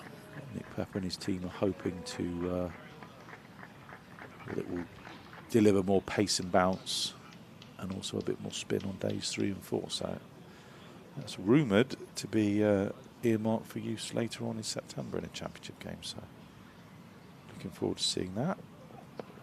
Shaw drops short. I think it'll just be a single. Yeah, well, that's a handy experiment. Apparently, it's reckoned to have some of the similar properties to some of the Old Trafford pitches, and they've had some good pitches at Old Trafford with pace and just offering. Well, you can play shots on it, but off a bit more pace. Batsmen like that, but the Knicks carry and. When the ball bounces a little bit more, it's generally a better game to watch. Brings the spinners into the game as well. Yeah. Bit of bounce. And I think where the umpire's standing is apparently another relayed one. Square leg. Yeah, certainly a different hue of green, isn't it? It also looks a bit thicker grass as well, doesn't it? Which Yeah. maybe will contribute to keeping the soil together a bit more. I mean, pace is, if you can get pace into pitches, it doesn't have to move for so much. It gives the bowlers a chance. And one of the problems here, we've had some damn good pitches actually this season and in recent time, but is to get them to naturally deteriorate. A really good cricket pitch does naturally offer a bit more, certainly to the spin bowlers, a bit of uneven bounce. You don't mind that. I suspect this test pitch they're playing on is a very good cricket pitch. It's not, gives both disciplines a chance to shine. It may not be sort of seaming or swinging, but if there is a bit of pace in it, you always feel in the game as a seam bowler. Yeah. It's just when you're bending your back and it's just dying, and you think, how are we going to get a wicket on this? And it's boring for the spectators. Well, you might see plenty of runs scored, but the cricket itself is pretty dull. It's interesting. He's timing the ball. He's an elegant player, Malik. Timing the ball very sweetly, but at the moment just hitting the field. That's good.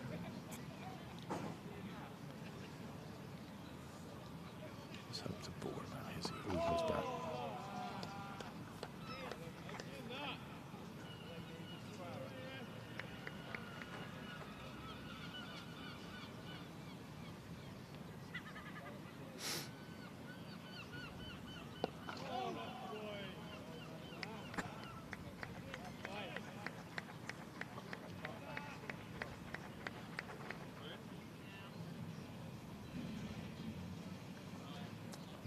Two overs left in the day. Then if Warwickshire, now that one did turn. I don't think he did well to get the bails off quick as he could, but I'm not sure he ever left the crease. But that was a good delivery. He was made even better by the shot, but he didn't lob it up, but he gave that a little bit more air. Turn and bounce, and it turned and bounced.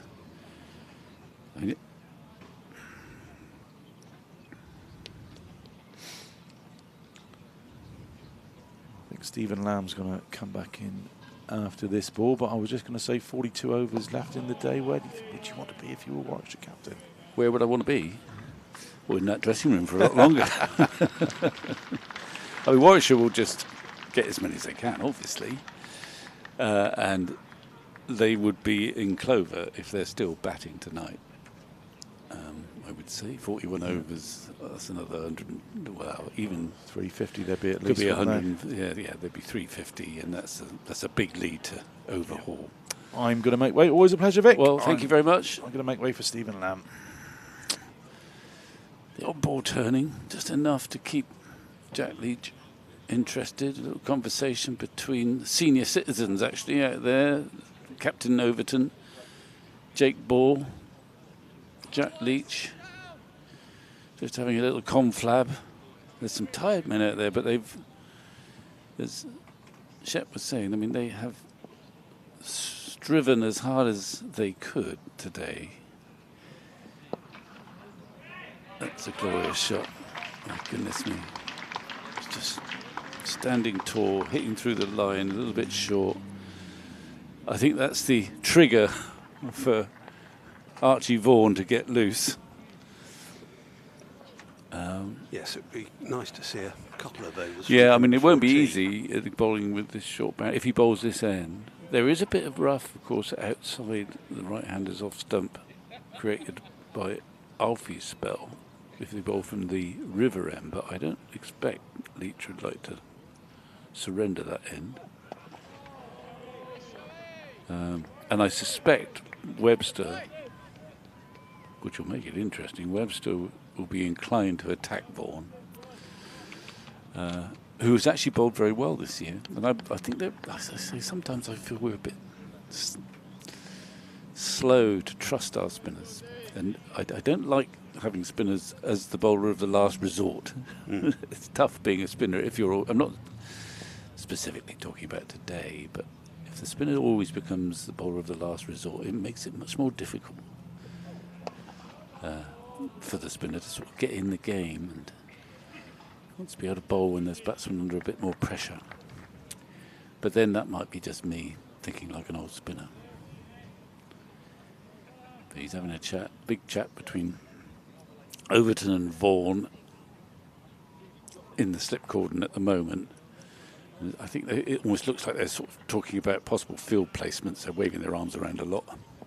Vaughan, of course, has captained England under-19s, as has wicketkeeper Thomas Rue. He's whipped that round, but it'll only be one. Wicketkeeper Thomas Rue, who has his first championship stumping. Yeah, it was a neat one too. It was very alert, because it wasn't as if he'd gallivanted down the pitch. Barnard, he just stretched out of his crease as he went for a big drive. Thomas Rue knew exactly that he wasn't there in his crease. And he whipped off the bells. Had to be quick. Yeah. And he was. So it's a nice little moment for him.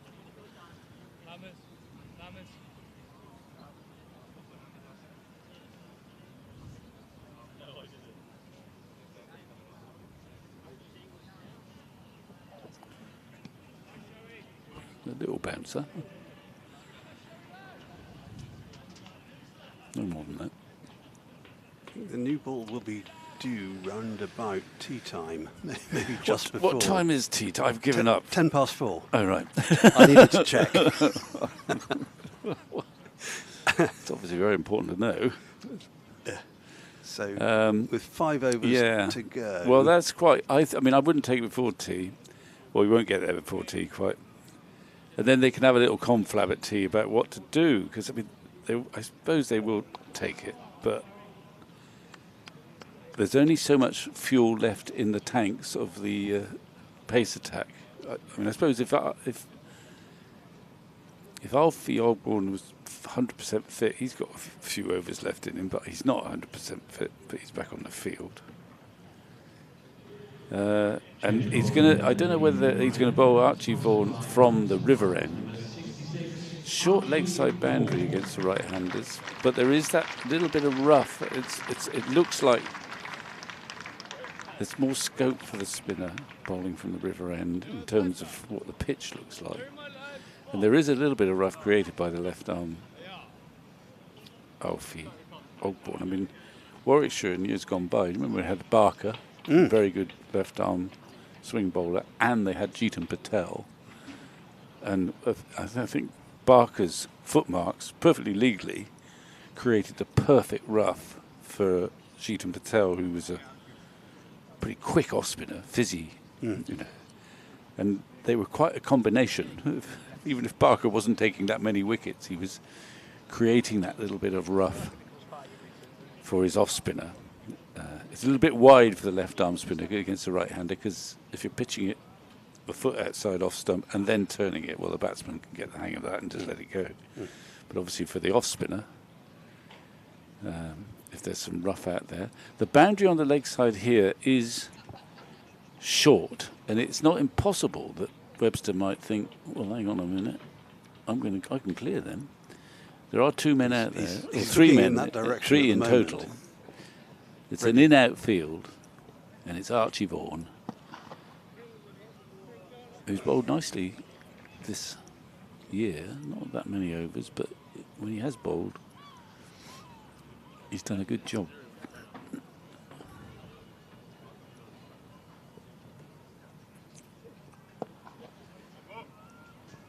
Now, they might just not quite have such a defensive feel for Malik. Let's have a look what adjustments there are. The man who's been on the cover boundary, he's coming in. Kohler Cadmore is slowly seeking guidance, but slowly coming in at long on. But there remain 2 men on that short leg side boundary. Oh, hang on. Jake Ball at cover is going back into a sort of boundary fielding position at deep backward point. Oh, well bowled. He's beaten him on the outside edge there, I think. Unless I'm going blind. Or am I going blind? I'm going blind. It's gone through the gate. I thought it was outside edge. Well, we'll have to have another look. Can the old eyes in the commentary box will have another look in a minute. That's well fielded. It's almost through him. Times the ball well, Malik. Clearly. Here we go. Right, get your eyes on that. It was past the outside edge, Yeah, it wasn't it? was. Yeah, that was my instinct.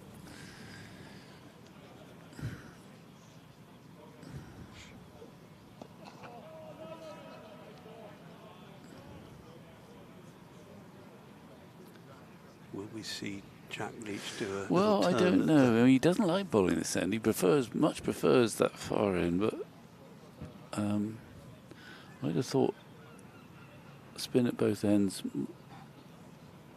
It's not a bad idea. That's a neat little punch for that single. We'll have a look. The reason why you would bowl Vaughan from that end is partly because it's a bit barer, but there's also those footmarks outside the right-hander's off stump, which are of less value probably to Leach because of where he's trying to turn it. In fact, we are going to see Leach from this end. His self-confessed least favourite end, Taunton. But I think that's fair enough. Against Webster, he'll have protection. It's always felt a very short boundary straight when you bowled this end. I felt, and particularly in one-day cricket.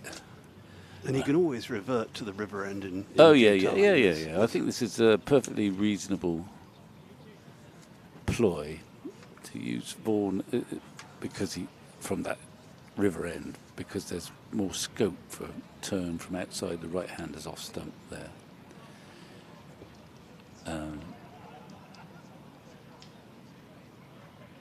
Let's see. Who have we got at forward short leg now? Well, it's usually Thomas nowadays, isn't it? He almost looks like a hockey goalkeeper. He's well padded. Yeah. All sorts of protection. Yeah.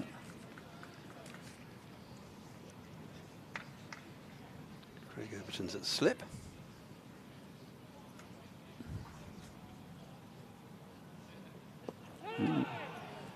Just a little bit of an inside edge. Didn't go anywhere near forward short leg, but that's what excited him. He looks like a wristy player, Malik. He's just trying to turn that a bit on the leg side. Could be dangerous.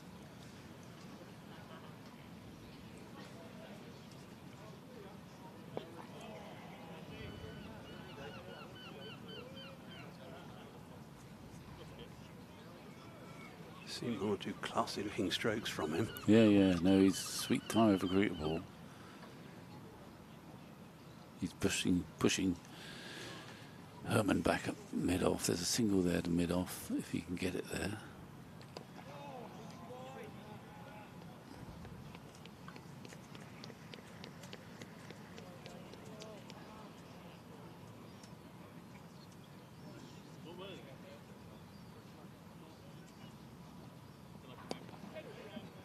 Nicely picked up by Thomas.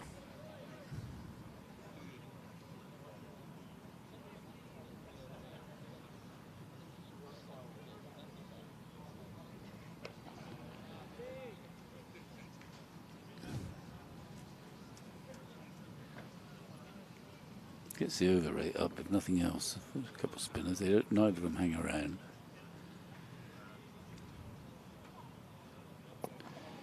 And he's on target. Leach, you can get him to spin there, but he's bang on target. A quick over. They'll get to the new ball by tea time, but I wouldn't have thought they'll take it before tea. I think they'll just sort of Leave it for a have a couple of days. powwow over a cup of tea. And they'll probably take it. I think they've probably got to. But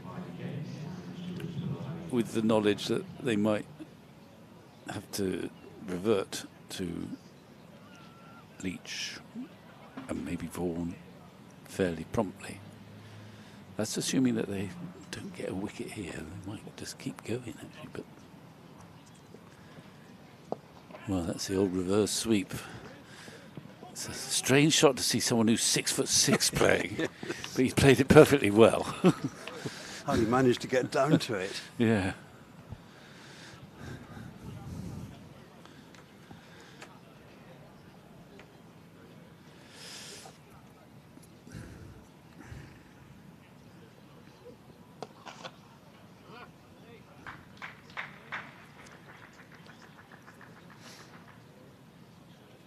I think I might, if I was, I think I might gamble with Kola Cadmore up when Malik is on strike and give him that easy tap down there just before tee. Surely he's not going to go and play a big shot there, is he? I don't know. Well, we'll find out. You wouldn't have thought so. Well, you wouldn't have thought so, but then I'm employing outdated sort of thinking, perhaps. Well, is it? I don't know. Probably. I'm not sure. That's a clever dab sweep, and that's going for 4. I don't know what the line was. I don't think it was that leg side, but he got a big stride down, just held it very fine. West 50. Yeah. Well, he's played very well. He likes playing against Somerset, that's for certain.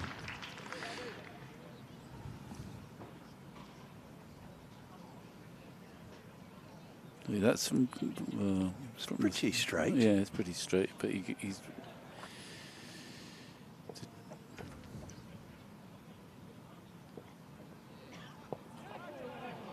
Where's that gone? He went over Thomas at forward short leg, off the more or less the middle of the bat. He's just a possibility there. Something might go wrong with the batsman, but he's obviously quite keen on these little sweeps. Even though he's 6'6", he can probably drive it for miles, but he's.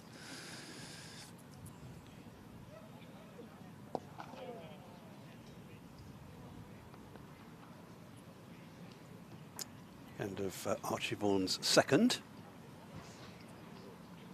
9 runs off the brace. Yeah, but perfectly good overs. I mean, the balls that have been scored off haven't been poor deliveries, really. Get some more bowling. He's going to. Well, he has developed a lot as an off spinner, and that's what gets him in the team. Well, a lot of things get him in the team at the moment because all the batsmen are injured, but his capacity to bowl perfectly respectable off spin is what actually gets his place in the side, really. Jack's going to have forward short leg out for Webster. I think he's encouraged by all these sweep shots. He thinks more just like to get him caught on the top edge sweeping if he. I think he's less inclined to sweep against Leach than he is Vaughan. Kola Cadmore is not fully fit. Hasn't been having to scurry around that boundary. Yeah, that was a rolling stop as well, Yeah. and he's always conscious of that hand he needs to protect.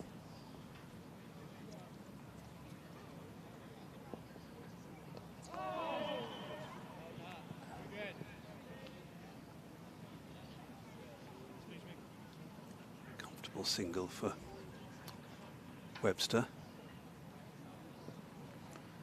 Warwickshire will be fairly content with that scoreboard, but they've had to work hard to get there. And Somerset made them work hard so far today. But got a lead now of nearly 30. Quite a handy little partnership developing.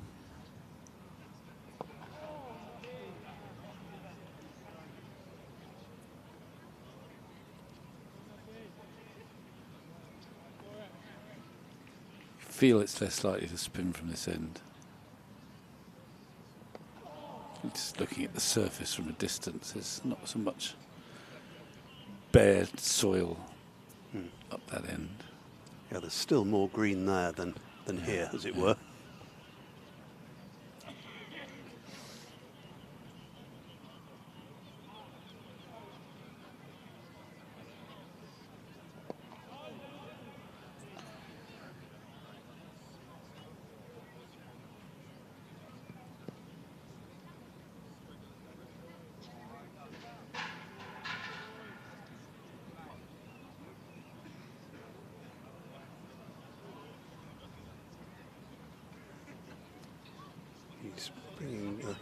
Just juggling it around a short bit, leg over just to getting silly short point. leg in his eye line sort of thing, hoping for some distraction almost. Bang on target, Leach, but No, great spin.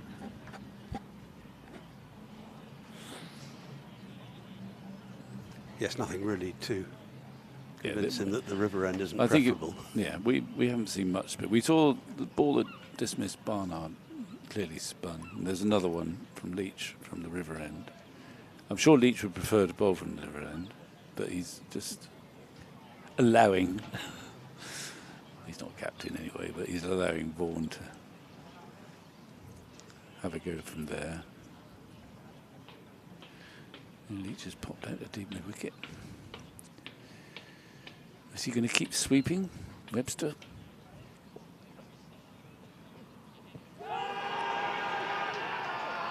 Big shout.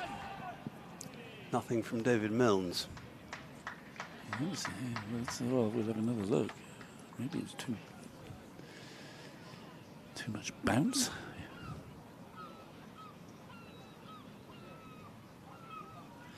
Might have been going down leg, I don't know, but it's a good shot. Yeah, it turned a bit. It may have turned too much, perhaps, but I think that's what they're thinking, or the umpire's thinking, probably. But it was. He wasn't very far down, was he? It's a neat little shot, that. So Well worth a shout. oh yeah, absolutely. I think they'd have that point up for Malik. But not for him. If he's going to keep... hit that very hard, but some risk attached, you would have thought, but he hasn't missed one yet.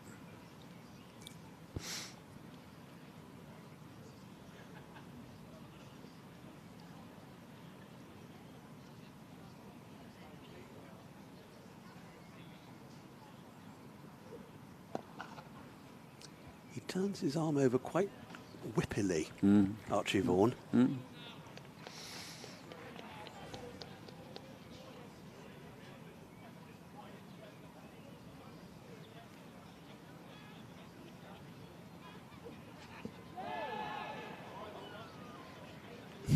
Oohs and ahs and nothing more.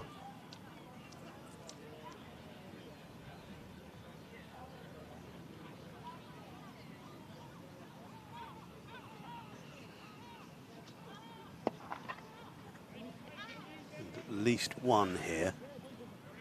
And they're going to come back with a second.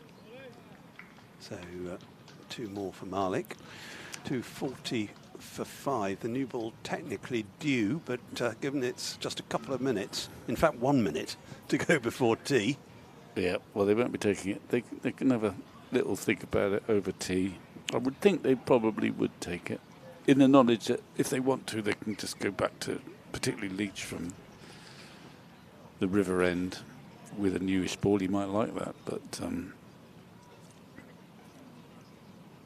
they wouldn't half like a new batsman in one end, but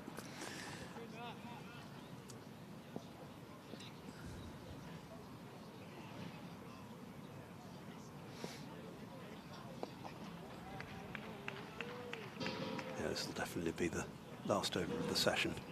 yeah.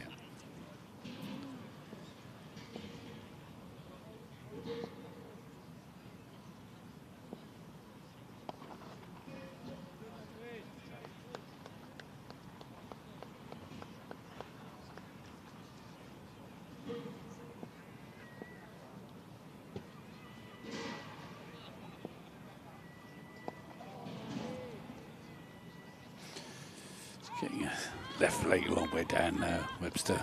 Looks even he looks set on making it to the tea interval. He's going to get off straight now. Yeah, comfortable single out to deep extra.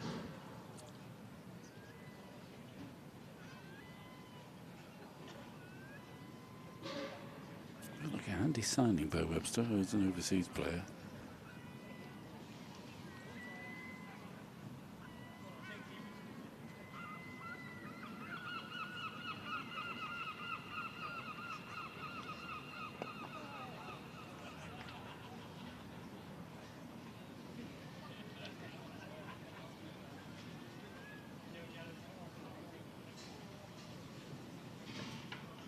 Last ball of the session. Ooh, he wasn't in a good position there. He went back when he did really shouldn't have done, but still, that's it. Played got to tee, 241 for 5. So the lead now is 33. With scope to add, but it's been fascinating, sort of old-style cricket, hasn't it? You know, there's not too many fireworks, a lot of toil, honest toil from the Somerset side. I mean, you can't fault them for effort or the bowlers for maintaining control, keeping that ball in the right place. Yeah, they haven't run away with things. No, they haven't run away with things, but getting wickets is not easy at the moment. Warwickshire just recognised that they want to make this their first innings really significant to get a lead. In their eyes, they would want something in excess of 3 figures. Well into 150 would be perfect from their perspective. But we shall see. There's still 34 overs left. We're going to have a cuppa. We'll be back with you on the resumption.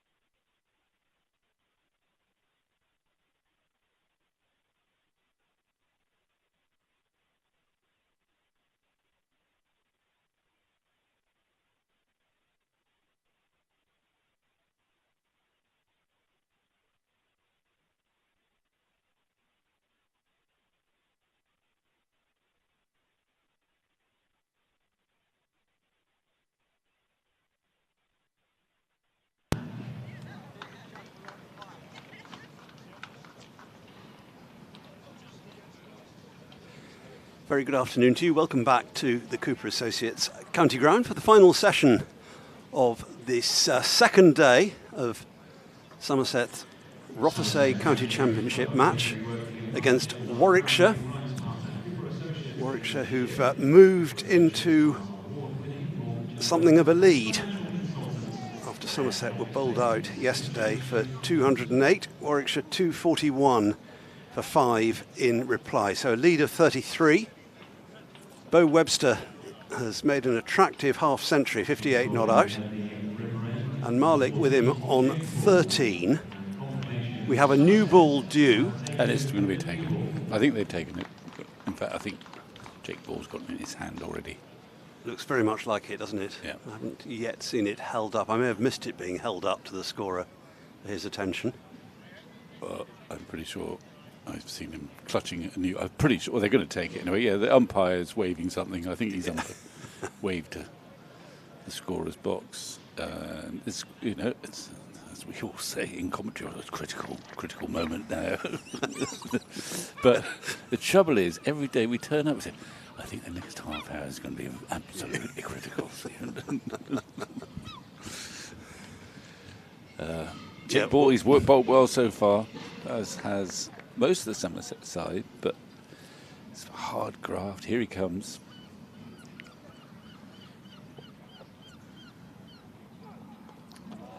Where did that go? Down to long leg. Yeah. Inside edge, not where he intended. Yeah. Probably diametrically opposite to where he intended, but brings him a single. But as you'll know, listener, the new ball, it can accelerate the game in either direction, in that it can produce a little flurry of wickets, possibly, but it can also rush off the bat because you time a new cricket ball, it just flies away. Yeah, it can get to the boundary a lot quicker. So we'll see what happens. But I think they had to take it Somerset because they've got to get wickets to stay in this game. There's a lot of cricket left. Two days in a session. They've got to try and stay in the game. Bowl Warwickshire out. Well, they take anything under 300. That's for certain.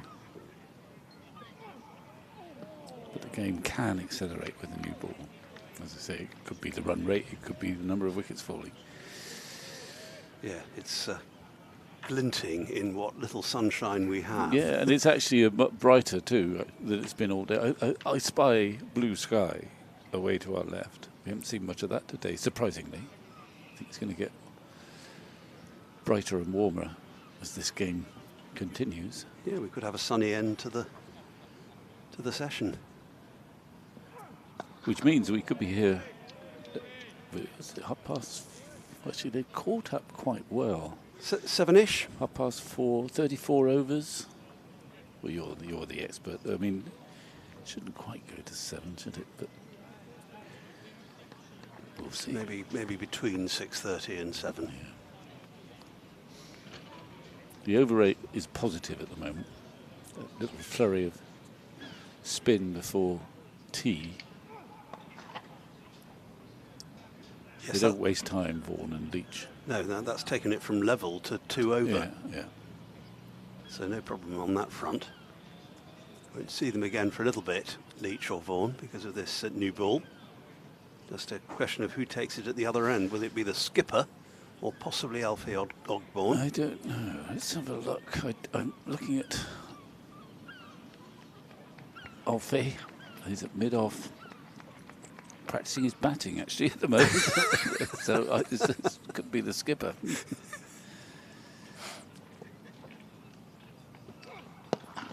Flamboyant cover drive for 4. Yeah, well, that's an example of, well, it was over pitch and he's laced into it. He's looked in terrific form, Webster. Very dangerous customer. He's taken his time. He's not rushed. But anything there that's in his zone, he's put it away with aplomb. That's another example. Crunched a half volley to the furthest boundary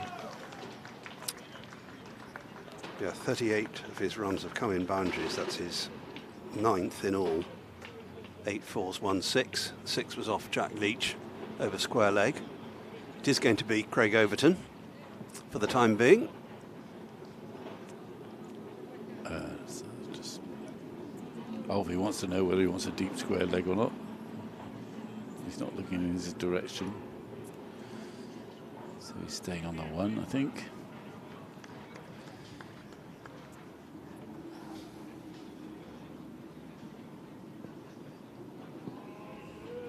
Line not quite right. First delivery.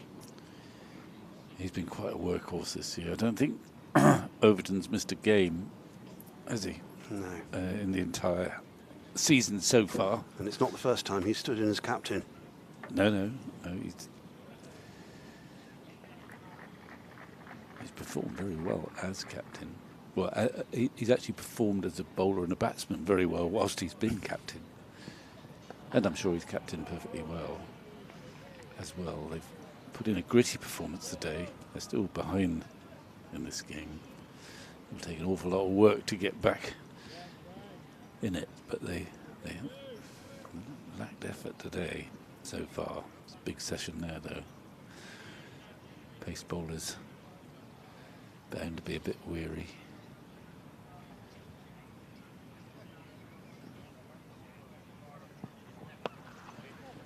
Poorly elegant flick. Looks promising, Malik.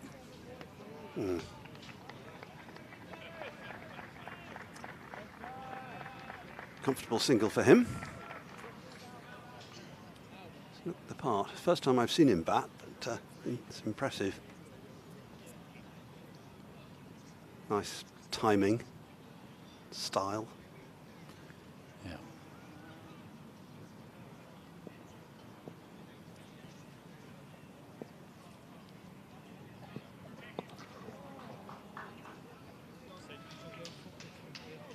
Another single for Webster. So No great alarm so far with this new ball. the lead's gone beyond 40 now.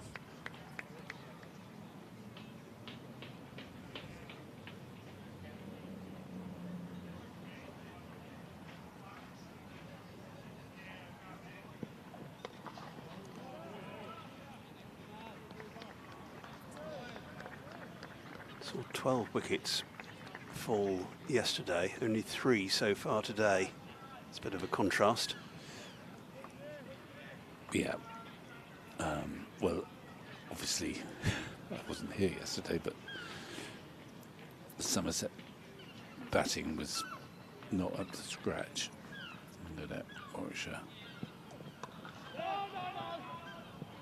Warwickshire bowled well, I'm sure, but 208 was well below par. It could have been less, couldn't it? It could have been it hadn't been for Goldsworthy sort of trying to knit the innings together. I mean, he could have been all out for 120.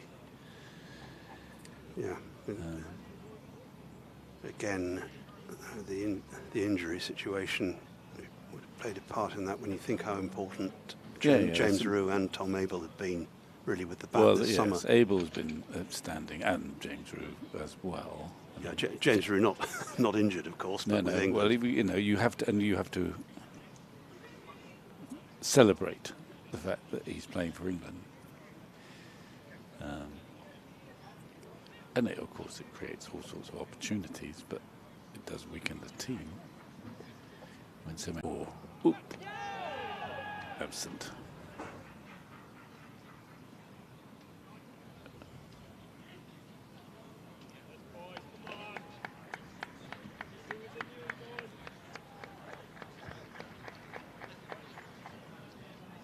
Been plenty of work for the Somerset attack, and they've stuck to it really well. Yeah. Jake Ball into his 18th over in all. 1 for 46. Taking the new ball both times. It's almost off the leading edge, but it doesn't go anywhere in a dangerous way. He's looking to play that on the leg side, squirted out to cover, but It doesn't feel now the sun's out too. When the sun comes out, it seems to make a difference everywhere, but certainly at Taunton it just looks more comfortable for the batsman.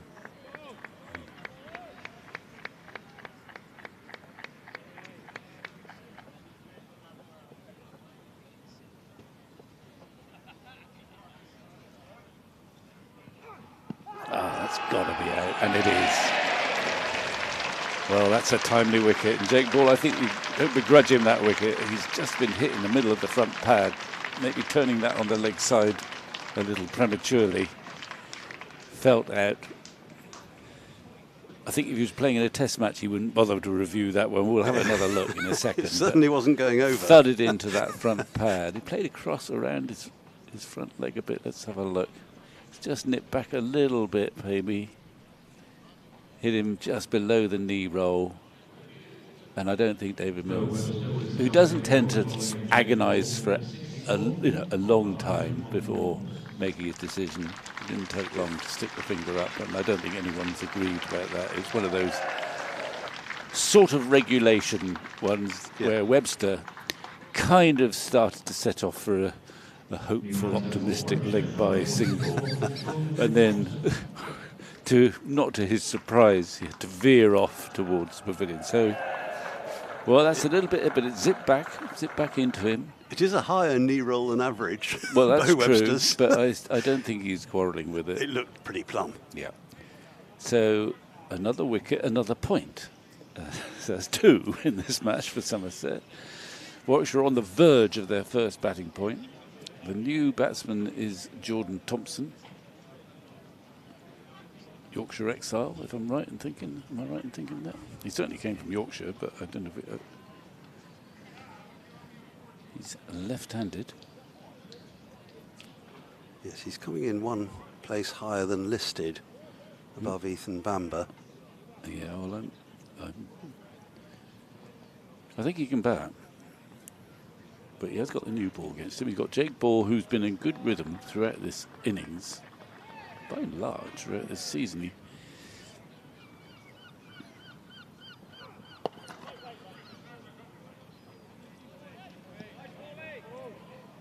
I think he's had a good season so far, Jake Ball. He's played a lot more cricket than perhaps one might have expected. And like everyone else, he's had his moments in the T20, but anyone could disappear. But he takes responsibility in the T20. He's always bowling some of those difficult overs.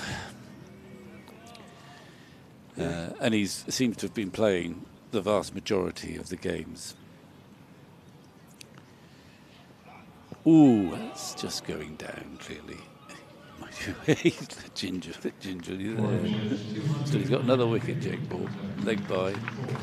Last ball, but getting very important wicket of Webster, who batted with great composure, looked in control throughout his entire innings, really, until he missed that one. Now, Jordan Thompson made his mark during the Bob Willis Trophy for Yorkshire. Right. A while ago now, 6 years ago. The Bob Willis Trophy during COVID. Yeah. In what way? Well, I mean, alongside Lammerby made his mark too for Somerset during that trophy, didn't he? Yeah, 2, 3, 4 runs and 15 wickets in. 2, 3, 4 runs and 15 wickets in that, right? Well, he's an all-round. He's a bowling all-rounder. But pretty handy number 8, I'd suggest.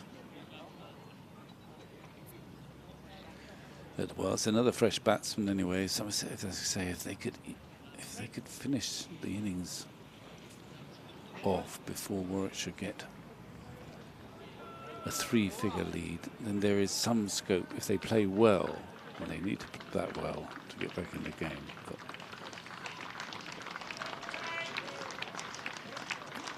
applause for Jake Ball down at long leg. More of a spring in the step, perhaps, from Captain Overton. Yeah, the wicket's fallen. Another problem solved, just about. He's marching back. He'll be weary by the end of this season. As I say, he hasn't missed a game. I don't think he's probably bowled more overs than anyone else too. Bo Webster's figures, he faced 101 balls in his 64, 1684s. Handy strike rate, 63.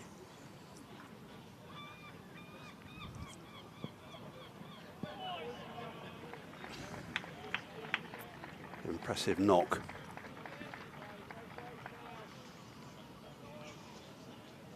Just 4 short of Sam Hain's 68, which at the moment is the highest of the innings.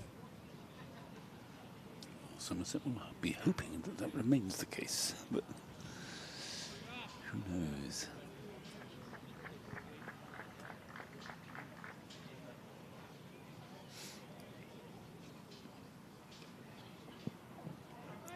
Oh, is that strangled down the leg side? No, says Nigel Long. Enthusiastic appeal again. Well, we'll have a look, but this is going to be quite tricky for us. We need Snicko. Here we are. It's bounced. The new ball bounces a bit more. He's played at it. I'm not so sure he hit that. I think it might have just grey. It might probably hit something. It might have been sort of thigh pad, but I'm not. Yeah, sometimes there's a noise I which would bow sends to everybody up. Snicko.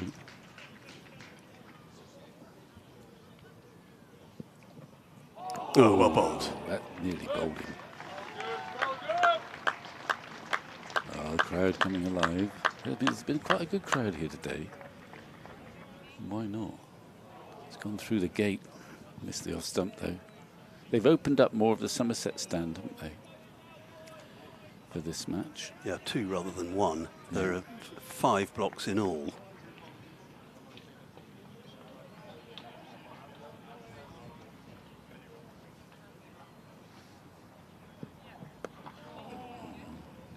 All venom in this over. Yes, he's warmed to his theme. Well, the wickets fall, and he's no spring chicken anymore. It takes probably an over to get all, and there are a lot of big moving parts to that body. Yeah. So, however hard you strive, it might take an over to get fully loosened. I think he's got a bit more zip in his run up and his delivery. It's another good over.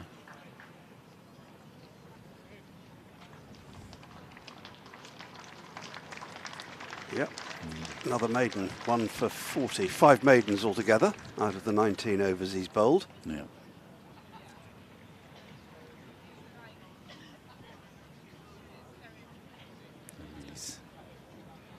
Happens very quickly. He's sort of become now very much a senior stalwart in this side. Blink. I can't remember when he started. Obviously. 2014, Yeah. I think it was, partly as a result of a spate of injuries. Yeah. Well, it's often the way, isn't it? An injury gives someone an early start. But he was always going to play, of course. And is it Craig or is it Jamie, that one? You have to wait and see. Sometimes you have to wait and see till they bowled. You could tell who was who when they were bowling. Yes, occasionally the wrong one was announced Yeah. on the PA.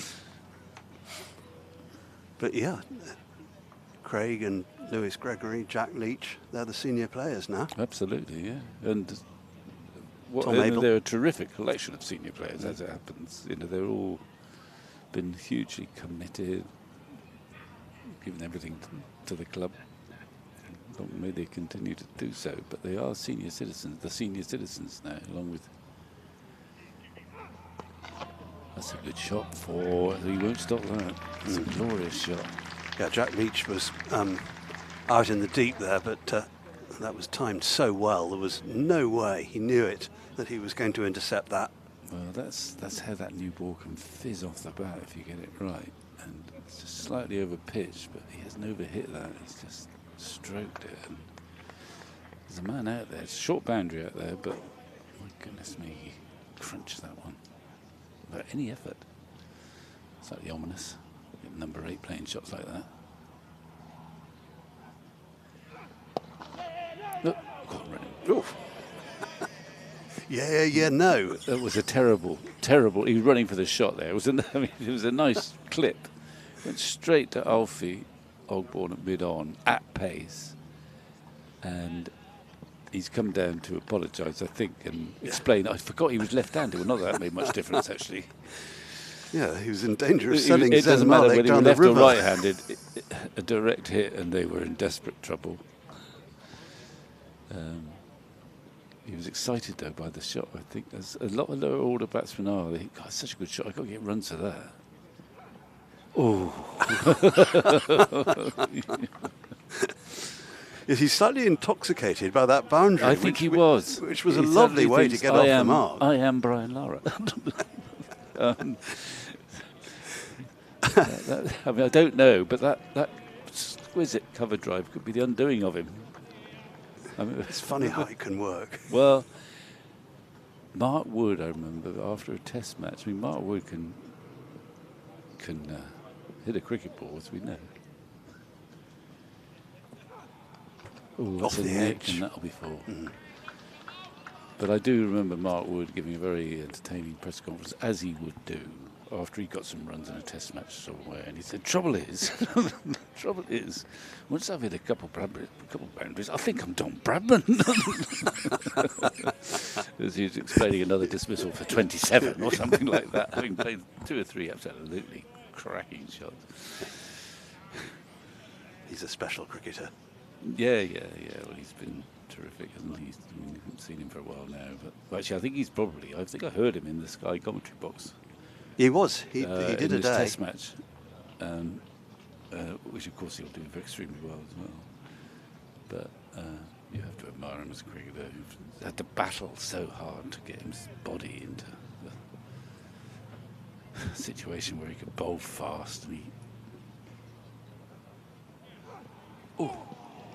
he could easily, I suppose, early in his career, he could have said, right, that's it, I'm not playing any red ball now because I'm just going to bowl 4 overs a day and I'll be a franchise cricketer, etc. But that's not what he wanted. He wanted to play. He wanted to play Test cricket. And he did so, and has done so. I'm not entirely sure whether he will again or not. I don't know. He's got knocking on a bit now, and his body's always rebelling, but it was a great sight. And must be great fun to play with, I would have thought. Well, it is commendable, as you said. And similarly with Jofra Archer, the way he's fought his way back to play Test cricket after. Oh my goodness me! That's gone through. That was taken. That's about as high as it has bounced in the game. I mean, it was a loose shot, but my goodness, that's zipped through, and he took it almost shoulder high. Surprised Thomas Rue. Surprised Malik too. He was nowhere near hitting it.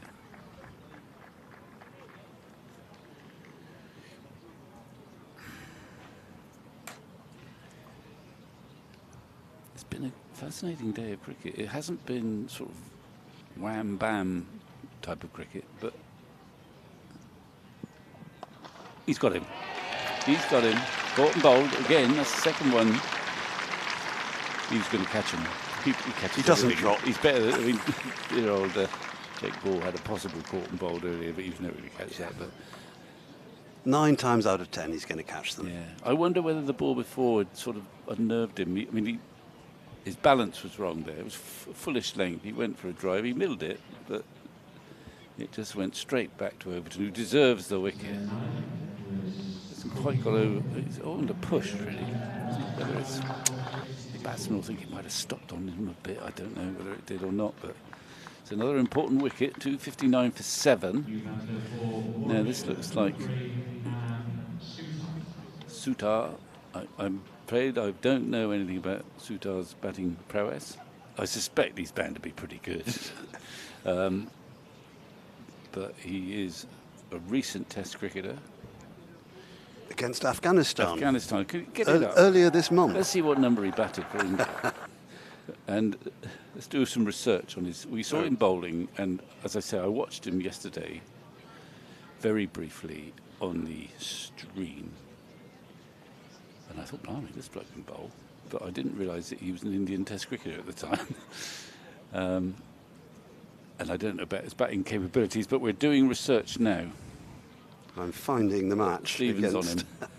India against Afghanistan. He made 28 Oh, gosh, you can bat then. and took 6 for 33. Right. That's a pretty good start. Okay, keep going down. See, what was his first-class batting average? That's our next port of call. He's going to be left-handed. Does that tell us something? He is, oh yeah, I know he's got some runs. Oh. 1,043, highest 120, average 28. Oh, well, as we thought. He can bat. However, I suppose this could be his first-class innings in England. So I don't think he's played in England much before. But clearly he's on the verge of being a bowling all-rounder. And another left-hander. Yeah, so 2 left-handers in.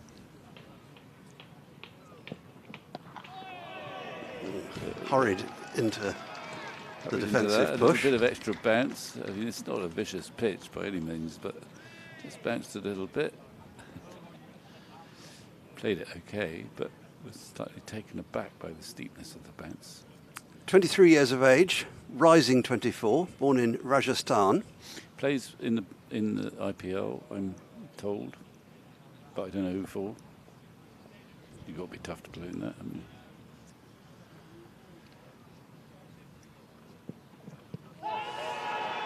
No, he thought that was out. But He would do, but he's moved played it across a on the little leg bit. side. But has he? Interesting to see again. I mean, that was close. I think because I think he's a shuffler. I think he was in front of the stumps then, but we'll have another look in a second. He's not going to get it, and it's. Here we go. Yeah, look at probably, I think the umpire's got it right just, but it's not. He's not gone anywhere. But we'll stick with the umpire. Even Overton is prepared to do that. Ooh, This is good from Overton. Making the new ball talk. yeah, he is, I suppose. I mean, the ball that got the wicket was just the straightest, foolish ball that was middled back to him. But the previous delivery had whistled through.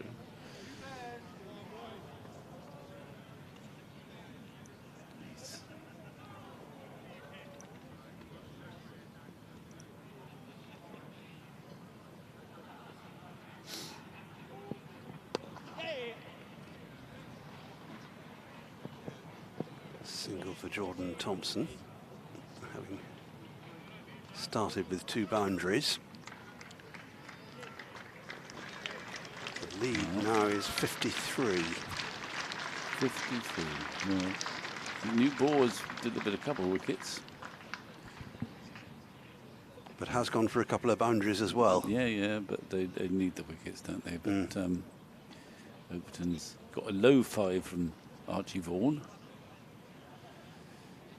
Jake Ball is just wanting to shuffle the field a little bit.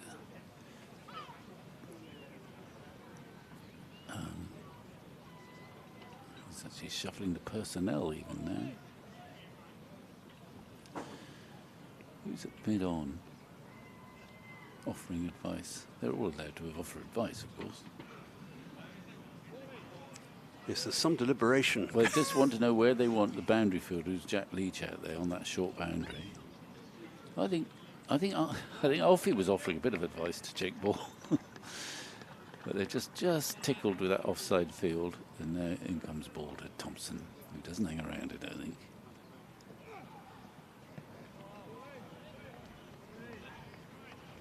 Three more wickets still needed by Somerset. Yeah.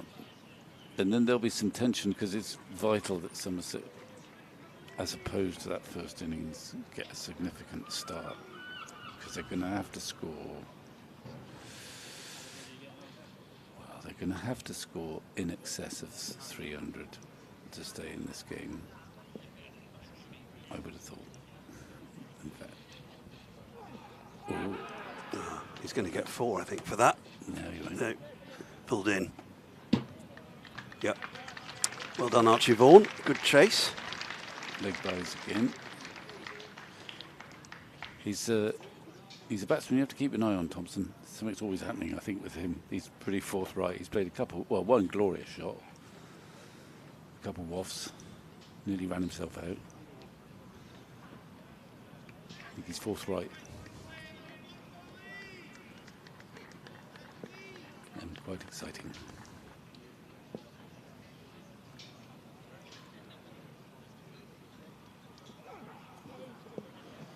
Just lost his line there, Jake Ball. Tractors in place, encouraging the bowlers. Good. His usual All is position well with the world then. on Gimlet's Hill. Always good to hear him.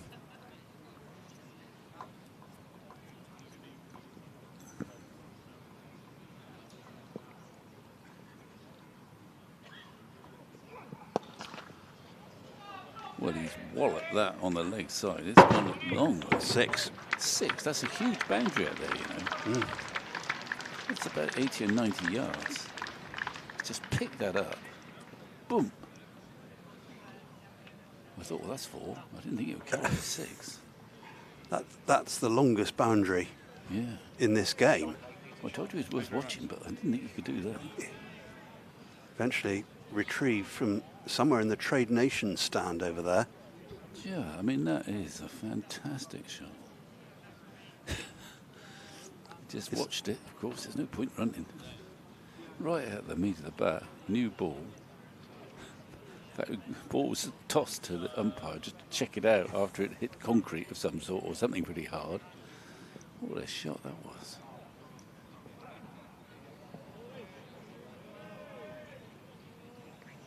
Yeah, it's his third boundary. Jordan Thompson. One was off the outside edge, in fairness. Yeah, they're going to send a little, send a bloke out there now. Yeah,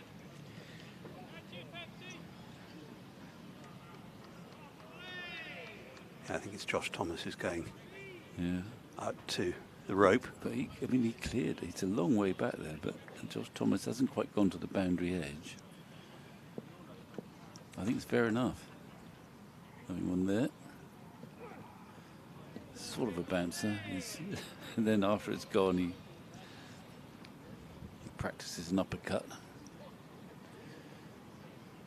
So, Thompson, well, I knew he was watchable. He changed the game quite quickly. I guess with two left-handers, if they wanted to turn to spin now, they would probably go to Bourne from that far end. Of course, you always think Indians are very good players of spin, full stop. Used to turning tracks. Overton having a chat with Kola Cavanaugh, one of his senior advisors. It's actually the 4th 6 of the innings, 5th of the match altogether. Yeah, Varying different directions. Yeah.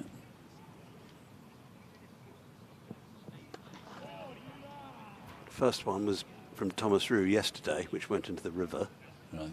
Had one from Robbie Yates, one from Bo Webster. That was off Jack Leach over square leg. Yeah, short boundary, that one.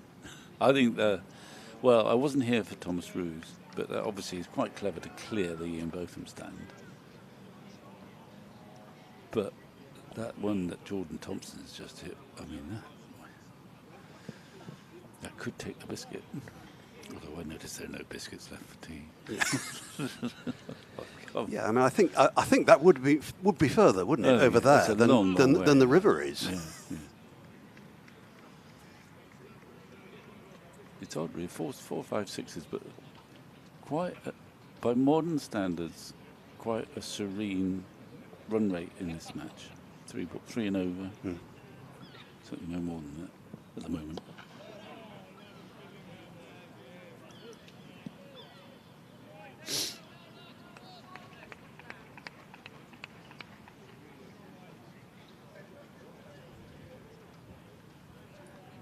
So things have quietened down a little bit with Nathan Sutar's Suter on strike.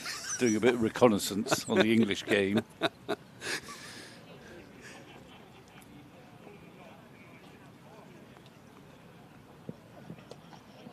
He's not yet off the mark. He thought he might have been then. Just trying to think. India, obviously, seldom being short of spinners. It's hard to get a left-arm spinner. It's hard to get into the test team at the moment because Jadeja is just been there for donkey's years. And there's also Patel, who bowls those quick left-arm spinners. But he's obviously highly regarded if he's already played.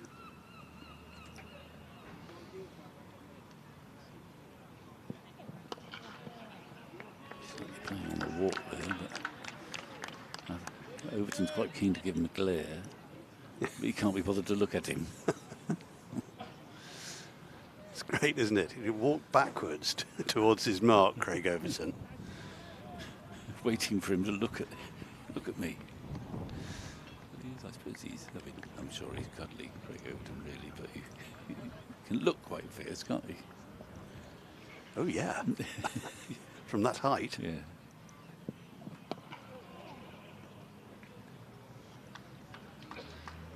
Well, he's actually doing quite a nice job because Jordan Thompson looks like he's very exciting. Stuff could happen. And just need someone to keep him company, really. See whether he can repeat some of the stroke play we've seen against Jake Ball. I think. Yeah. Bit of a conversation between Jake Ball and Josh Shaw at the moment. I think I would be tempted, but then I always am, sooner rather than later, is to let Archie Vaughan bowl from the river end into what you hope is the end where the ball might spin against his left-handers. And I'm intrigued to see how Jordan Thompson would play against the spin of Archie Vaughan. He might try and pop it in the river. It's a nice stop actually by Jordan Herman. Yeah. One Jordan to another. Yeah. Can't happen that often. No. But he's in I think some his hand, discomfort. he's probably going to be out for a month. Oh no.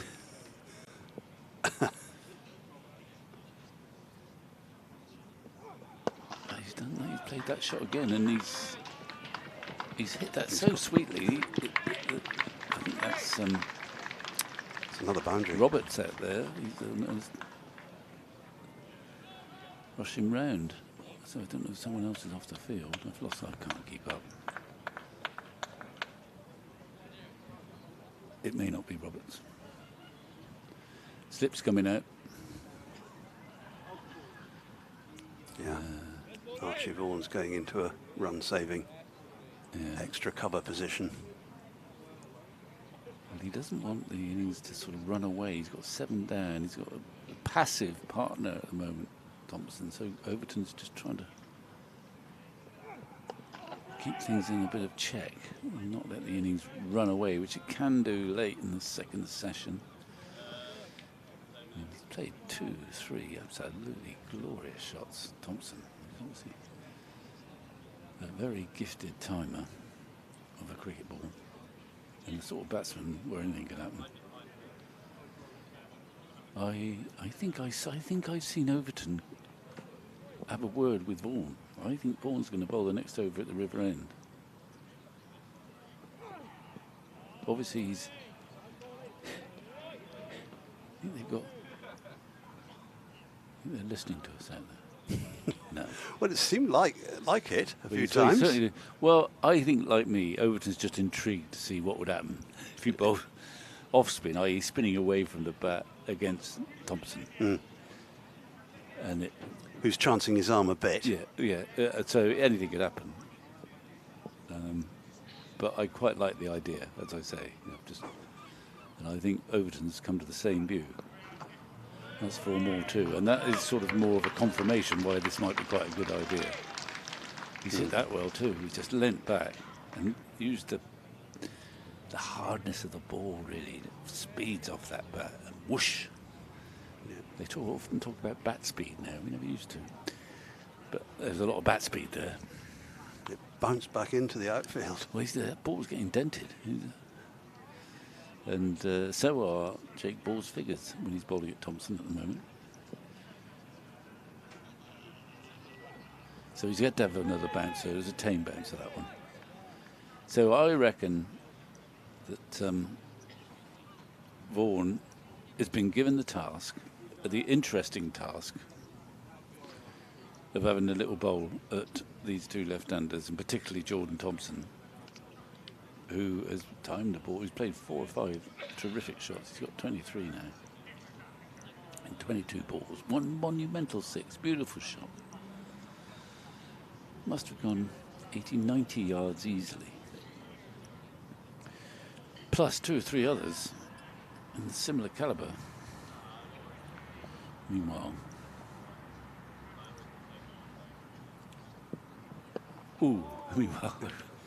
the Overton Sutar duel has been less eventful.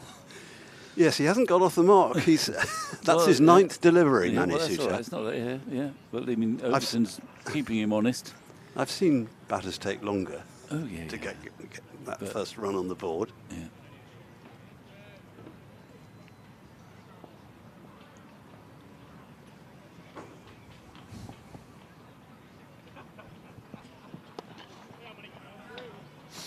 Staying on the crease. Overton's not giving you any width.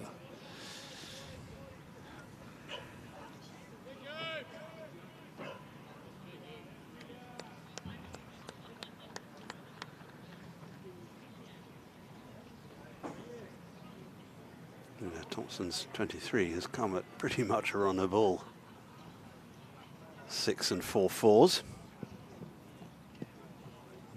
Might have been a chance there to get off the mark, but it's quite difficult sometimes to catch up with those leg side deliveries, but a rare offline delivery from Overton.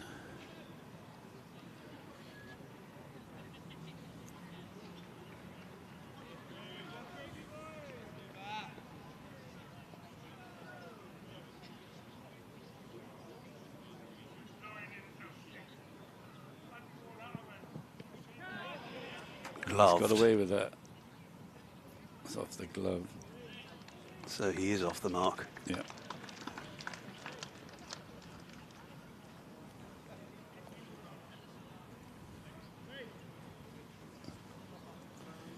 Now then, can Thompson be so aggressive against Overton? He might try. I don't think he's been up. I've barely been up that end.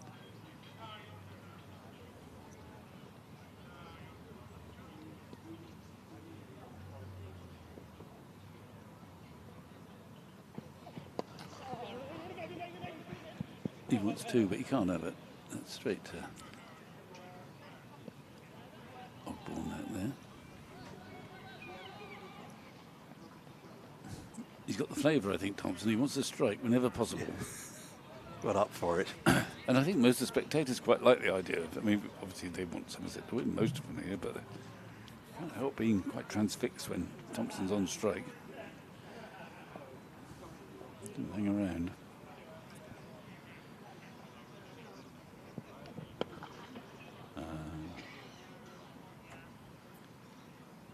Well, let's see if it is indeed Archie. Well, if it is, we've got Ian Shepherd waiting to come in, but I think if Archie Vaughan's coming on, Vic, as our resident off-spinning commentator, you should stay in. For right then. Is that all right? Okay, yeah, okay, if you say so. Okay, Then we'll see you. I'll be come and back rescue later. me. And I've talked total rubbish for another half an hour. So all Archie's got to do is pitch it on a length and turn it square. But I approve of this change, and I'm looking forward to the duel between Archie Vaughan and Thompson. From Vaughan's perspective, I'm hoping that he can elicit a little bit of turn, which might undo Thompson. I can't imagine that Thompson's going to nudge and nurdle against Vaughan. I'm making massive assumptions out of ignorance. I just suspect that Sutar, because he's from India, will actually be quite comfortable against the turning ball. There's a slip and gully awaiting him as Vaughan comes in. Oh, nudging. No, he's gone straight down the pitch to his very first ball, and he smacked it for 6. Very comfortable against the turning ball, Vic. Yeah. I think. Wow. I think I might have a man out there. If he's going to do that, you stay out there. You need to be in the back row of the Hildreth stand, I think.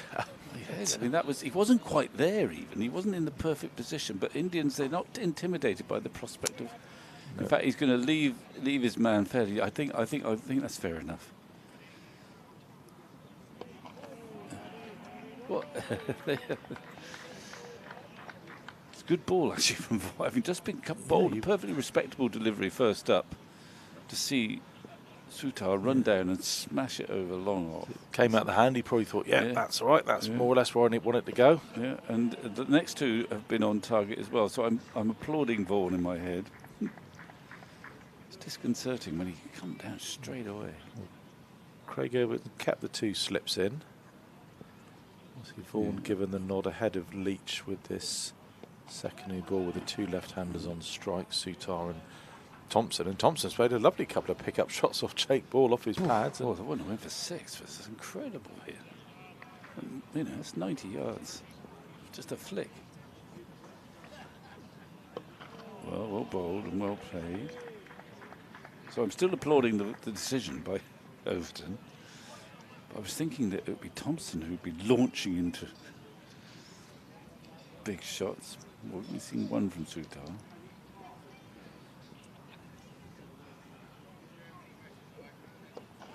Well, that's well bowled from Vaughan. I like the fact that he was not too disconcerted by seeing a perfectly respectable ball first up to find Sutar just unleashing. He wasn't quite in control of the shot. He wasn't in a great position, but he still hit it for 6. I mean, you would think as well as a spinner, the first ball that you ever bowl to a guy, and he wants to risk running down the pitch and smacking you, trying to smack you for 6. You think, okay. Mind you, I remember that happening to me once, and it was when we played Australia here in the. I think it was the 1985 tour, and Alan Border was captain, and I was bowling. Anyway, I don't know, I might even have got a wicket. I think I must have done, because Border came in, took strike. First match of the tour this was. Into my first ball, he ran down and hit me in the river. I said, what's going on? Well, we've got some good news. Alfie Ogborn is on a bowl from the Marcus Trescothick Pavilion, and he's creating chances straight away. I think there are 2 noises there, but he's thinking it's pad bat. He might even been telling Jordan Thompson that, but there's no point telling. Let's have another look. Well, difficult to see. If it was not pad bat, it's a damn good shout. Maybe. Might have been bat pad. It's a good shout. Or maybe too hard to tell. Anyway, going back to that, apparently it transpired that Border had a bet with someone who hit his first ball of the tour. They were the days, weren't they? When Border came back in 1989, there were no frivolities like that there. Well, that would have been more or less the same Australian team that bet England at 500 to 1 at Headingley in 81. Well, that was 81, yeah, that was this wasn't 81, this was 85, I think. I couldn't believe I knew Border. He was lovely, he's a lovely man, Alan Border, but he came in straight into that river. First ball, I thought, well, it's not done. And like Archie Vaughan's, it was perfectly pitched. I've no doubt of it. Yeah. As I said, whoever was captain, he was all right when I left my hand. Well, it's good to see Alfie bowling without any discomfort. Any may major have spoken discomfort. a bit too soon. He just a little bit of a skip there. Well, it could go either way here. I mean, he is walking back a bit gingerly, isn't he? And he struggled in his follow through. In his first spell, which was a pretty handy spell actually. His final over, it just got progressively worse until he had to go off another little check up. Let's see how he goes again now. Again, just collapsing a wee bit there. Yeah, he doesn't look 100%, does he? No, but he's hungry to bowl, I think. No doubt about that.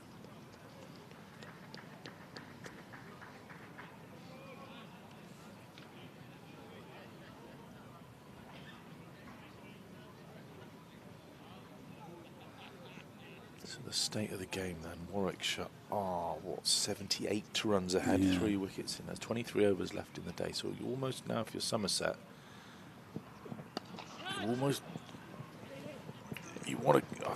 don't want to be left with sort of 7 or 8 awkward overs. You probably want to have a good hour at least if you're going to be having a bat tonight to try and make some meaningful change in the game. Maybe you could even knock the deficit out, for example. And it wouldn't be great to start Sunday morning with more or less parity. Well, that would require wickets, the hat trick now to get. It would be. I mean, they have bowled well with this new ball. They have created chances. Well, yeah, but Thompson's also created a little bit of mayhem.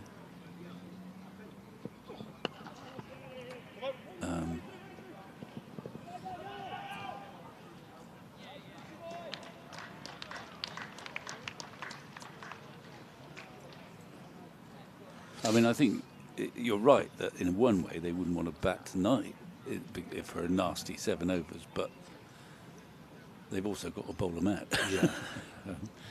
I did play. I'm sorry, I'm going back, keep reminiscing about all. But I did play in a game at Chelmsford, I remember, and it was the second evening of a 3-day game, and Essex were batting, and they had a lead of about 300, but I don't think they were going to declare that night, but they were 9 down, and there was still about 20 minutes play left. I was bowling I think I was captain actually, and I was bowling it who John Lever, I think, and Martin Crowe was at first slip. And I obviously bowled this very, very cunning delivery, which John Lever edged gently to first slip, and Martin Crowe just had his fingers pointing to the sky and patted it down onto the ground, thereby depriving me of a wicket. But he logically said, well, we just don't want to bat tonight. Yeah.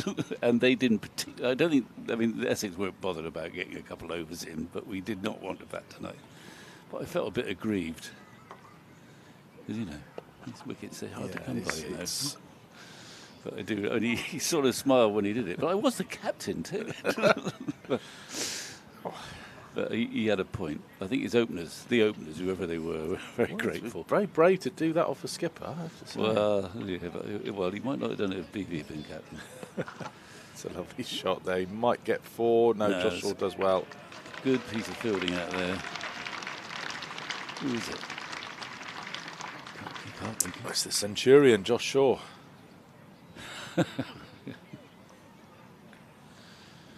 It's a very firm punch off the back foot, that though, from Thompson. He'd done half-time. Yeah, he's done 28 already.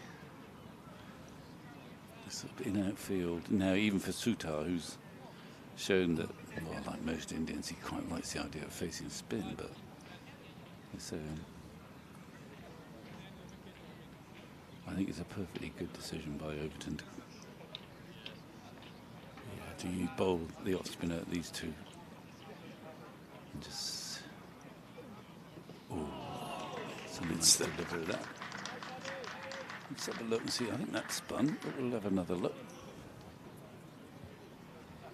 Yes, it did. Yeah, He has just followed it as well. He's not played it quite convincingly. It was well bowled by him. No, it's well bowled. He's bowling. Actually, I think he's bowling slightly quicker than I remember. That's what happens to spinners, actually. When you get smacked back over your head in the river. You get fed up with it. Tend to put an extra couple of miles an hour on. Yeah, but with good rhythm. I mean, that was the one that beat the bat there. Had energy on it.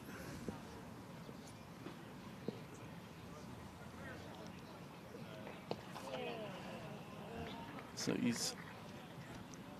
I didn't see. I don't know. I missed it there. They put up his MPH. So it's 55. You see, that's quicker than he was bowling when he first came into the side. Remember when he got some wickets on some turning pitches? Yeah, Durham. I was here. Yeah, Durham and Surrey were the 2 games. He wasn't bowling that pace then. I'm not criticising the fact that he's just getting a bit more pragmatic. And this finger spinners nowadays, they just get quicker and quicker. Jack Leach put on about 4 or 5 miles an hour, I reckon, from when he started to then playing for England. You don't, finger spinners bowl quicker and quicker now. Partly because they're sort of looking for that LBW bang up front foot LBW. Also, players are so adept now at clearing the boundary, give them too much time.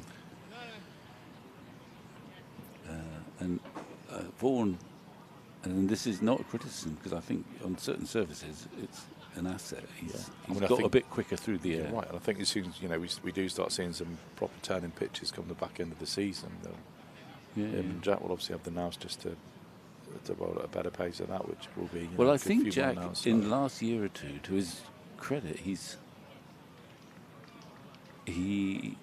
become less metronomic in that he's bowled quite quickly generally now, like most finger spinners. But he's more prepared to vary his pace and bowl the odd slower delivery than he used to be. And I sort of compared him to. Whereas we watched Dawson come back in the Test series for one game, and he didn't vary his pace at all.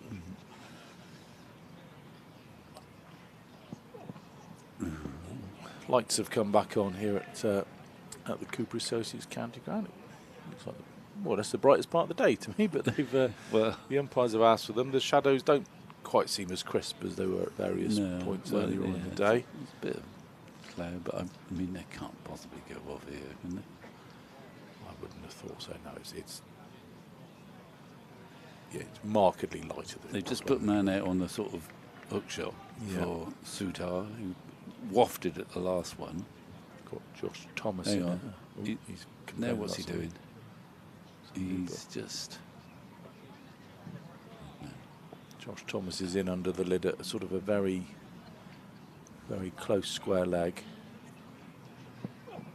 Ooh.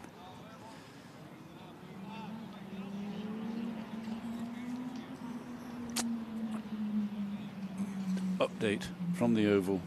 I try not to have too many spoilers in, but James Rue is batting.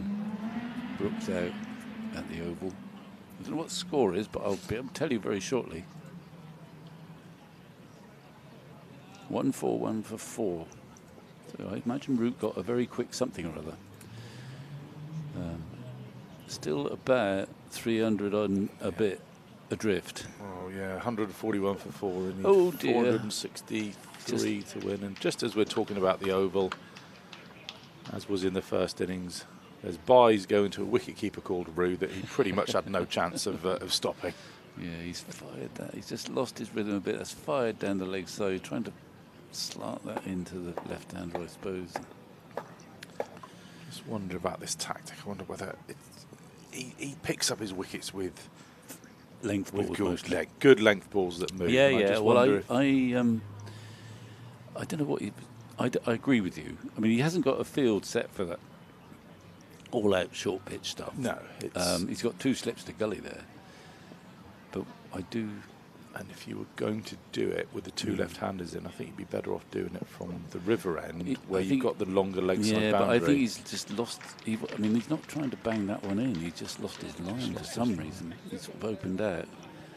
But I agree with you in principle, especially for young fast bowlers. I used to think this about Jamie Overton actually, because he was quick, he got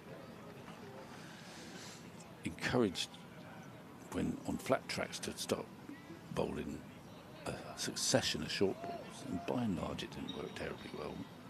But he would lose, and as a consequence, he would eventually lose that capacity to swing the ball away, which he's had. It's a better ball. That's better there, yeah. That's his area. Yeah. So I think, especially for young bowlers, you can damage them by making them want to bowl this. I'm not saying that Osborne's trying to do that now, but that short pitch, that perpetual short pitch stuff. Yeah. And I think maybe there's, Craig and Jake Ball have sort of had their go with the new ball and having a bit of a rest at the moment. But I think Alfie's maybe not the bowler at this stage in his career to be asked to do that, especially sort of with his little injury. If we keep going, you'll get someone out hooking very shortly. He will, yeah. This is all calculated. But he didn't quite have his rhythm there. I don't think he was trying to bang every ball in, but he just peppered a few down the leg side. And the scoreboard is ticking along by hook or by crook, 295 for 7. Yep. This pair have put on 36, which is handy at this stage of an innings. Very, very valuable runs, extending this lead. Of course, Warwickshire now approaching their second batting bonus point. Yeah. Well, they, as I say, they're obviously in pole position. At least 2 players are going to have to play major innings in the Somerset reply, which will be tricky but fascinating and you know, a great opportunity for someone. Goldsworthy seized the chance on the first day to get an invaluable 90 that just didn't raise the score to mediocrity, if nothing else. Played the situation really well. Yeah. Goldsworthy on Friday. And that short's cut away. It wasn't that short, but he's managed to. That's well fielded. Very good field in there from that's Leach. I mean, that's not that short, but he gets into position quickly, and he hit that pretty hard. And he's not doing what Vaughan wants him to come down and, you know, try and hit him off the front foot and not quite be there. But he's loitering on that back foot and looking to cut, which is a less risky prospect, I would have thought. He wants him to go for the big drive of some sort.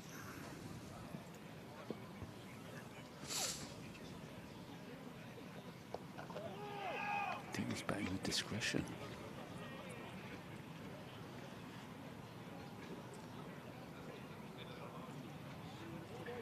Just pushing the advantage home now. I think the last thing you want to do now from a Warwickshire perspective is give Somerset these last 3 wickets. Yeah, well, because another 50 runs here could really put the game out of Somerset's reach. Yeah.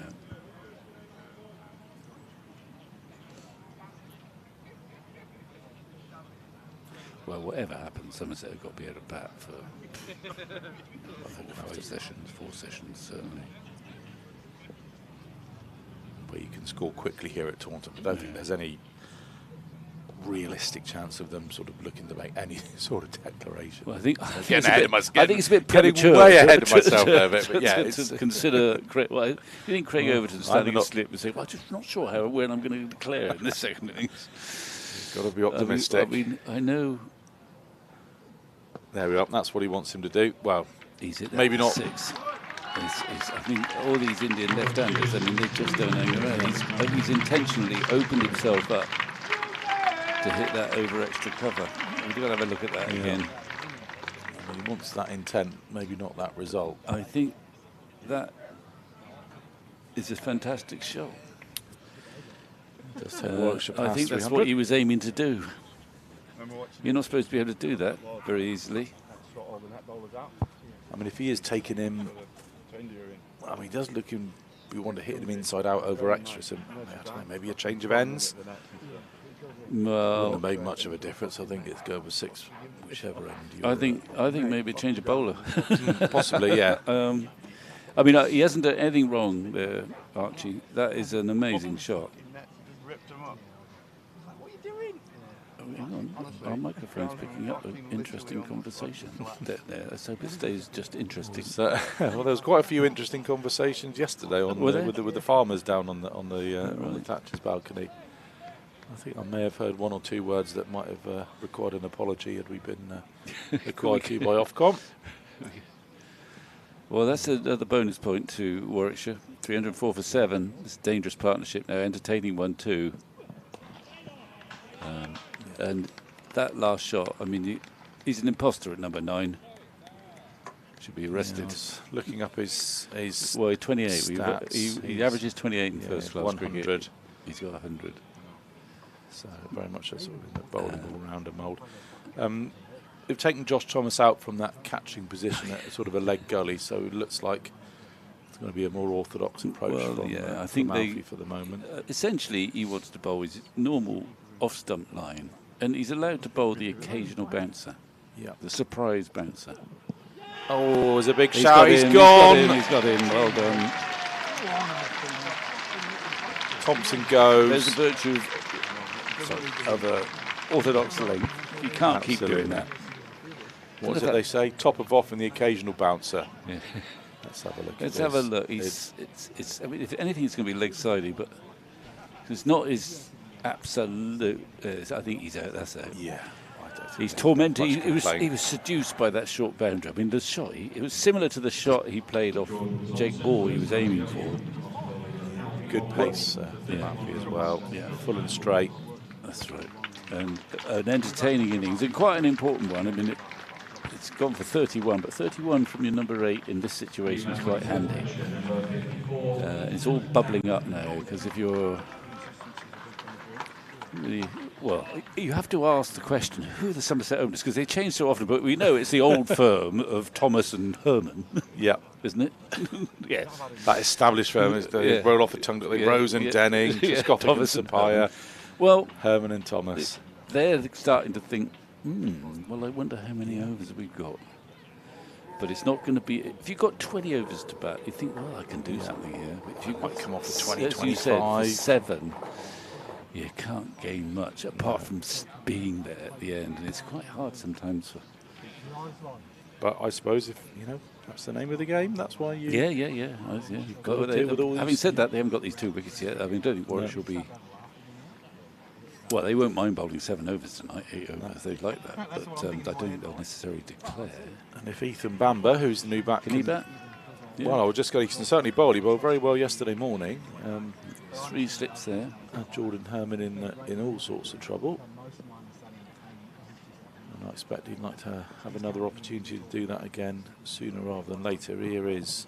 Oh, that's another beautiful delivery from Ogborn. Well, Alfie's had a good day. I mean, he may be in Yeah. some pain, but he's now in his 10th over. He's got 2 for 26, and he thought he was going to be carrying a few drinks and fielding for when Jake Ball came off for a rest. I just wonder if kind of mentally that's.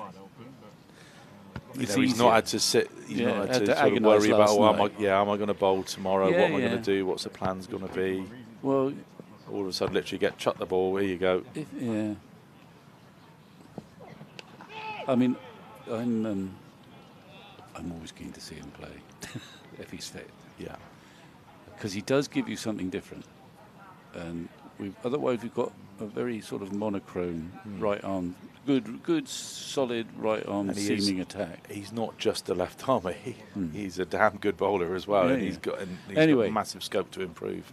But it's early days, and his body is obviously he's not 100% fit, but he's just telling people where he wants his fielders. Thanks very much. Good. I like that from a young bowler. Yeah. Look at it, he's pointing there.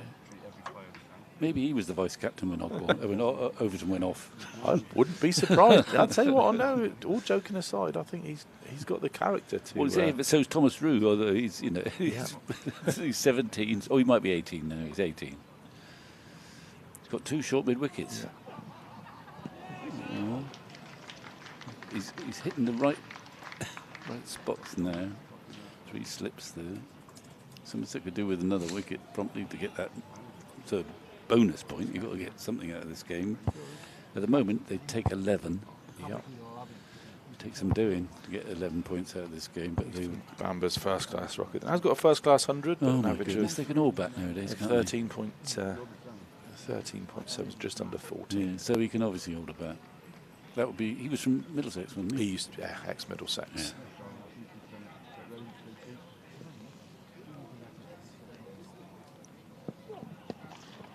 And Che was just reminding me he Well, went to look at Exeter University. Oh God, and you can cover drive too. They can all Lovely bat. shot. Exeter University.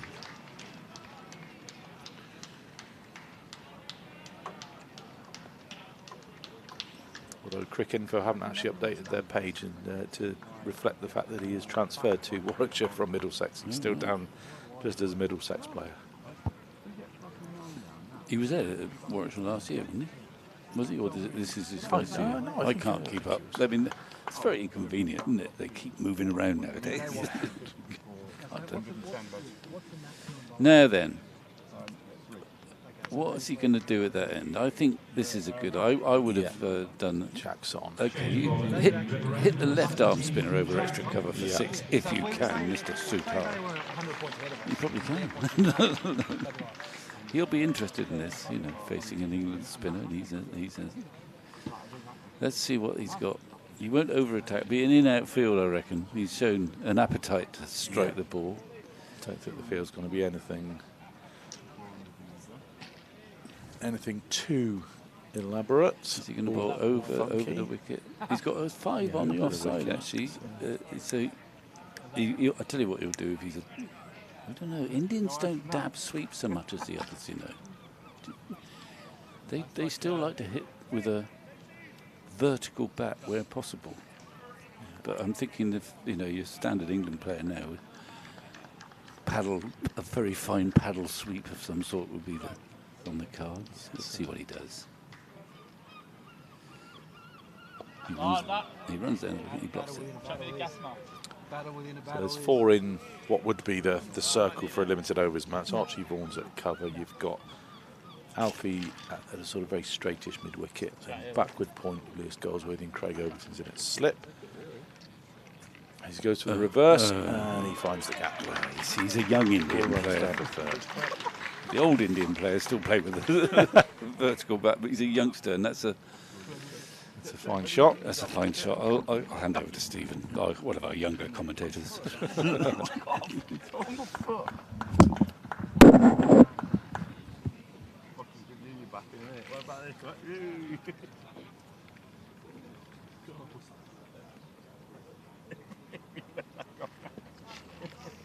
No. You must think I'm fucking sleeping.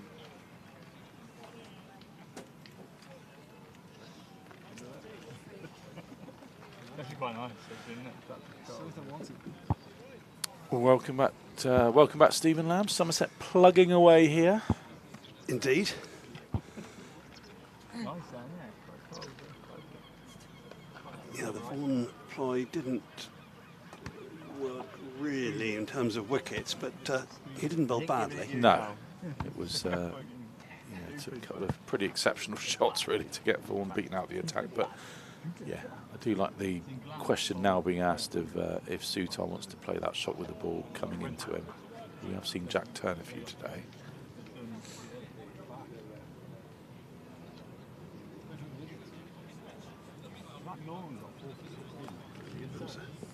Big 6 from Sutar earlier. He can certainly hit a cricket ball. He certainly can. And he can also pick the single up, which is a good bit of cricket. And he pinches the strike as well. The final ball of the over. I just wonder whether Somerset could have been a little bit more alive to that. I'm sure they'd much rather bowl at Bamber than Sutar.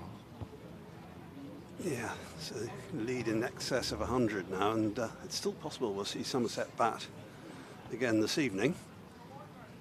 They can snaffle these last 2 wickets. Yep.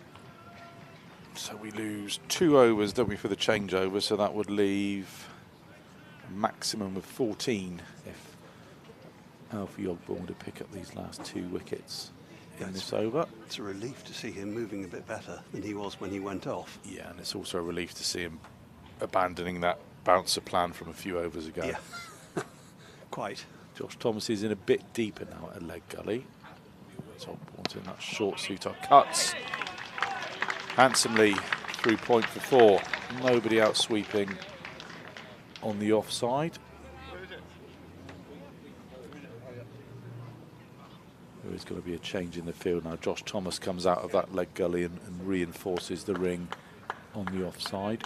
Yeah, he took a while to play himself in, Manu Sutar, but he has accelerated a little since. He has. On to 24 now. I mean, if you read Barnard, are you thinking about some sort of declaration tonight? I mean, he's certainly... Well, that would maybe indicate he's got some message. Yeah, Alfie ended up on the floor again there, and he was hit for 4 as well, so adding insult to injury there for the bowler. you know, I'd suggest the way that he's batting, if they get, you know, if they get that lead up to 140 in the next sort of few overs, I think they'd be possibly well advised to have 2 bites of the cherry with the new ball. Yeah, have a dip this evening. Maybe. And I think I was listening to Stuart Broad on commentary of the Test match, and he said, you know, if you're going to do that, you've got to give your bowlers enough of a time to get themselves loose and bowl into their spells with that new ball. You can't just expect them to sort of. So 10 overs. 10 overs, I think, sort of minimum. So. I mean, if they're going, they need to pull out with 12 to go. So you think another 4 and a bit overs. The lead already 113 or 109. Sorry, no, it is 113. Another 2 or 3 overs of Sutar in this mood. It could be up to past 150 maybe. Yeah, there were a few spits and spots of rain earlier. I don't think it's anything particularly threatening. It's a lovely evening here at the Cooper Associates County Ground. That's full. Alfie celebrates. He's gone. Maybe we'll bowl them out instead of going for the declaration. He's deserved that as Alfie. He's bowled so well today.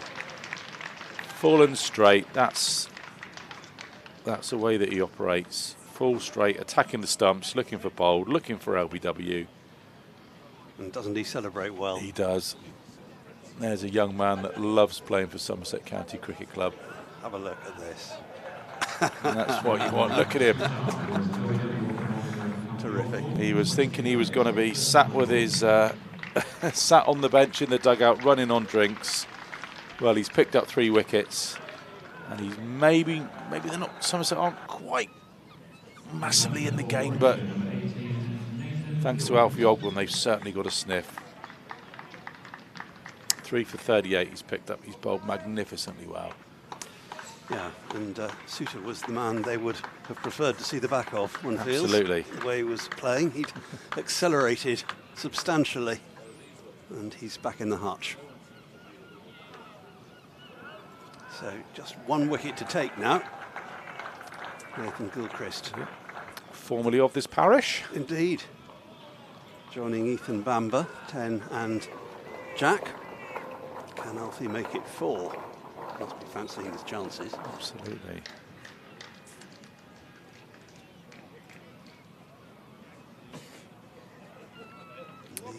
Lead is Gilchrist. Well, first class average of 9.6 with a high score of 41. So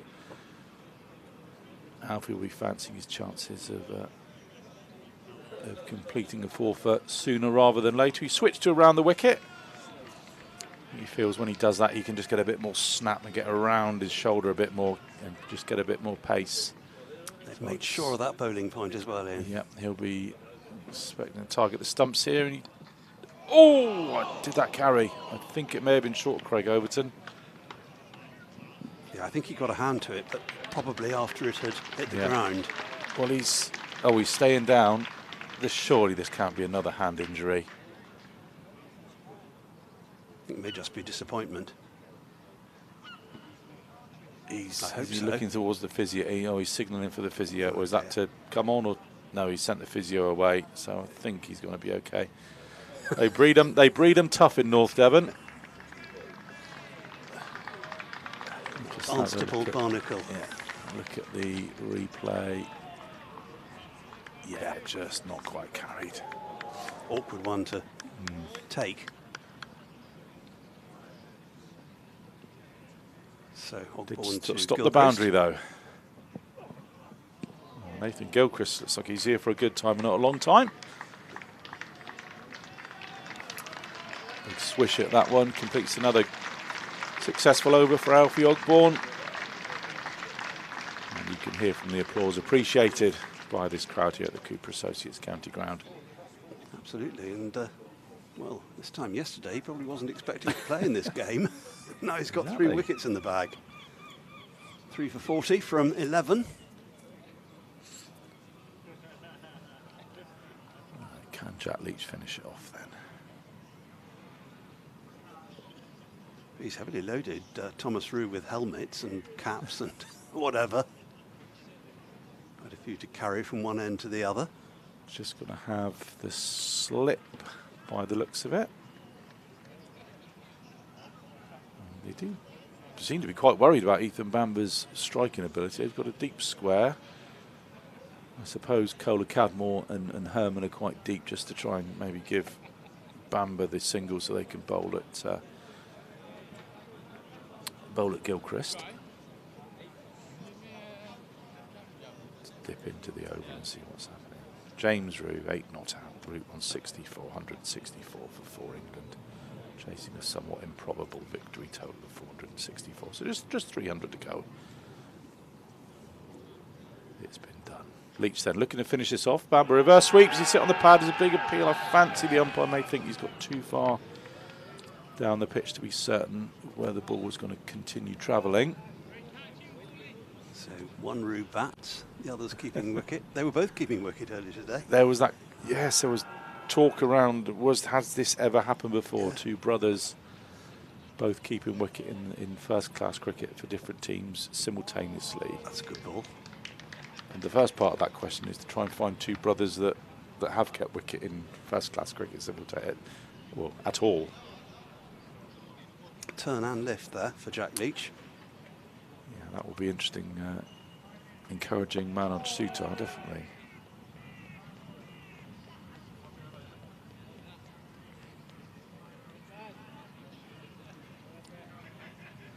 .115 in front, Warwickshire. 1 wicket left.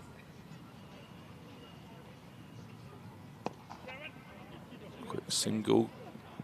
Oh, he's direct hit. Alfie Ogborn. It's definitely Alfie Ogborn's day today, but I think Nathan Gilchrist was home. Well, certainly Nigel Long did. Yeah. Craig Overton is. He thinks it's out. He's asking for the third umpire, of course, not available in county championship cricket. Or perhaps for a measurement. Much to his frustration, but you can have a look on the live stream. I think he may have just been home. Yeah, he's just over. His bat's just over the line, I think, as the stumps are breaking. It's very tight. Yeah. I think there's literally one frame in it there. Yeah. Fantastic piece of fielding from Alfie. Third umpire would have had a long look. I think the way his day's going, if Somerset do have to bat tonight, you might as well stick him out opening the bat, and he'll probably be 78 not out. Come stumps. Vic was just saying at the back of the box that it could be a night watch, and that is another. Yeah, it's another tactical decision Somerset may have to consider: is do you employ night watchmen? Anyway, getting a bit ahead of ourselves. This is punched off the back foot by Gilchrist, only with a single as Josh Thomas sweeps up from the cover boundary. Then end of the 100th over. Warwickshire's 325 for 9 with a lead of 117. Floodlights on again. I don't think we'll be needing them until 1859. No, I think they could probably turn them off now. It's a lovely evening here at the Cooper Associates County Ground as Josh Shaw takes things up from the Marcus Trescothick Pavilion end for his first bowl since the second new ball has been taken, which, if my maths is correct, is 19 overs old at the moment. Yep, 81 gone when they took it. So Alfie Ogborn, a well-deserved rest.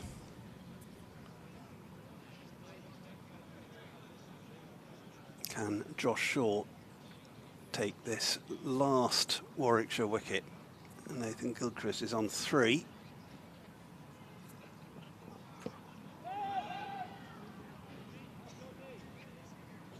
Getting the bat onto that at all.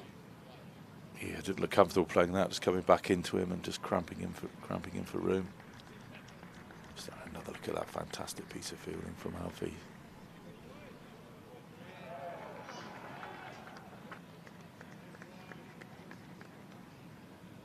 I don't think you need to be too clever to these two. I think just full and straight. What was only 19 overs old. Yeah, look for the Yorker. Yeah. Full and straight in the channel. I don't think there's much else they need to worry about.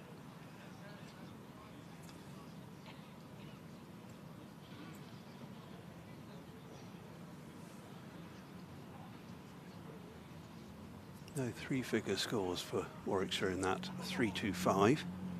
68 is the top one from Sam Hain.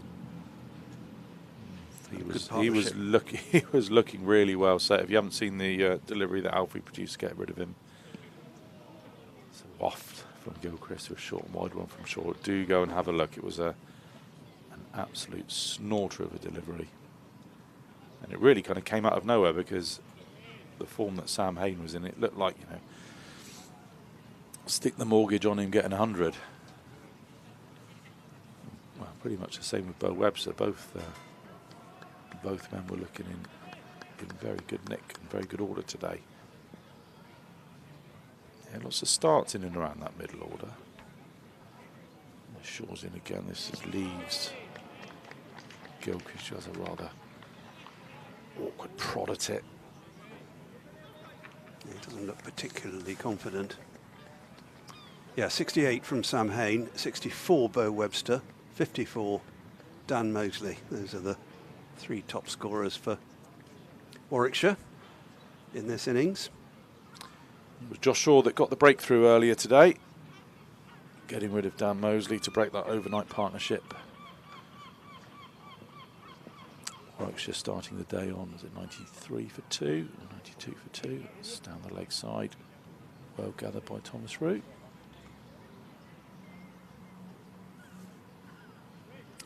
Yep, wicket apiece for Josh Shaw and Jack Leach. We've mentioned Alfie Ogborn's 3, and then 2 each for Craig Overton and Jake Ball. Yeah. For Somerset today. I thought they both worked very well with that secondary ball as well.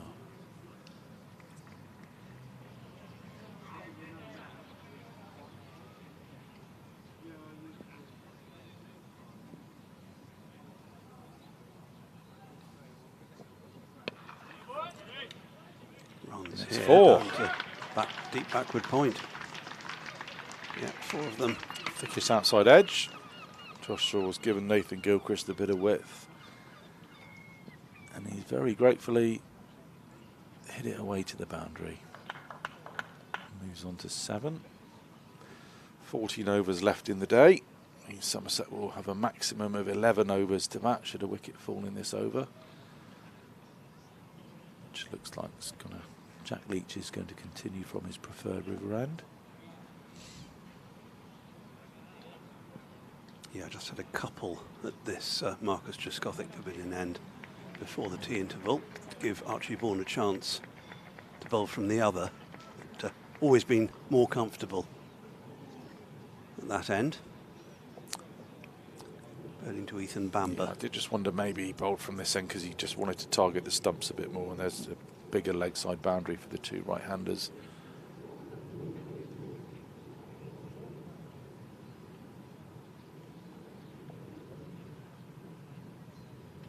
Here is Jack Leach then, around the wicket. It's knocked down to backward point. They don't take no single there.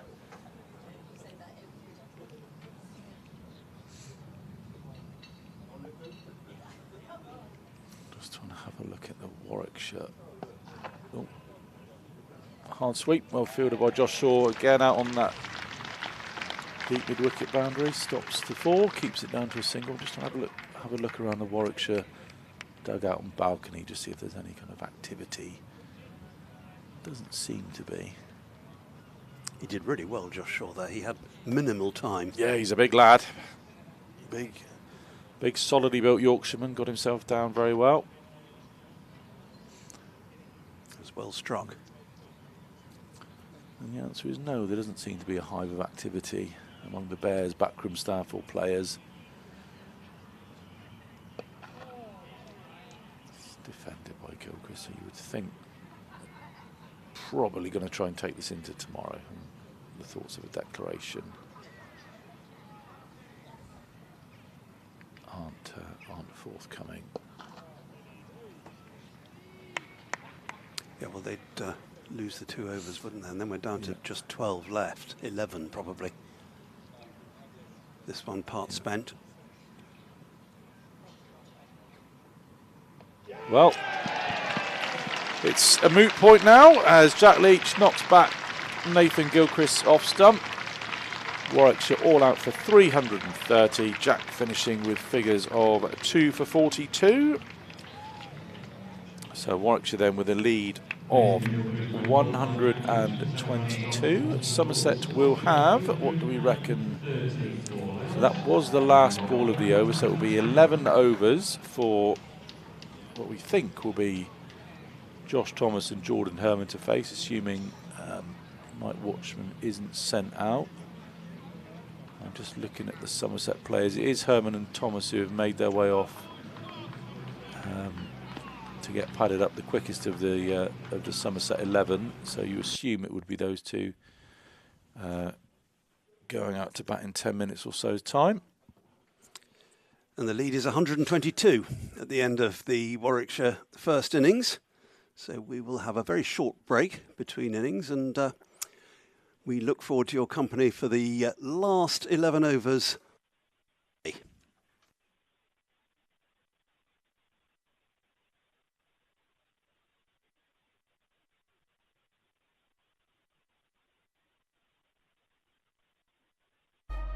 They say places change you.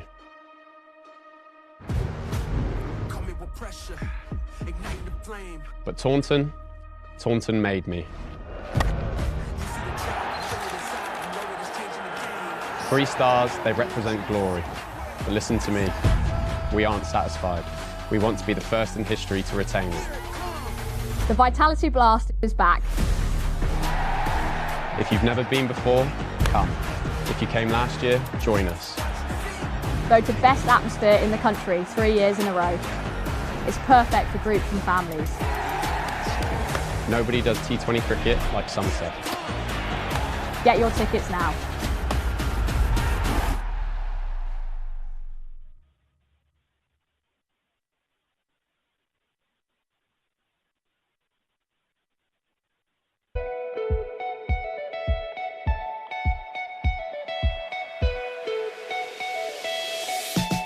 One of life's great invites. Thatchers have invited me to their orchard to see the process from on the tree to in the pint. Shipplate Orchard is just 16 minutes from Myrtle Farm, Thatcher's largest orchard with 137 acres of land and home to 65,700 trees. It's got the most amazing views over the levels and across the Bristol Channel. No wonder our apples are so happy here. The apples include varieties such as Dabinet, Three Counties, Tremlett Bitter, and of course, the Somerset Red Streak. There's even a royal variety called Prince William, named after his favourite drink when at university. When it's time to harvest, we shake the apples from the tree using specialist tree shakers. It's fascinating to watch, and a lot more effective than back in the day when William Thatcher used to shake the trees by hand.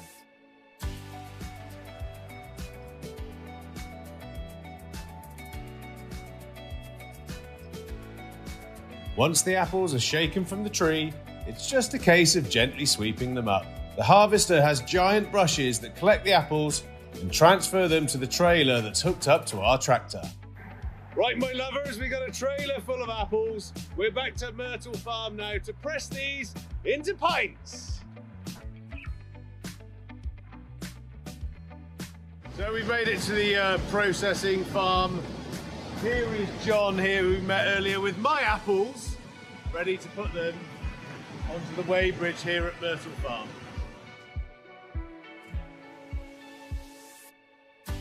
Our trailers gently lower the apples onto the apple sorter and washer. So now we see nearly the end of the road for the Thatcher's apples, going into the cleaning facility. All of the, as I'd like to call them, bad apples are got rid of, dropped through the bottom, all the leaves and bits that the machines have picked up, all disappearing, and all those high quality apples going into the press a bit later on to make that famous Thatcher cider. It's ideal, this machine, but it actually came from the potato industry and works brilliantly for our apples. It's gentle on the apples, saves on water, and has been a fantastic addition to Myrtle Farm. We can shake, collect, deliver into the press within an hour. That's impressive and means we get the apples to Myrtle Farm when they are still at their absolute finest. The apples are fed into the mill and pressed into apple juice. Our cider making experts then ferment the juice and turn it into cider. This is probably the most important part of the whole cider making process. And then the juice is matured, blended, ready for tasting. The cider makers taste the cider every day to make sure it's absolutely perfect. Now that's a job to get. Hey, Martin, where do I put my application in? After a hard day's work harvesting the Thatcher's cider apples, it's only right that you taste the fruits of your labour.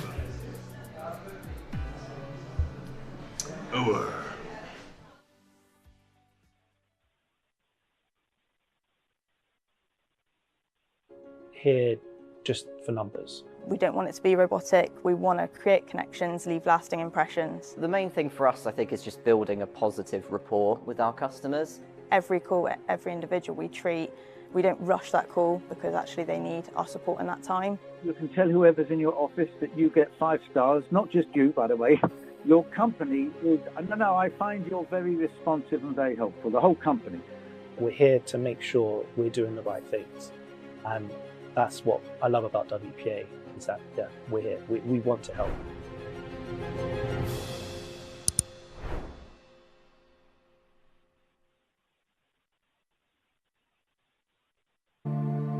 Marcus Trescothick, staying in front of the Harold Gimlet doors and just opened a bit. How does that make you feel? It's lovely, isn't it? I think, to be able to come and be part of these little ceremonies and meet the family who have travelled so far to be part of it today and hear about all the stories of Harold and his time at Somerset and his debut. And it's a really nice little bit, Obviously, I'm not involved with Somerset at the moment, but still massively supporting and watching and part of the history of the club. So to be able to come along and open the doors and represent the club is a really special thing to do. And I'm guessing as you've grown older and come through the ranks in Somerset, you've become aware of the fact that Harold Gimlet was such a big influence in Somerset with his runs.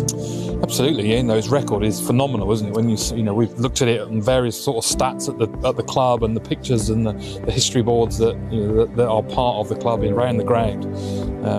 It's phenomenal, bar the war and various things that happened back in that time, he would have scored mountains more, no doubt. But do you think that anybody sort of aspiring to come along and be part of the club and score as many runs as he did and become part of the history of what it is, it's lovely to be a slight sort of part of that from the club's point of view.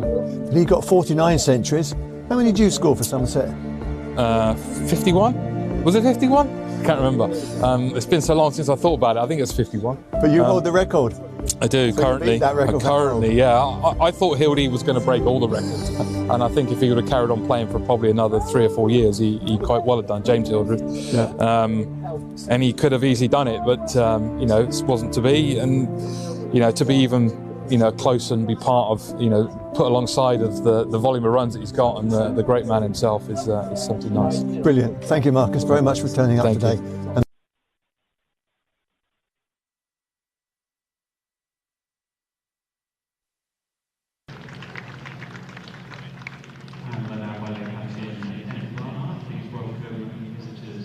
Welcome back after the short break between innings to the Cooper Associates County Ground. We've got 11 overs of the day remaining. 11 fascinating overs as well, because Somerset are beginning their second innings. It is the opening partnership of Jordan Herman and Josh Thomas, who are coming out to bat, followed by the Warwickshire team, who will be itching for a scalp or two before stumps. Vic Marks. Well, I hate to repeat myself, but I think what you say at this You're point, from after years of vast experience, is this next half hour is going to be absolutely crucial. We said it when they took the new ball, didn't we? From a Somerset perspective, I actually think if they could get to the close with all their wickets intact, in a curious sort of way, I think they'll be quite satisfied with their day. In the field, I think 330 is about a par score, so they've done quite well to bowl Warwickshire out. The problem lay on the first day when they were bowled out for a substandard score, so they've got to do better this time round. But were they to get to the close tonight with no wickets down, then there's a way out of the hole that they've been in. Bamber to Jordan Herman. It's an immediate appeal for LBW, which is turned down by David Milnes, I think it is. They've swapped over, haven't they, the umpires? As they do. Yeah, that's right. So it will be quite a tense, from a Somerset perspective, to stay in this game. They would welcome both these players to be still at the crease, which would take some doing.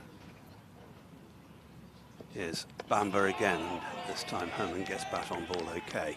The other observation I will make is that, just thinking of someone's very curious day, is that once it gets down to about 6 overs, 5 overs, which is usually the kind of time when they think night watchman, who's the obvious night watchman? Well, it used to be Jack Leach, but in the last game it was Alfie Ogborn, who actually did a very good job as night watchman. He got to the close, having blocked like fury, I think, and then came out the next day and batted for quite a long time on the following morning.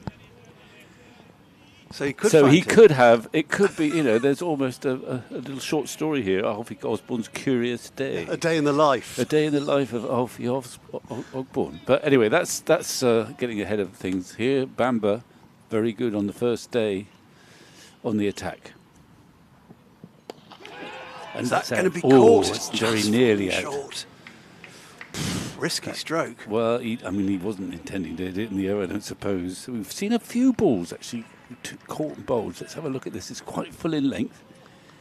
He's leant into it, but you can't trust this pitch entirely, and that almost carries it. Doesn't quite. So it's already so far.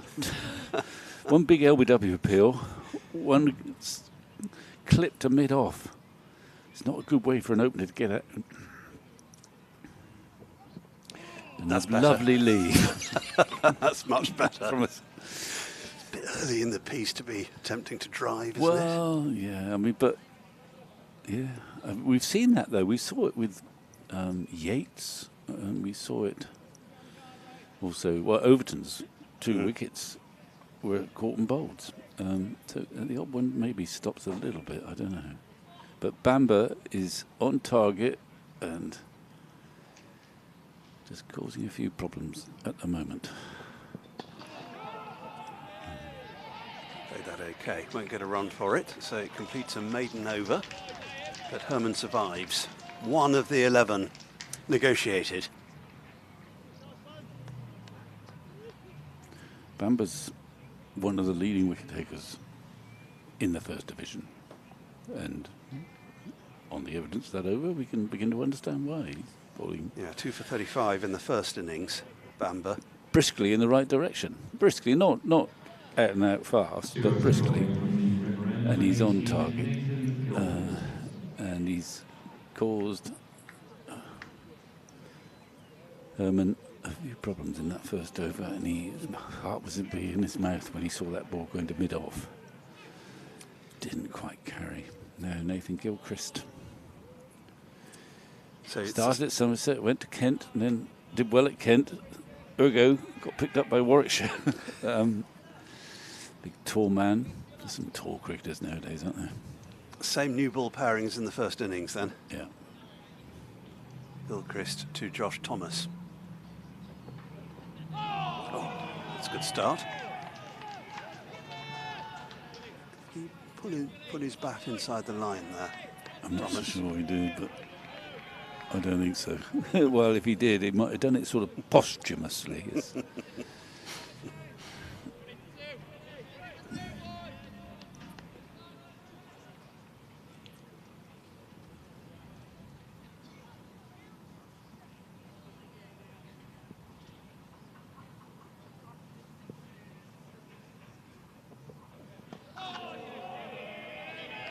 Just looked after that to make sure it was going in a safe direction after he'd played the defensive push. Quite late on it. I mean, he's had quite an education, Josh Thomas. suddenly opening the batting this season. He's had his moments, clearly. He's played some really superb innings. Yeah, especially the game against Yorkshire, first innings 100. Yeah, but it is quite an education, though. I mean, this is one of those passages that openers have to get used to. Yeah, the tricky 10 overs at the end of a long, long day in the field. He won't have been used to that much. I mean, he did open in the second team a bit last year, partly because he wanted to do it, because he could see that's where Halfway there was into the side. Yeah, and good on him for recognising that wasn't difficult, but also doing it. But there are all sorts of tricky elements. Sometimes it's the 10:30 start in September when it's dew on the outfield still. Sometimes it's that nasty 10 over spell when you desperately want to get through. You've been in the field for 100 overs. It's all fresh. Yeah. For Thomas. So many different situations that evolve. Well, you need a sort of mental toughness. Particularly these sessions are difficult, and openers kind of get used to it. It's part of the deal. It's also a nice way to get off the mark. Just a firm flip over pitch slightly. He's punched it for a couple. Yeah, those are the first runs for Somerset on the board as well. Yeah. Yeah, the possibilities of Red Bull cricket, which we're celebrating a festival of in this game. Well, this has been a very good advert for Red Bull cricket. Not in the it hasn't been a barnstorming game, but it hasn't ebbed and flowed that much, but it's a case of whether Somerset can battle back into contention. They've worked really hard today in the field. And as I say, I think if they could get to the close wicketless, then I don't know who's going to do the interviews. There's always someone doing the interviews, isn't it? But if it was one of the coaching staff, they would be very positive about, well, certainly the effort put in by all their bowlers on a pitch that doesn't offer a great deal, but it offers a little bit. It's quite a good cricket pitch, quite a good balance, I think. But I imagine they'd be very positive about the effort put in by all the bowlers, the fielders, without emphasising the dire injury crisis too much, because that always seems. But they have got a lot of injuries. I don't know whether they'll be talking to Alfie at the end of the game. Well, that would be a pretty sound choice. Well, really. It would be the press box choice. But I suppose if he does have to come in as night watchman after such a day, maybe... if he's not out, then they might tolerate that. If he's out, probably best not to. Yeah, or if he doesn't bat, then maybe... Yeah. I mean, I know. I'm pretty sure. I never really knew, Stephen, how the press box operates, even though I sat in one. It could be just Jason, we think. They've already... It sounds likely it's going to be Jason Kerr, I'm hearing. Okay. He's had a busy day. He was on the stage earlier at lunchtime. Well, he's been grilled by you, and now he's got to deal with Anthony Gibson. I mean, he's probably going to be exhausted by the time he gets home, and then he's got to take the washing in.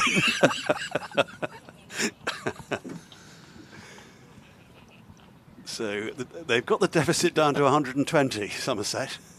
Just the two on the board. Will that get it down further? No. He looks like a man who likes to be off-Nord. He's scuttling down the pitch a little bit, and it's not there. It's not the man who scored 100 in the previous game. Jordan Herman, up at Trent Bridge. Well, he's another one who's learning fast. He's obviously opened the batting probably more frequently than Thomas, I would imagine, but not in England. And this will be a very handy part of his cricketing education, I reckon, playing over here in county cricket. And he's made a good fist of it so far. That's how I like to see the ball played to mid-off. Along the ground. Defensively along the ground. I like to see it sail over mid-off into the stand myself, Stephen. But isn't that how Gimlet used to do it, for heaven's sake? Yeah. Usually quite early on. Yeah.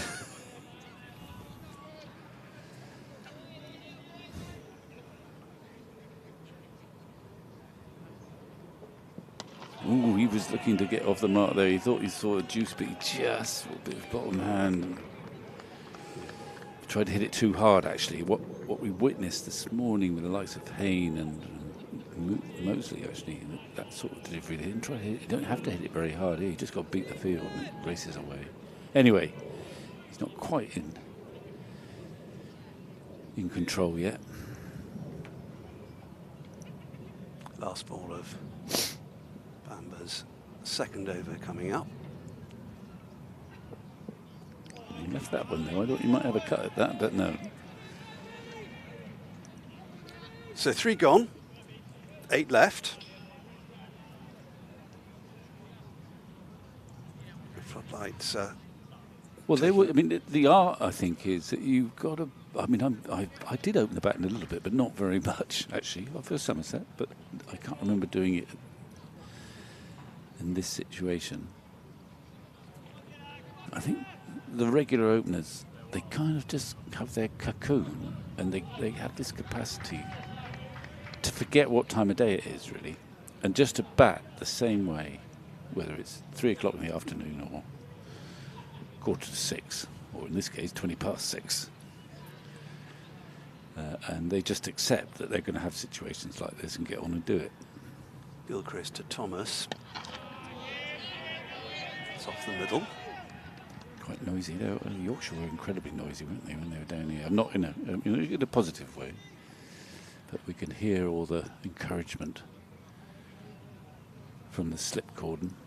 It's a tall slip cordon, and Webb's trying to see who's padded up. Well, it's a bit early for the. I mean, well, in years gone by, it used to be about 5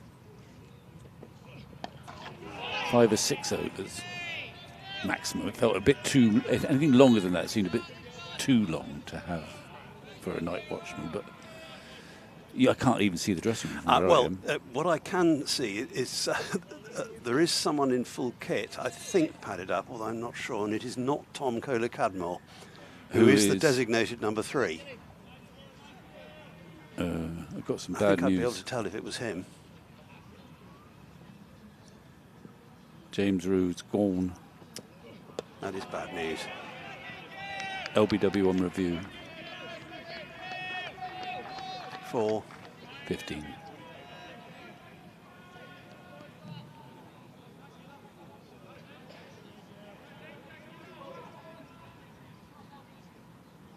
So it looks like that's going to be 1-1 at the end of that game at the Oval. I think so, yeah. And barring some miraculous performances from Root, who's still there.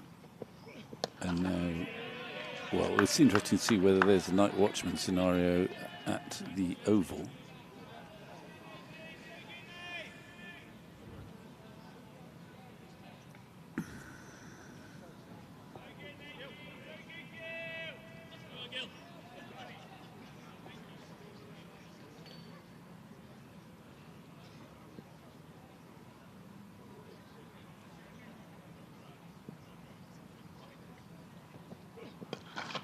That's a good firm drive. He does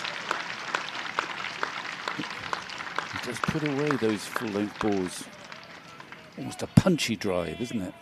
It's not particularly graceful or fluent, but he gets that bat down on it, and that's raced away.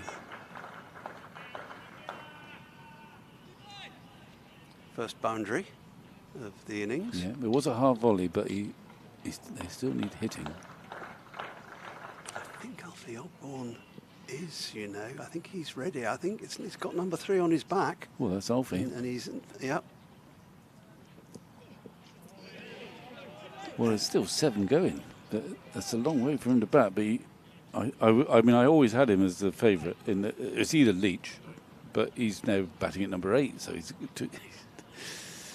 Ogborn did it in the last match and did it okay. Obviously, the best night watchmen are those that never get asked to go in somehow.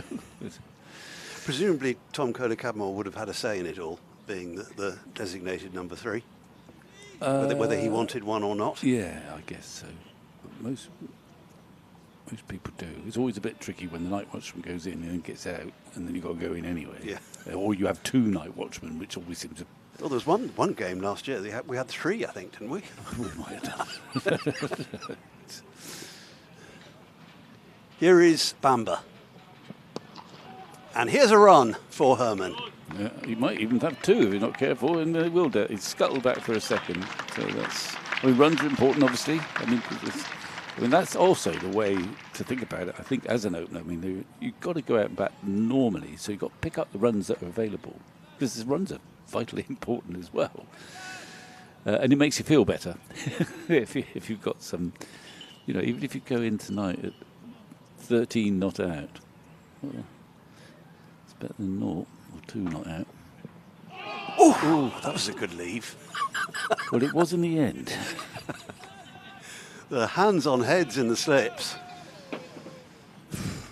I think quite a bit of the movement was after it had gone. Yeah, but it through. wasn't very far from it's the quite off close. stump. I see Jordan Cox has come in, so there's 9 overs remaining at the Oval, and Jordan Cox has come out. Who's the next man in?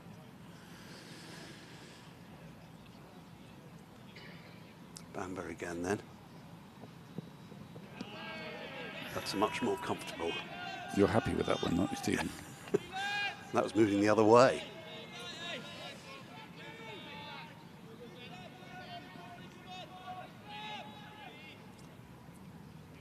So a lot of vocals out amongst the Warwickshire fielders at the moment, striving for a breakthrough. Yeah.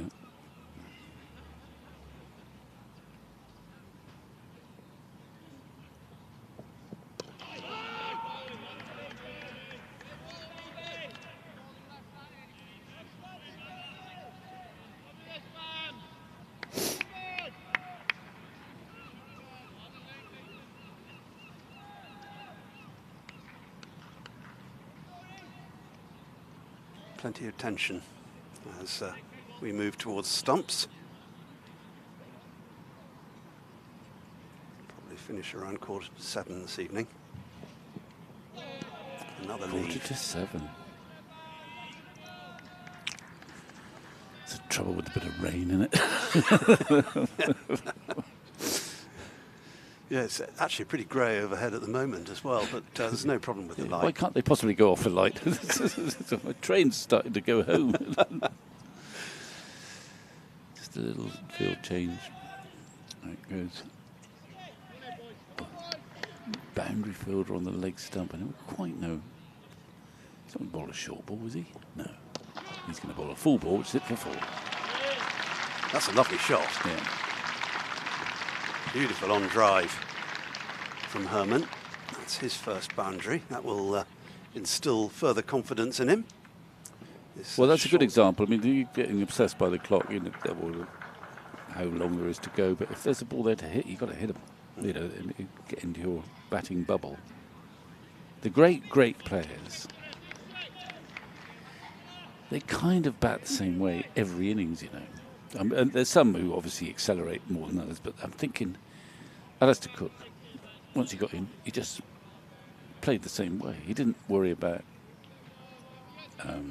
accelerating necessarily. He just bat the same way. And likewise, probably when he was going out for these tricky sessions, he just bat the same way.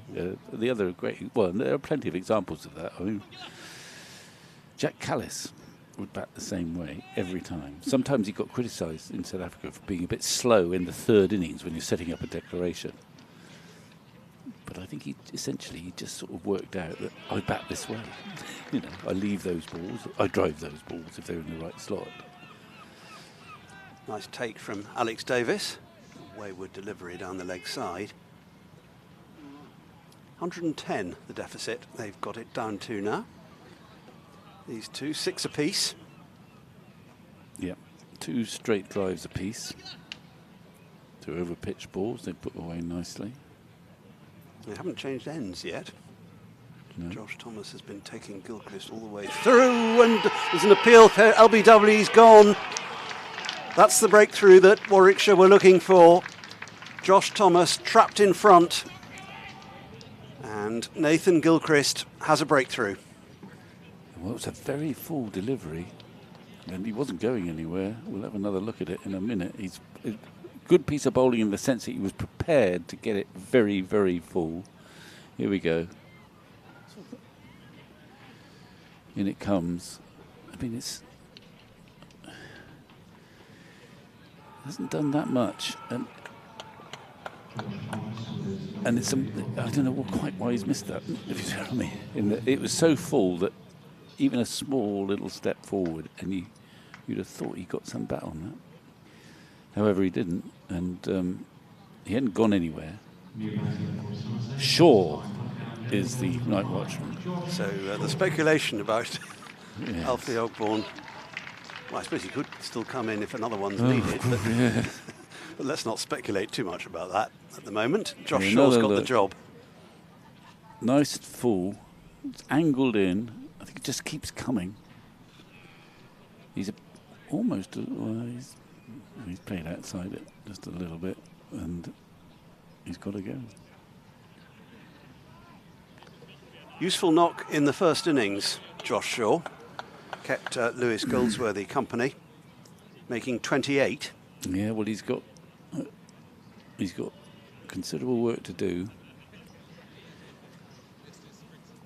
Yeah, there are 6 overs remaining, including this one. We've had 2 balls of this one.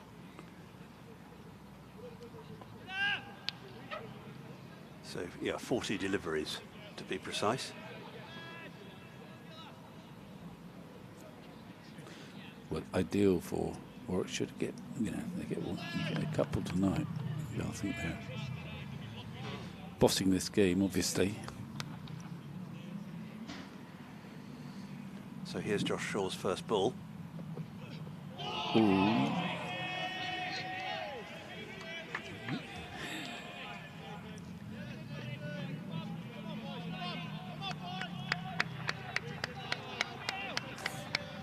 You can probably hear how animated the Warwickshire fielders are out there.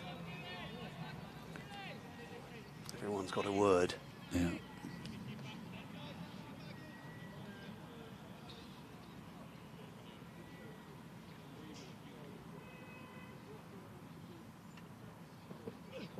Well played. Full length. Firmly defended.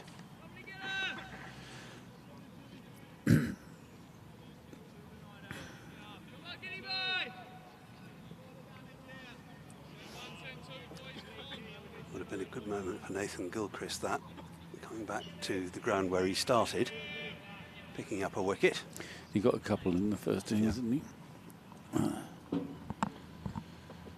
Yeah, two for 31. Well, he's sort of keeping it simple. He's a big, tall lad, and he's essentially bowling full and straight. And that's what got him his wicket against Thomas, who's been LBW a few times, I think. And full and straight has a certain virtue.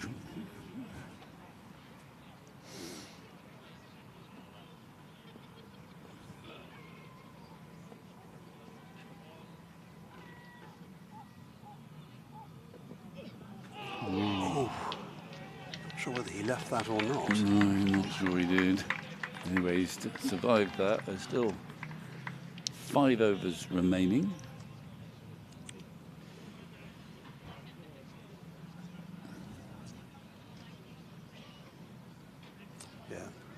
Josh Thomas will be disappointed not to have seen it through to the close. But Jordan Herman is still there and will be on strike. Bamber's going to continue. I wonder if there'll be any change, whether these two will just bowl through. Who else? Well, there's the Demon Webster, who's caused Somerset a lot of headaches.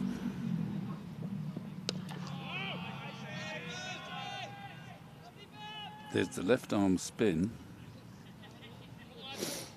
of Sultar, which is another option. And presumably there's another seamer tucked away who I've forgotten. Ed Barnard. Oh, of course, Ed Barnard. Yeah. Probably the least likely, I think. But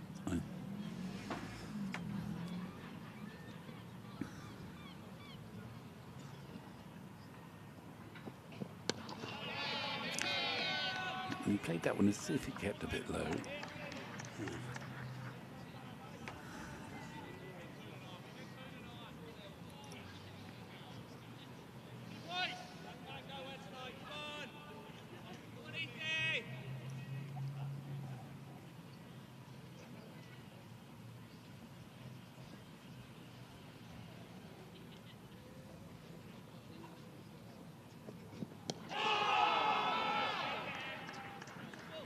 I don't think he got the whole bat on that, but enough.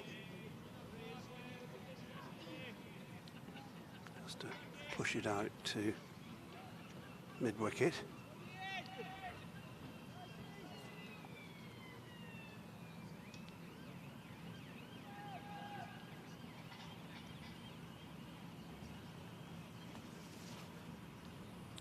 Thoughts entirely on survival for Jordan Herman.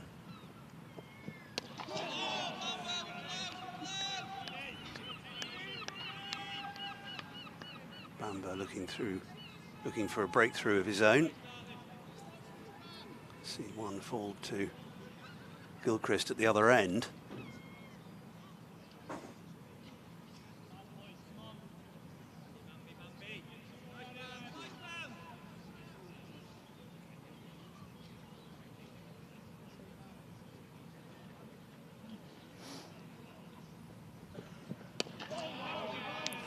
I mean, another art, I mean, I'm talking about things that I wasn't necessarily very good at myself, but in these situations is to try and be positive in defence.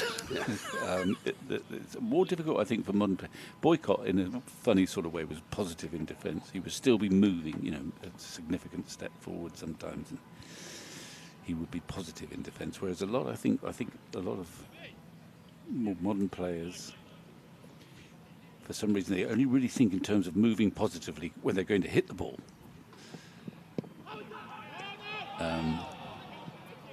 And it's not first nature for them to be positive in their footwork, even though they're seeking to defend. I don't know if that makes any sense, but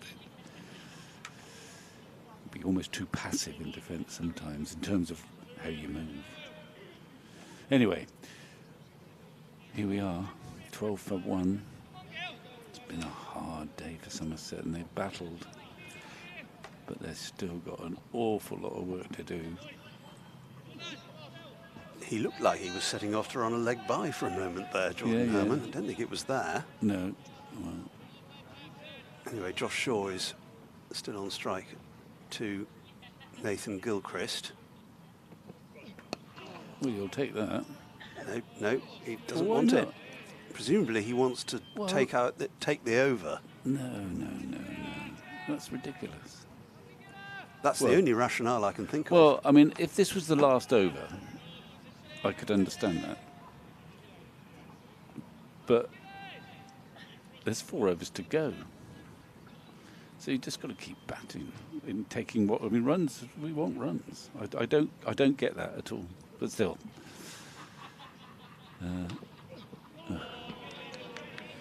Maybe they've had a conversation and decided that's what that Josh Shaw is going to take this end.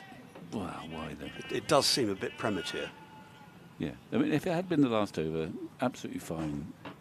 You take the jeopardy, but with 4 overs to go, I can't see the logic. There's no way. I mean, there's every chance that Herman would have got off strike naturally when facing.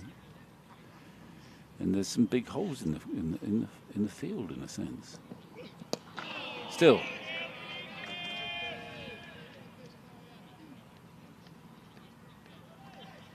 Well, he's clearly intent on seeing through another over, Josh Shaw. Well, that's the plan. What happens at the end of it? Would he look for a single to protect Herman further? Well, I mean, I think he'll take one.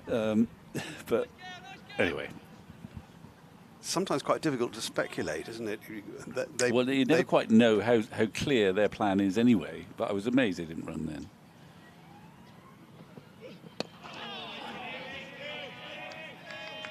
So that's the 4th of the over. Well, he can't. I mean, it's also he's just got to play the ball. I mean, if it would verge on absurdity for Shaw, the lesser batsman, the night watchman, to contemplate having to manipulate a single at the end of this over so he could face the next one.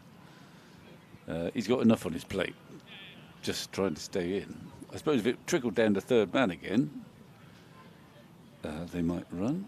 Anyway, we'll see what happens now. Let's just get underneath the bats nicely.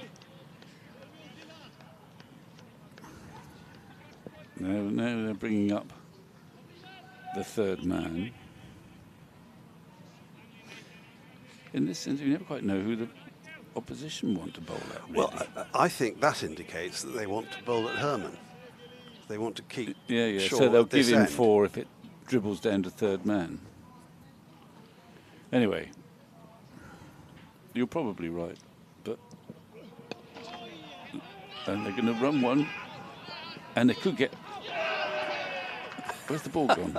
It hit the stumps. Oh, it hasn't gone anywhere. I thought it might have gone for 4 buzzers. No, Well, Shaw was home. Yeah. So he will be facing at the start of the next over. Well, and that it looks like that was the plan. Well, yeah, and in which case the plan has been perfectly applied. But I still think it's a bit much. Well, there is no third umpire in this contest. But he's short, isn't But he didn't run. He didn't recognise the danger. And there's some very good camera work going on here, which tell us that I think he probably, if this had gone to the third umpire, he'd be run out. Yeah, he's not quite there with the bat, is he? Well, so we've got excellent camera work, bad running. Because he's not running his bat in front of him. He didn't recognise the danger. He should have been running his bat in. Well, they're lucky that there is no such thing as the third umpire. Otherwise, there'd be. I don't like the. I'm not totally at ease with how they've gone about their business here. Because I think they've also been premature in trying to protect Herman. He could have got 15 more runs possibly. Who knows? Anyway, here we go.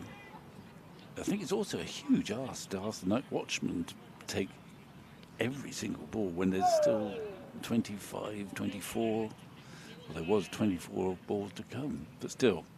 Well, he's clearly intent on taking. He'll be exhausted, sure, if he manages to do it. There's 4 slips awaiting him. He ain't going to play any big drives. He just pushes forward nicely to that.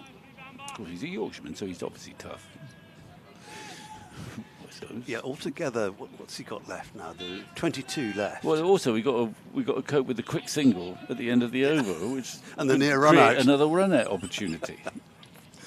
What drama? It is in a sort of it's a macabre drama. 4 slips wait as Bamber goes in again. He's getting his forward defensive working quite nicely. Another look at that replay. I mean, he should have been in, but he wasn't, I don't think. He's just because he wasn't running his bat in. He didn't recognise the danger. Look, there's nothing behind that line. His right foot is above the line but hasn't landed. His bat's not across the line. He's a lucky man. Been a big call to give him out because everyone thought he was already in or always going to be in. But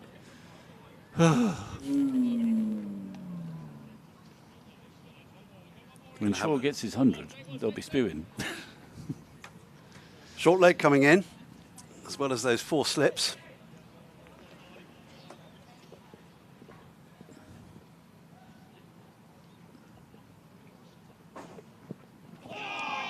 And that's dropped by the keeper. It wasn't an edge. Yeah, they could have run one. Could have run a bye, couldn't they? Yeah, but there's still 2 balls left. I mean, I can't bear this.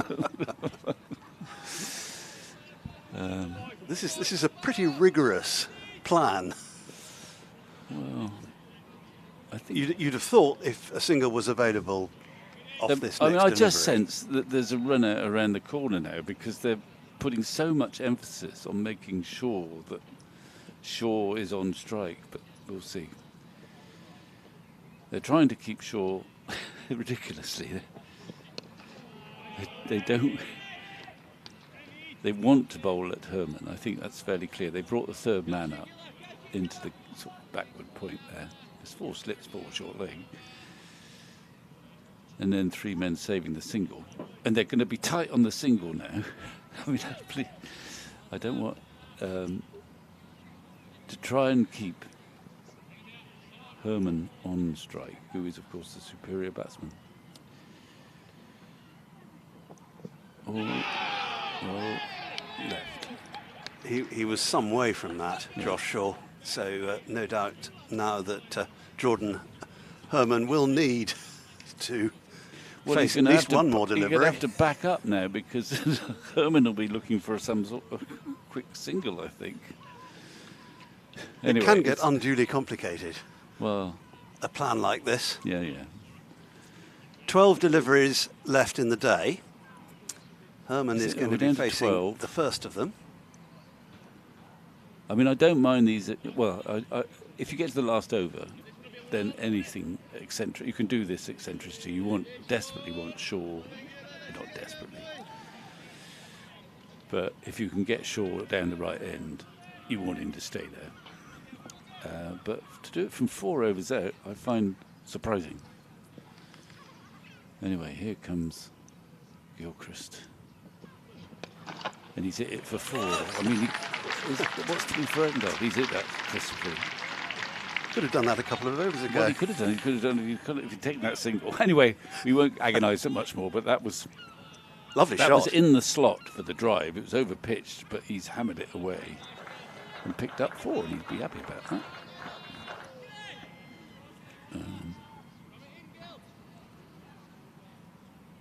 It was half volley. But my goodness me, he's hit it well.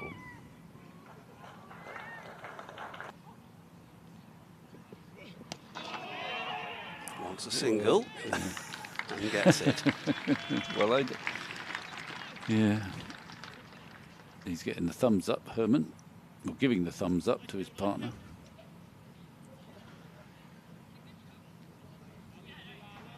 If I'm Gilchrist, I'm not telling anybody, but I'm quite pleased, really. Got more chance of getting a wicket here with Shaw on strike than I have with Herman. So there's many machinations here. There's no third man now. But a leg slip. Oh yeah, there is a third man. They're sending. I think Webster wanted a third man.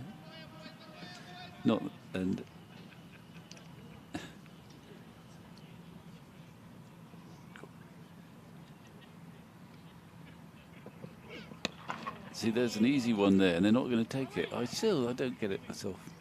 It is an extraordinary field. We've got a short leg, a forward short leg, a backward short leg, and a leg slip. Yeah. As well as the 3 orthodox slips. Well, I mean, we know that Shaw is hell-bent on... Obviously, if he bounces him, he might as well try and hook him for 6. There's no boundary down here. I'm not sure he'll do that. Third man coming in again to backward point now.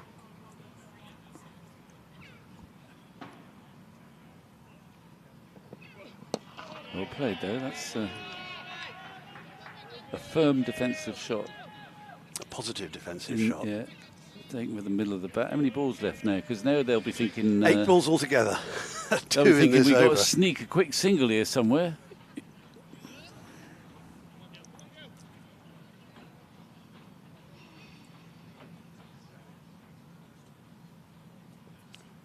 Here comes Gilchrist again.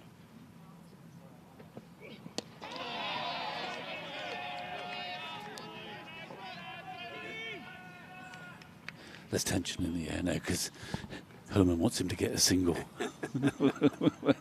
He's going to have a chat. Oh, I can feel another run out coming. One thing is certain, and that's that it's Gilchrist's last ball of the day coming up, unless it's a no ball. Yeah, that's about the only certainty, Stephen.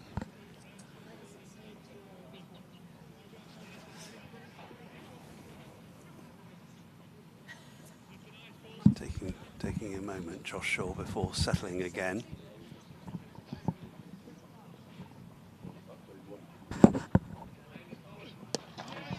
Defended and no run.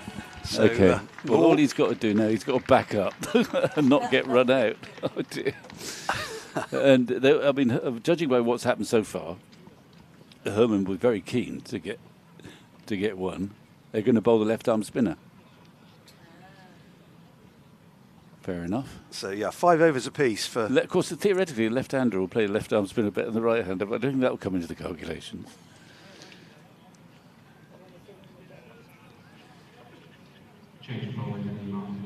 I quite like this. I think I'd have done this. 5 overs apiece for Bamber and Gilchrist. Bamber is done. Well, they're both done for the day. Yeah. Gilchrist has the wicket. He's got 4 men round the bat. He's got a deep mid-wicket. I quite like that because with so many men round the bat, he might, well, he won't. He'll presumably have a big wipe. Herman, of course, will be looking for, well, where's that one? Well, there's one at extra cover. Is the most obvious place. And I think this is the first over that Souttar's bowled from this Marcus yeah. Trescothic Well, pavilion I wasn't here the first day, but the pitch looks lower likely to turn if you're bowling from the river end. So this is the last over. Whoever's got padded up as the next man in, whether he's another night watchman or not, can rest easy. Oh, he thought he'd get at least 4 there. Didn't quite get it. Yeah, found the man at square leg. Yeah, just, well, he didn't quite middle that. Positive shot, it was short of the length, but not quite as short as he thought, I don't think. He's hit that 4 for that, though. He can't get 3 for that. He's got to have 4. Maybe a long boundary. Yeah. But it's got the legs.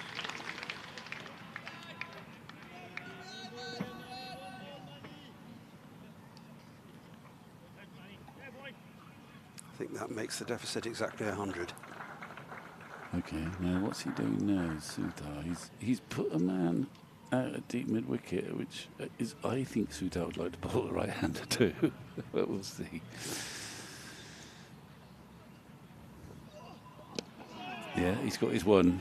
Okay, now we understand Shaw's mission. Which is to see out the remaining. Yeah, and you can't run. You can hit 4s, you can hit 6s, but not 1s or 3s. And they've got the deficit down to 2 figures. 99. Okay, but there's a lot of work to be done. Just a little moment. And they've got to avoid silly runouts. In other words, I don't think Herman's going anywhere. They're trying to give Shaw a run backward point, but he isn't going to take that one. Herman's not going anywhere. It's a very nice forward defensive. They'll like that in the dressing room. Lights are on, sun's out, but it is time to go home. Nearly 5 to 7. I know. 2 deliveries remaining. I think there'll be a short summary, really. I've got a train to catch. It's another very good forward defensive. There's 1 ball left. Shaw. Well, I've been impressed by him so far. He's got 1 more ball to deal with.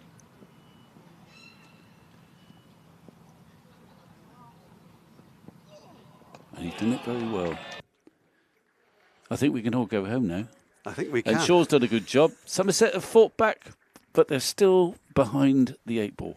99 runs behind, but they're with not out 9 of the wickets game. remaining. And So we will be back, Vic and be- I, tomorrow, along with Pete Trigo, and take you through what it should be a, well, it could be a crucial first half hour. I think you're right, Stephen. Good night, everyone.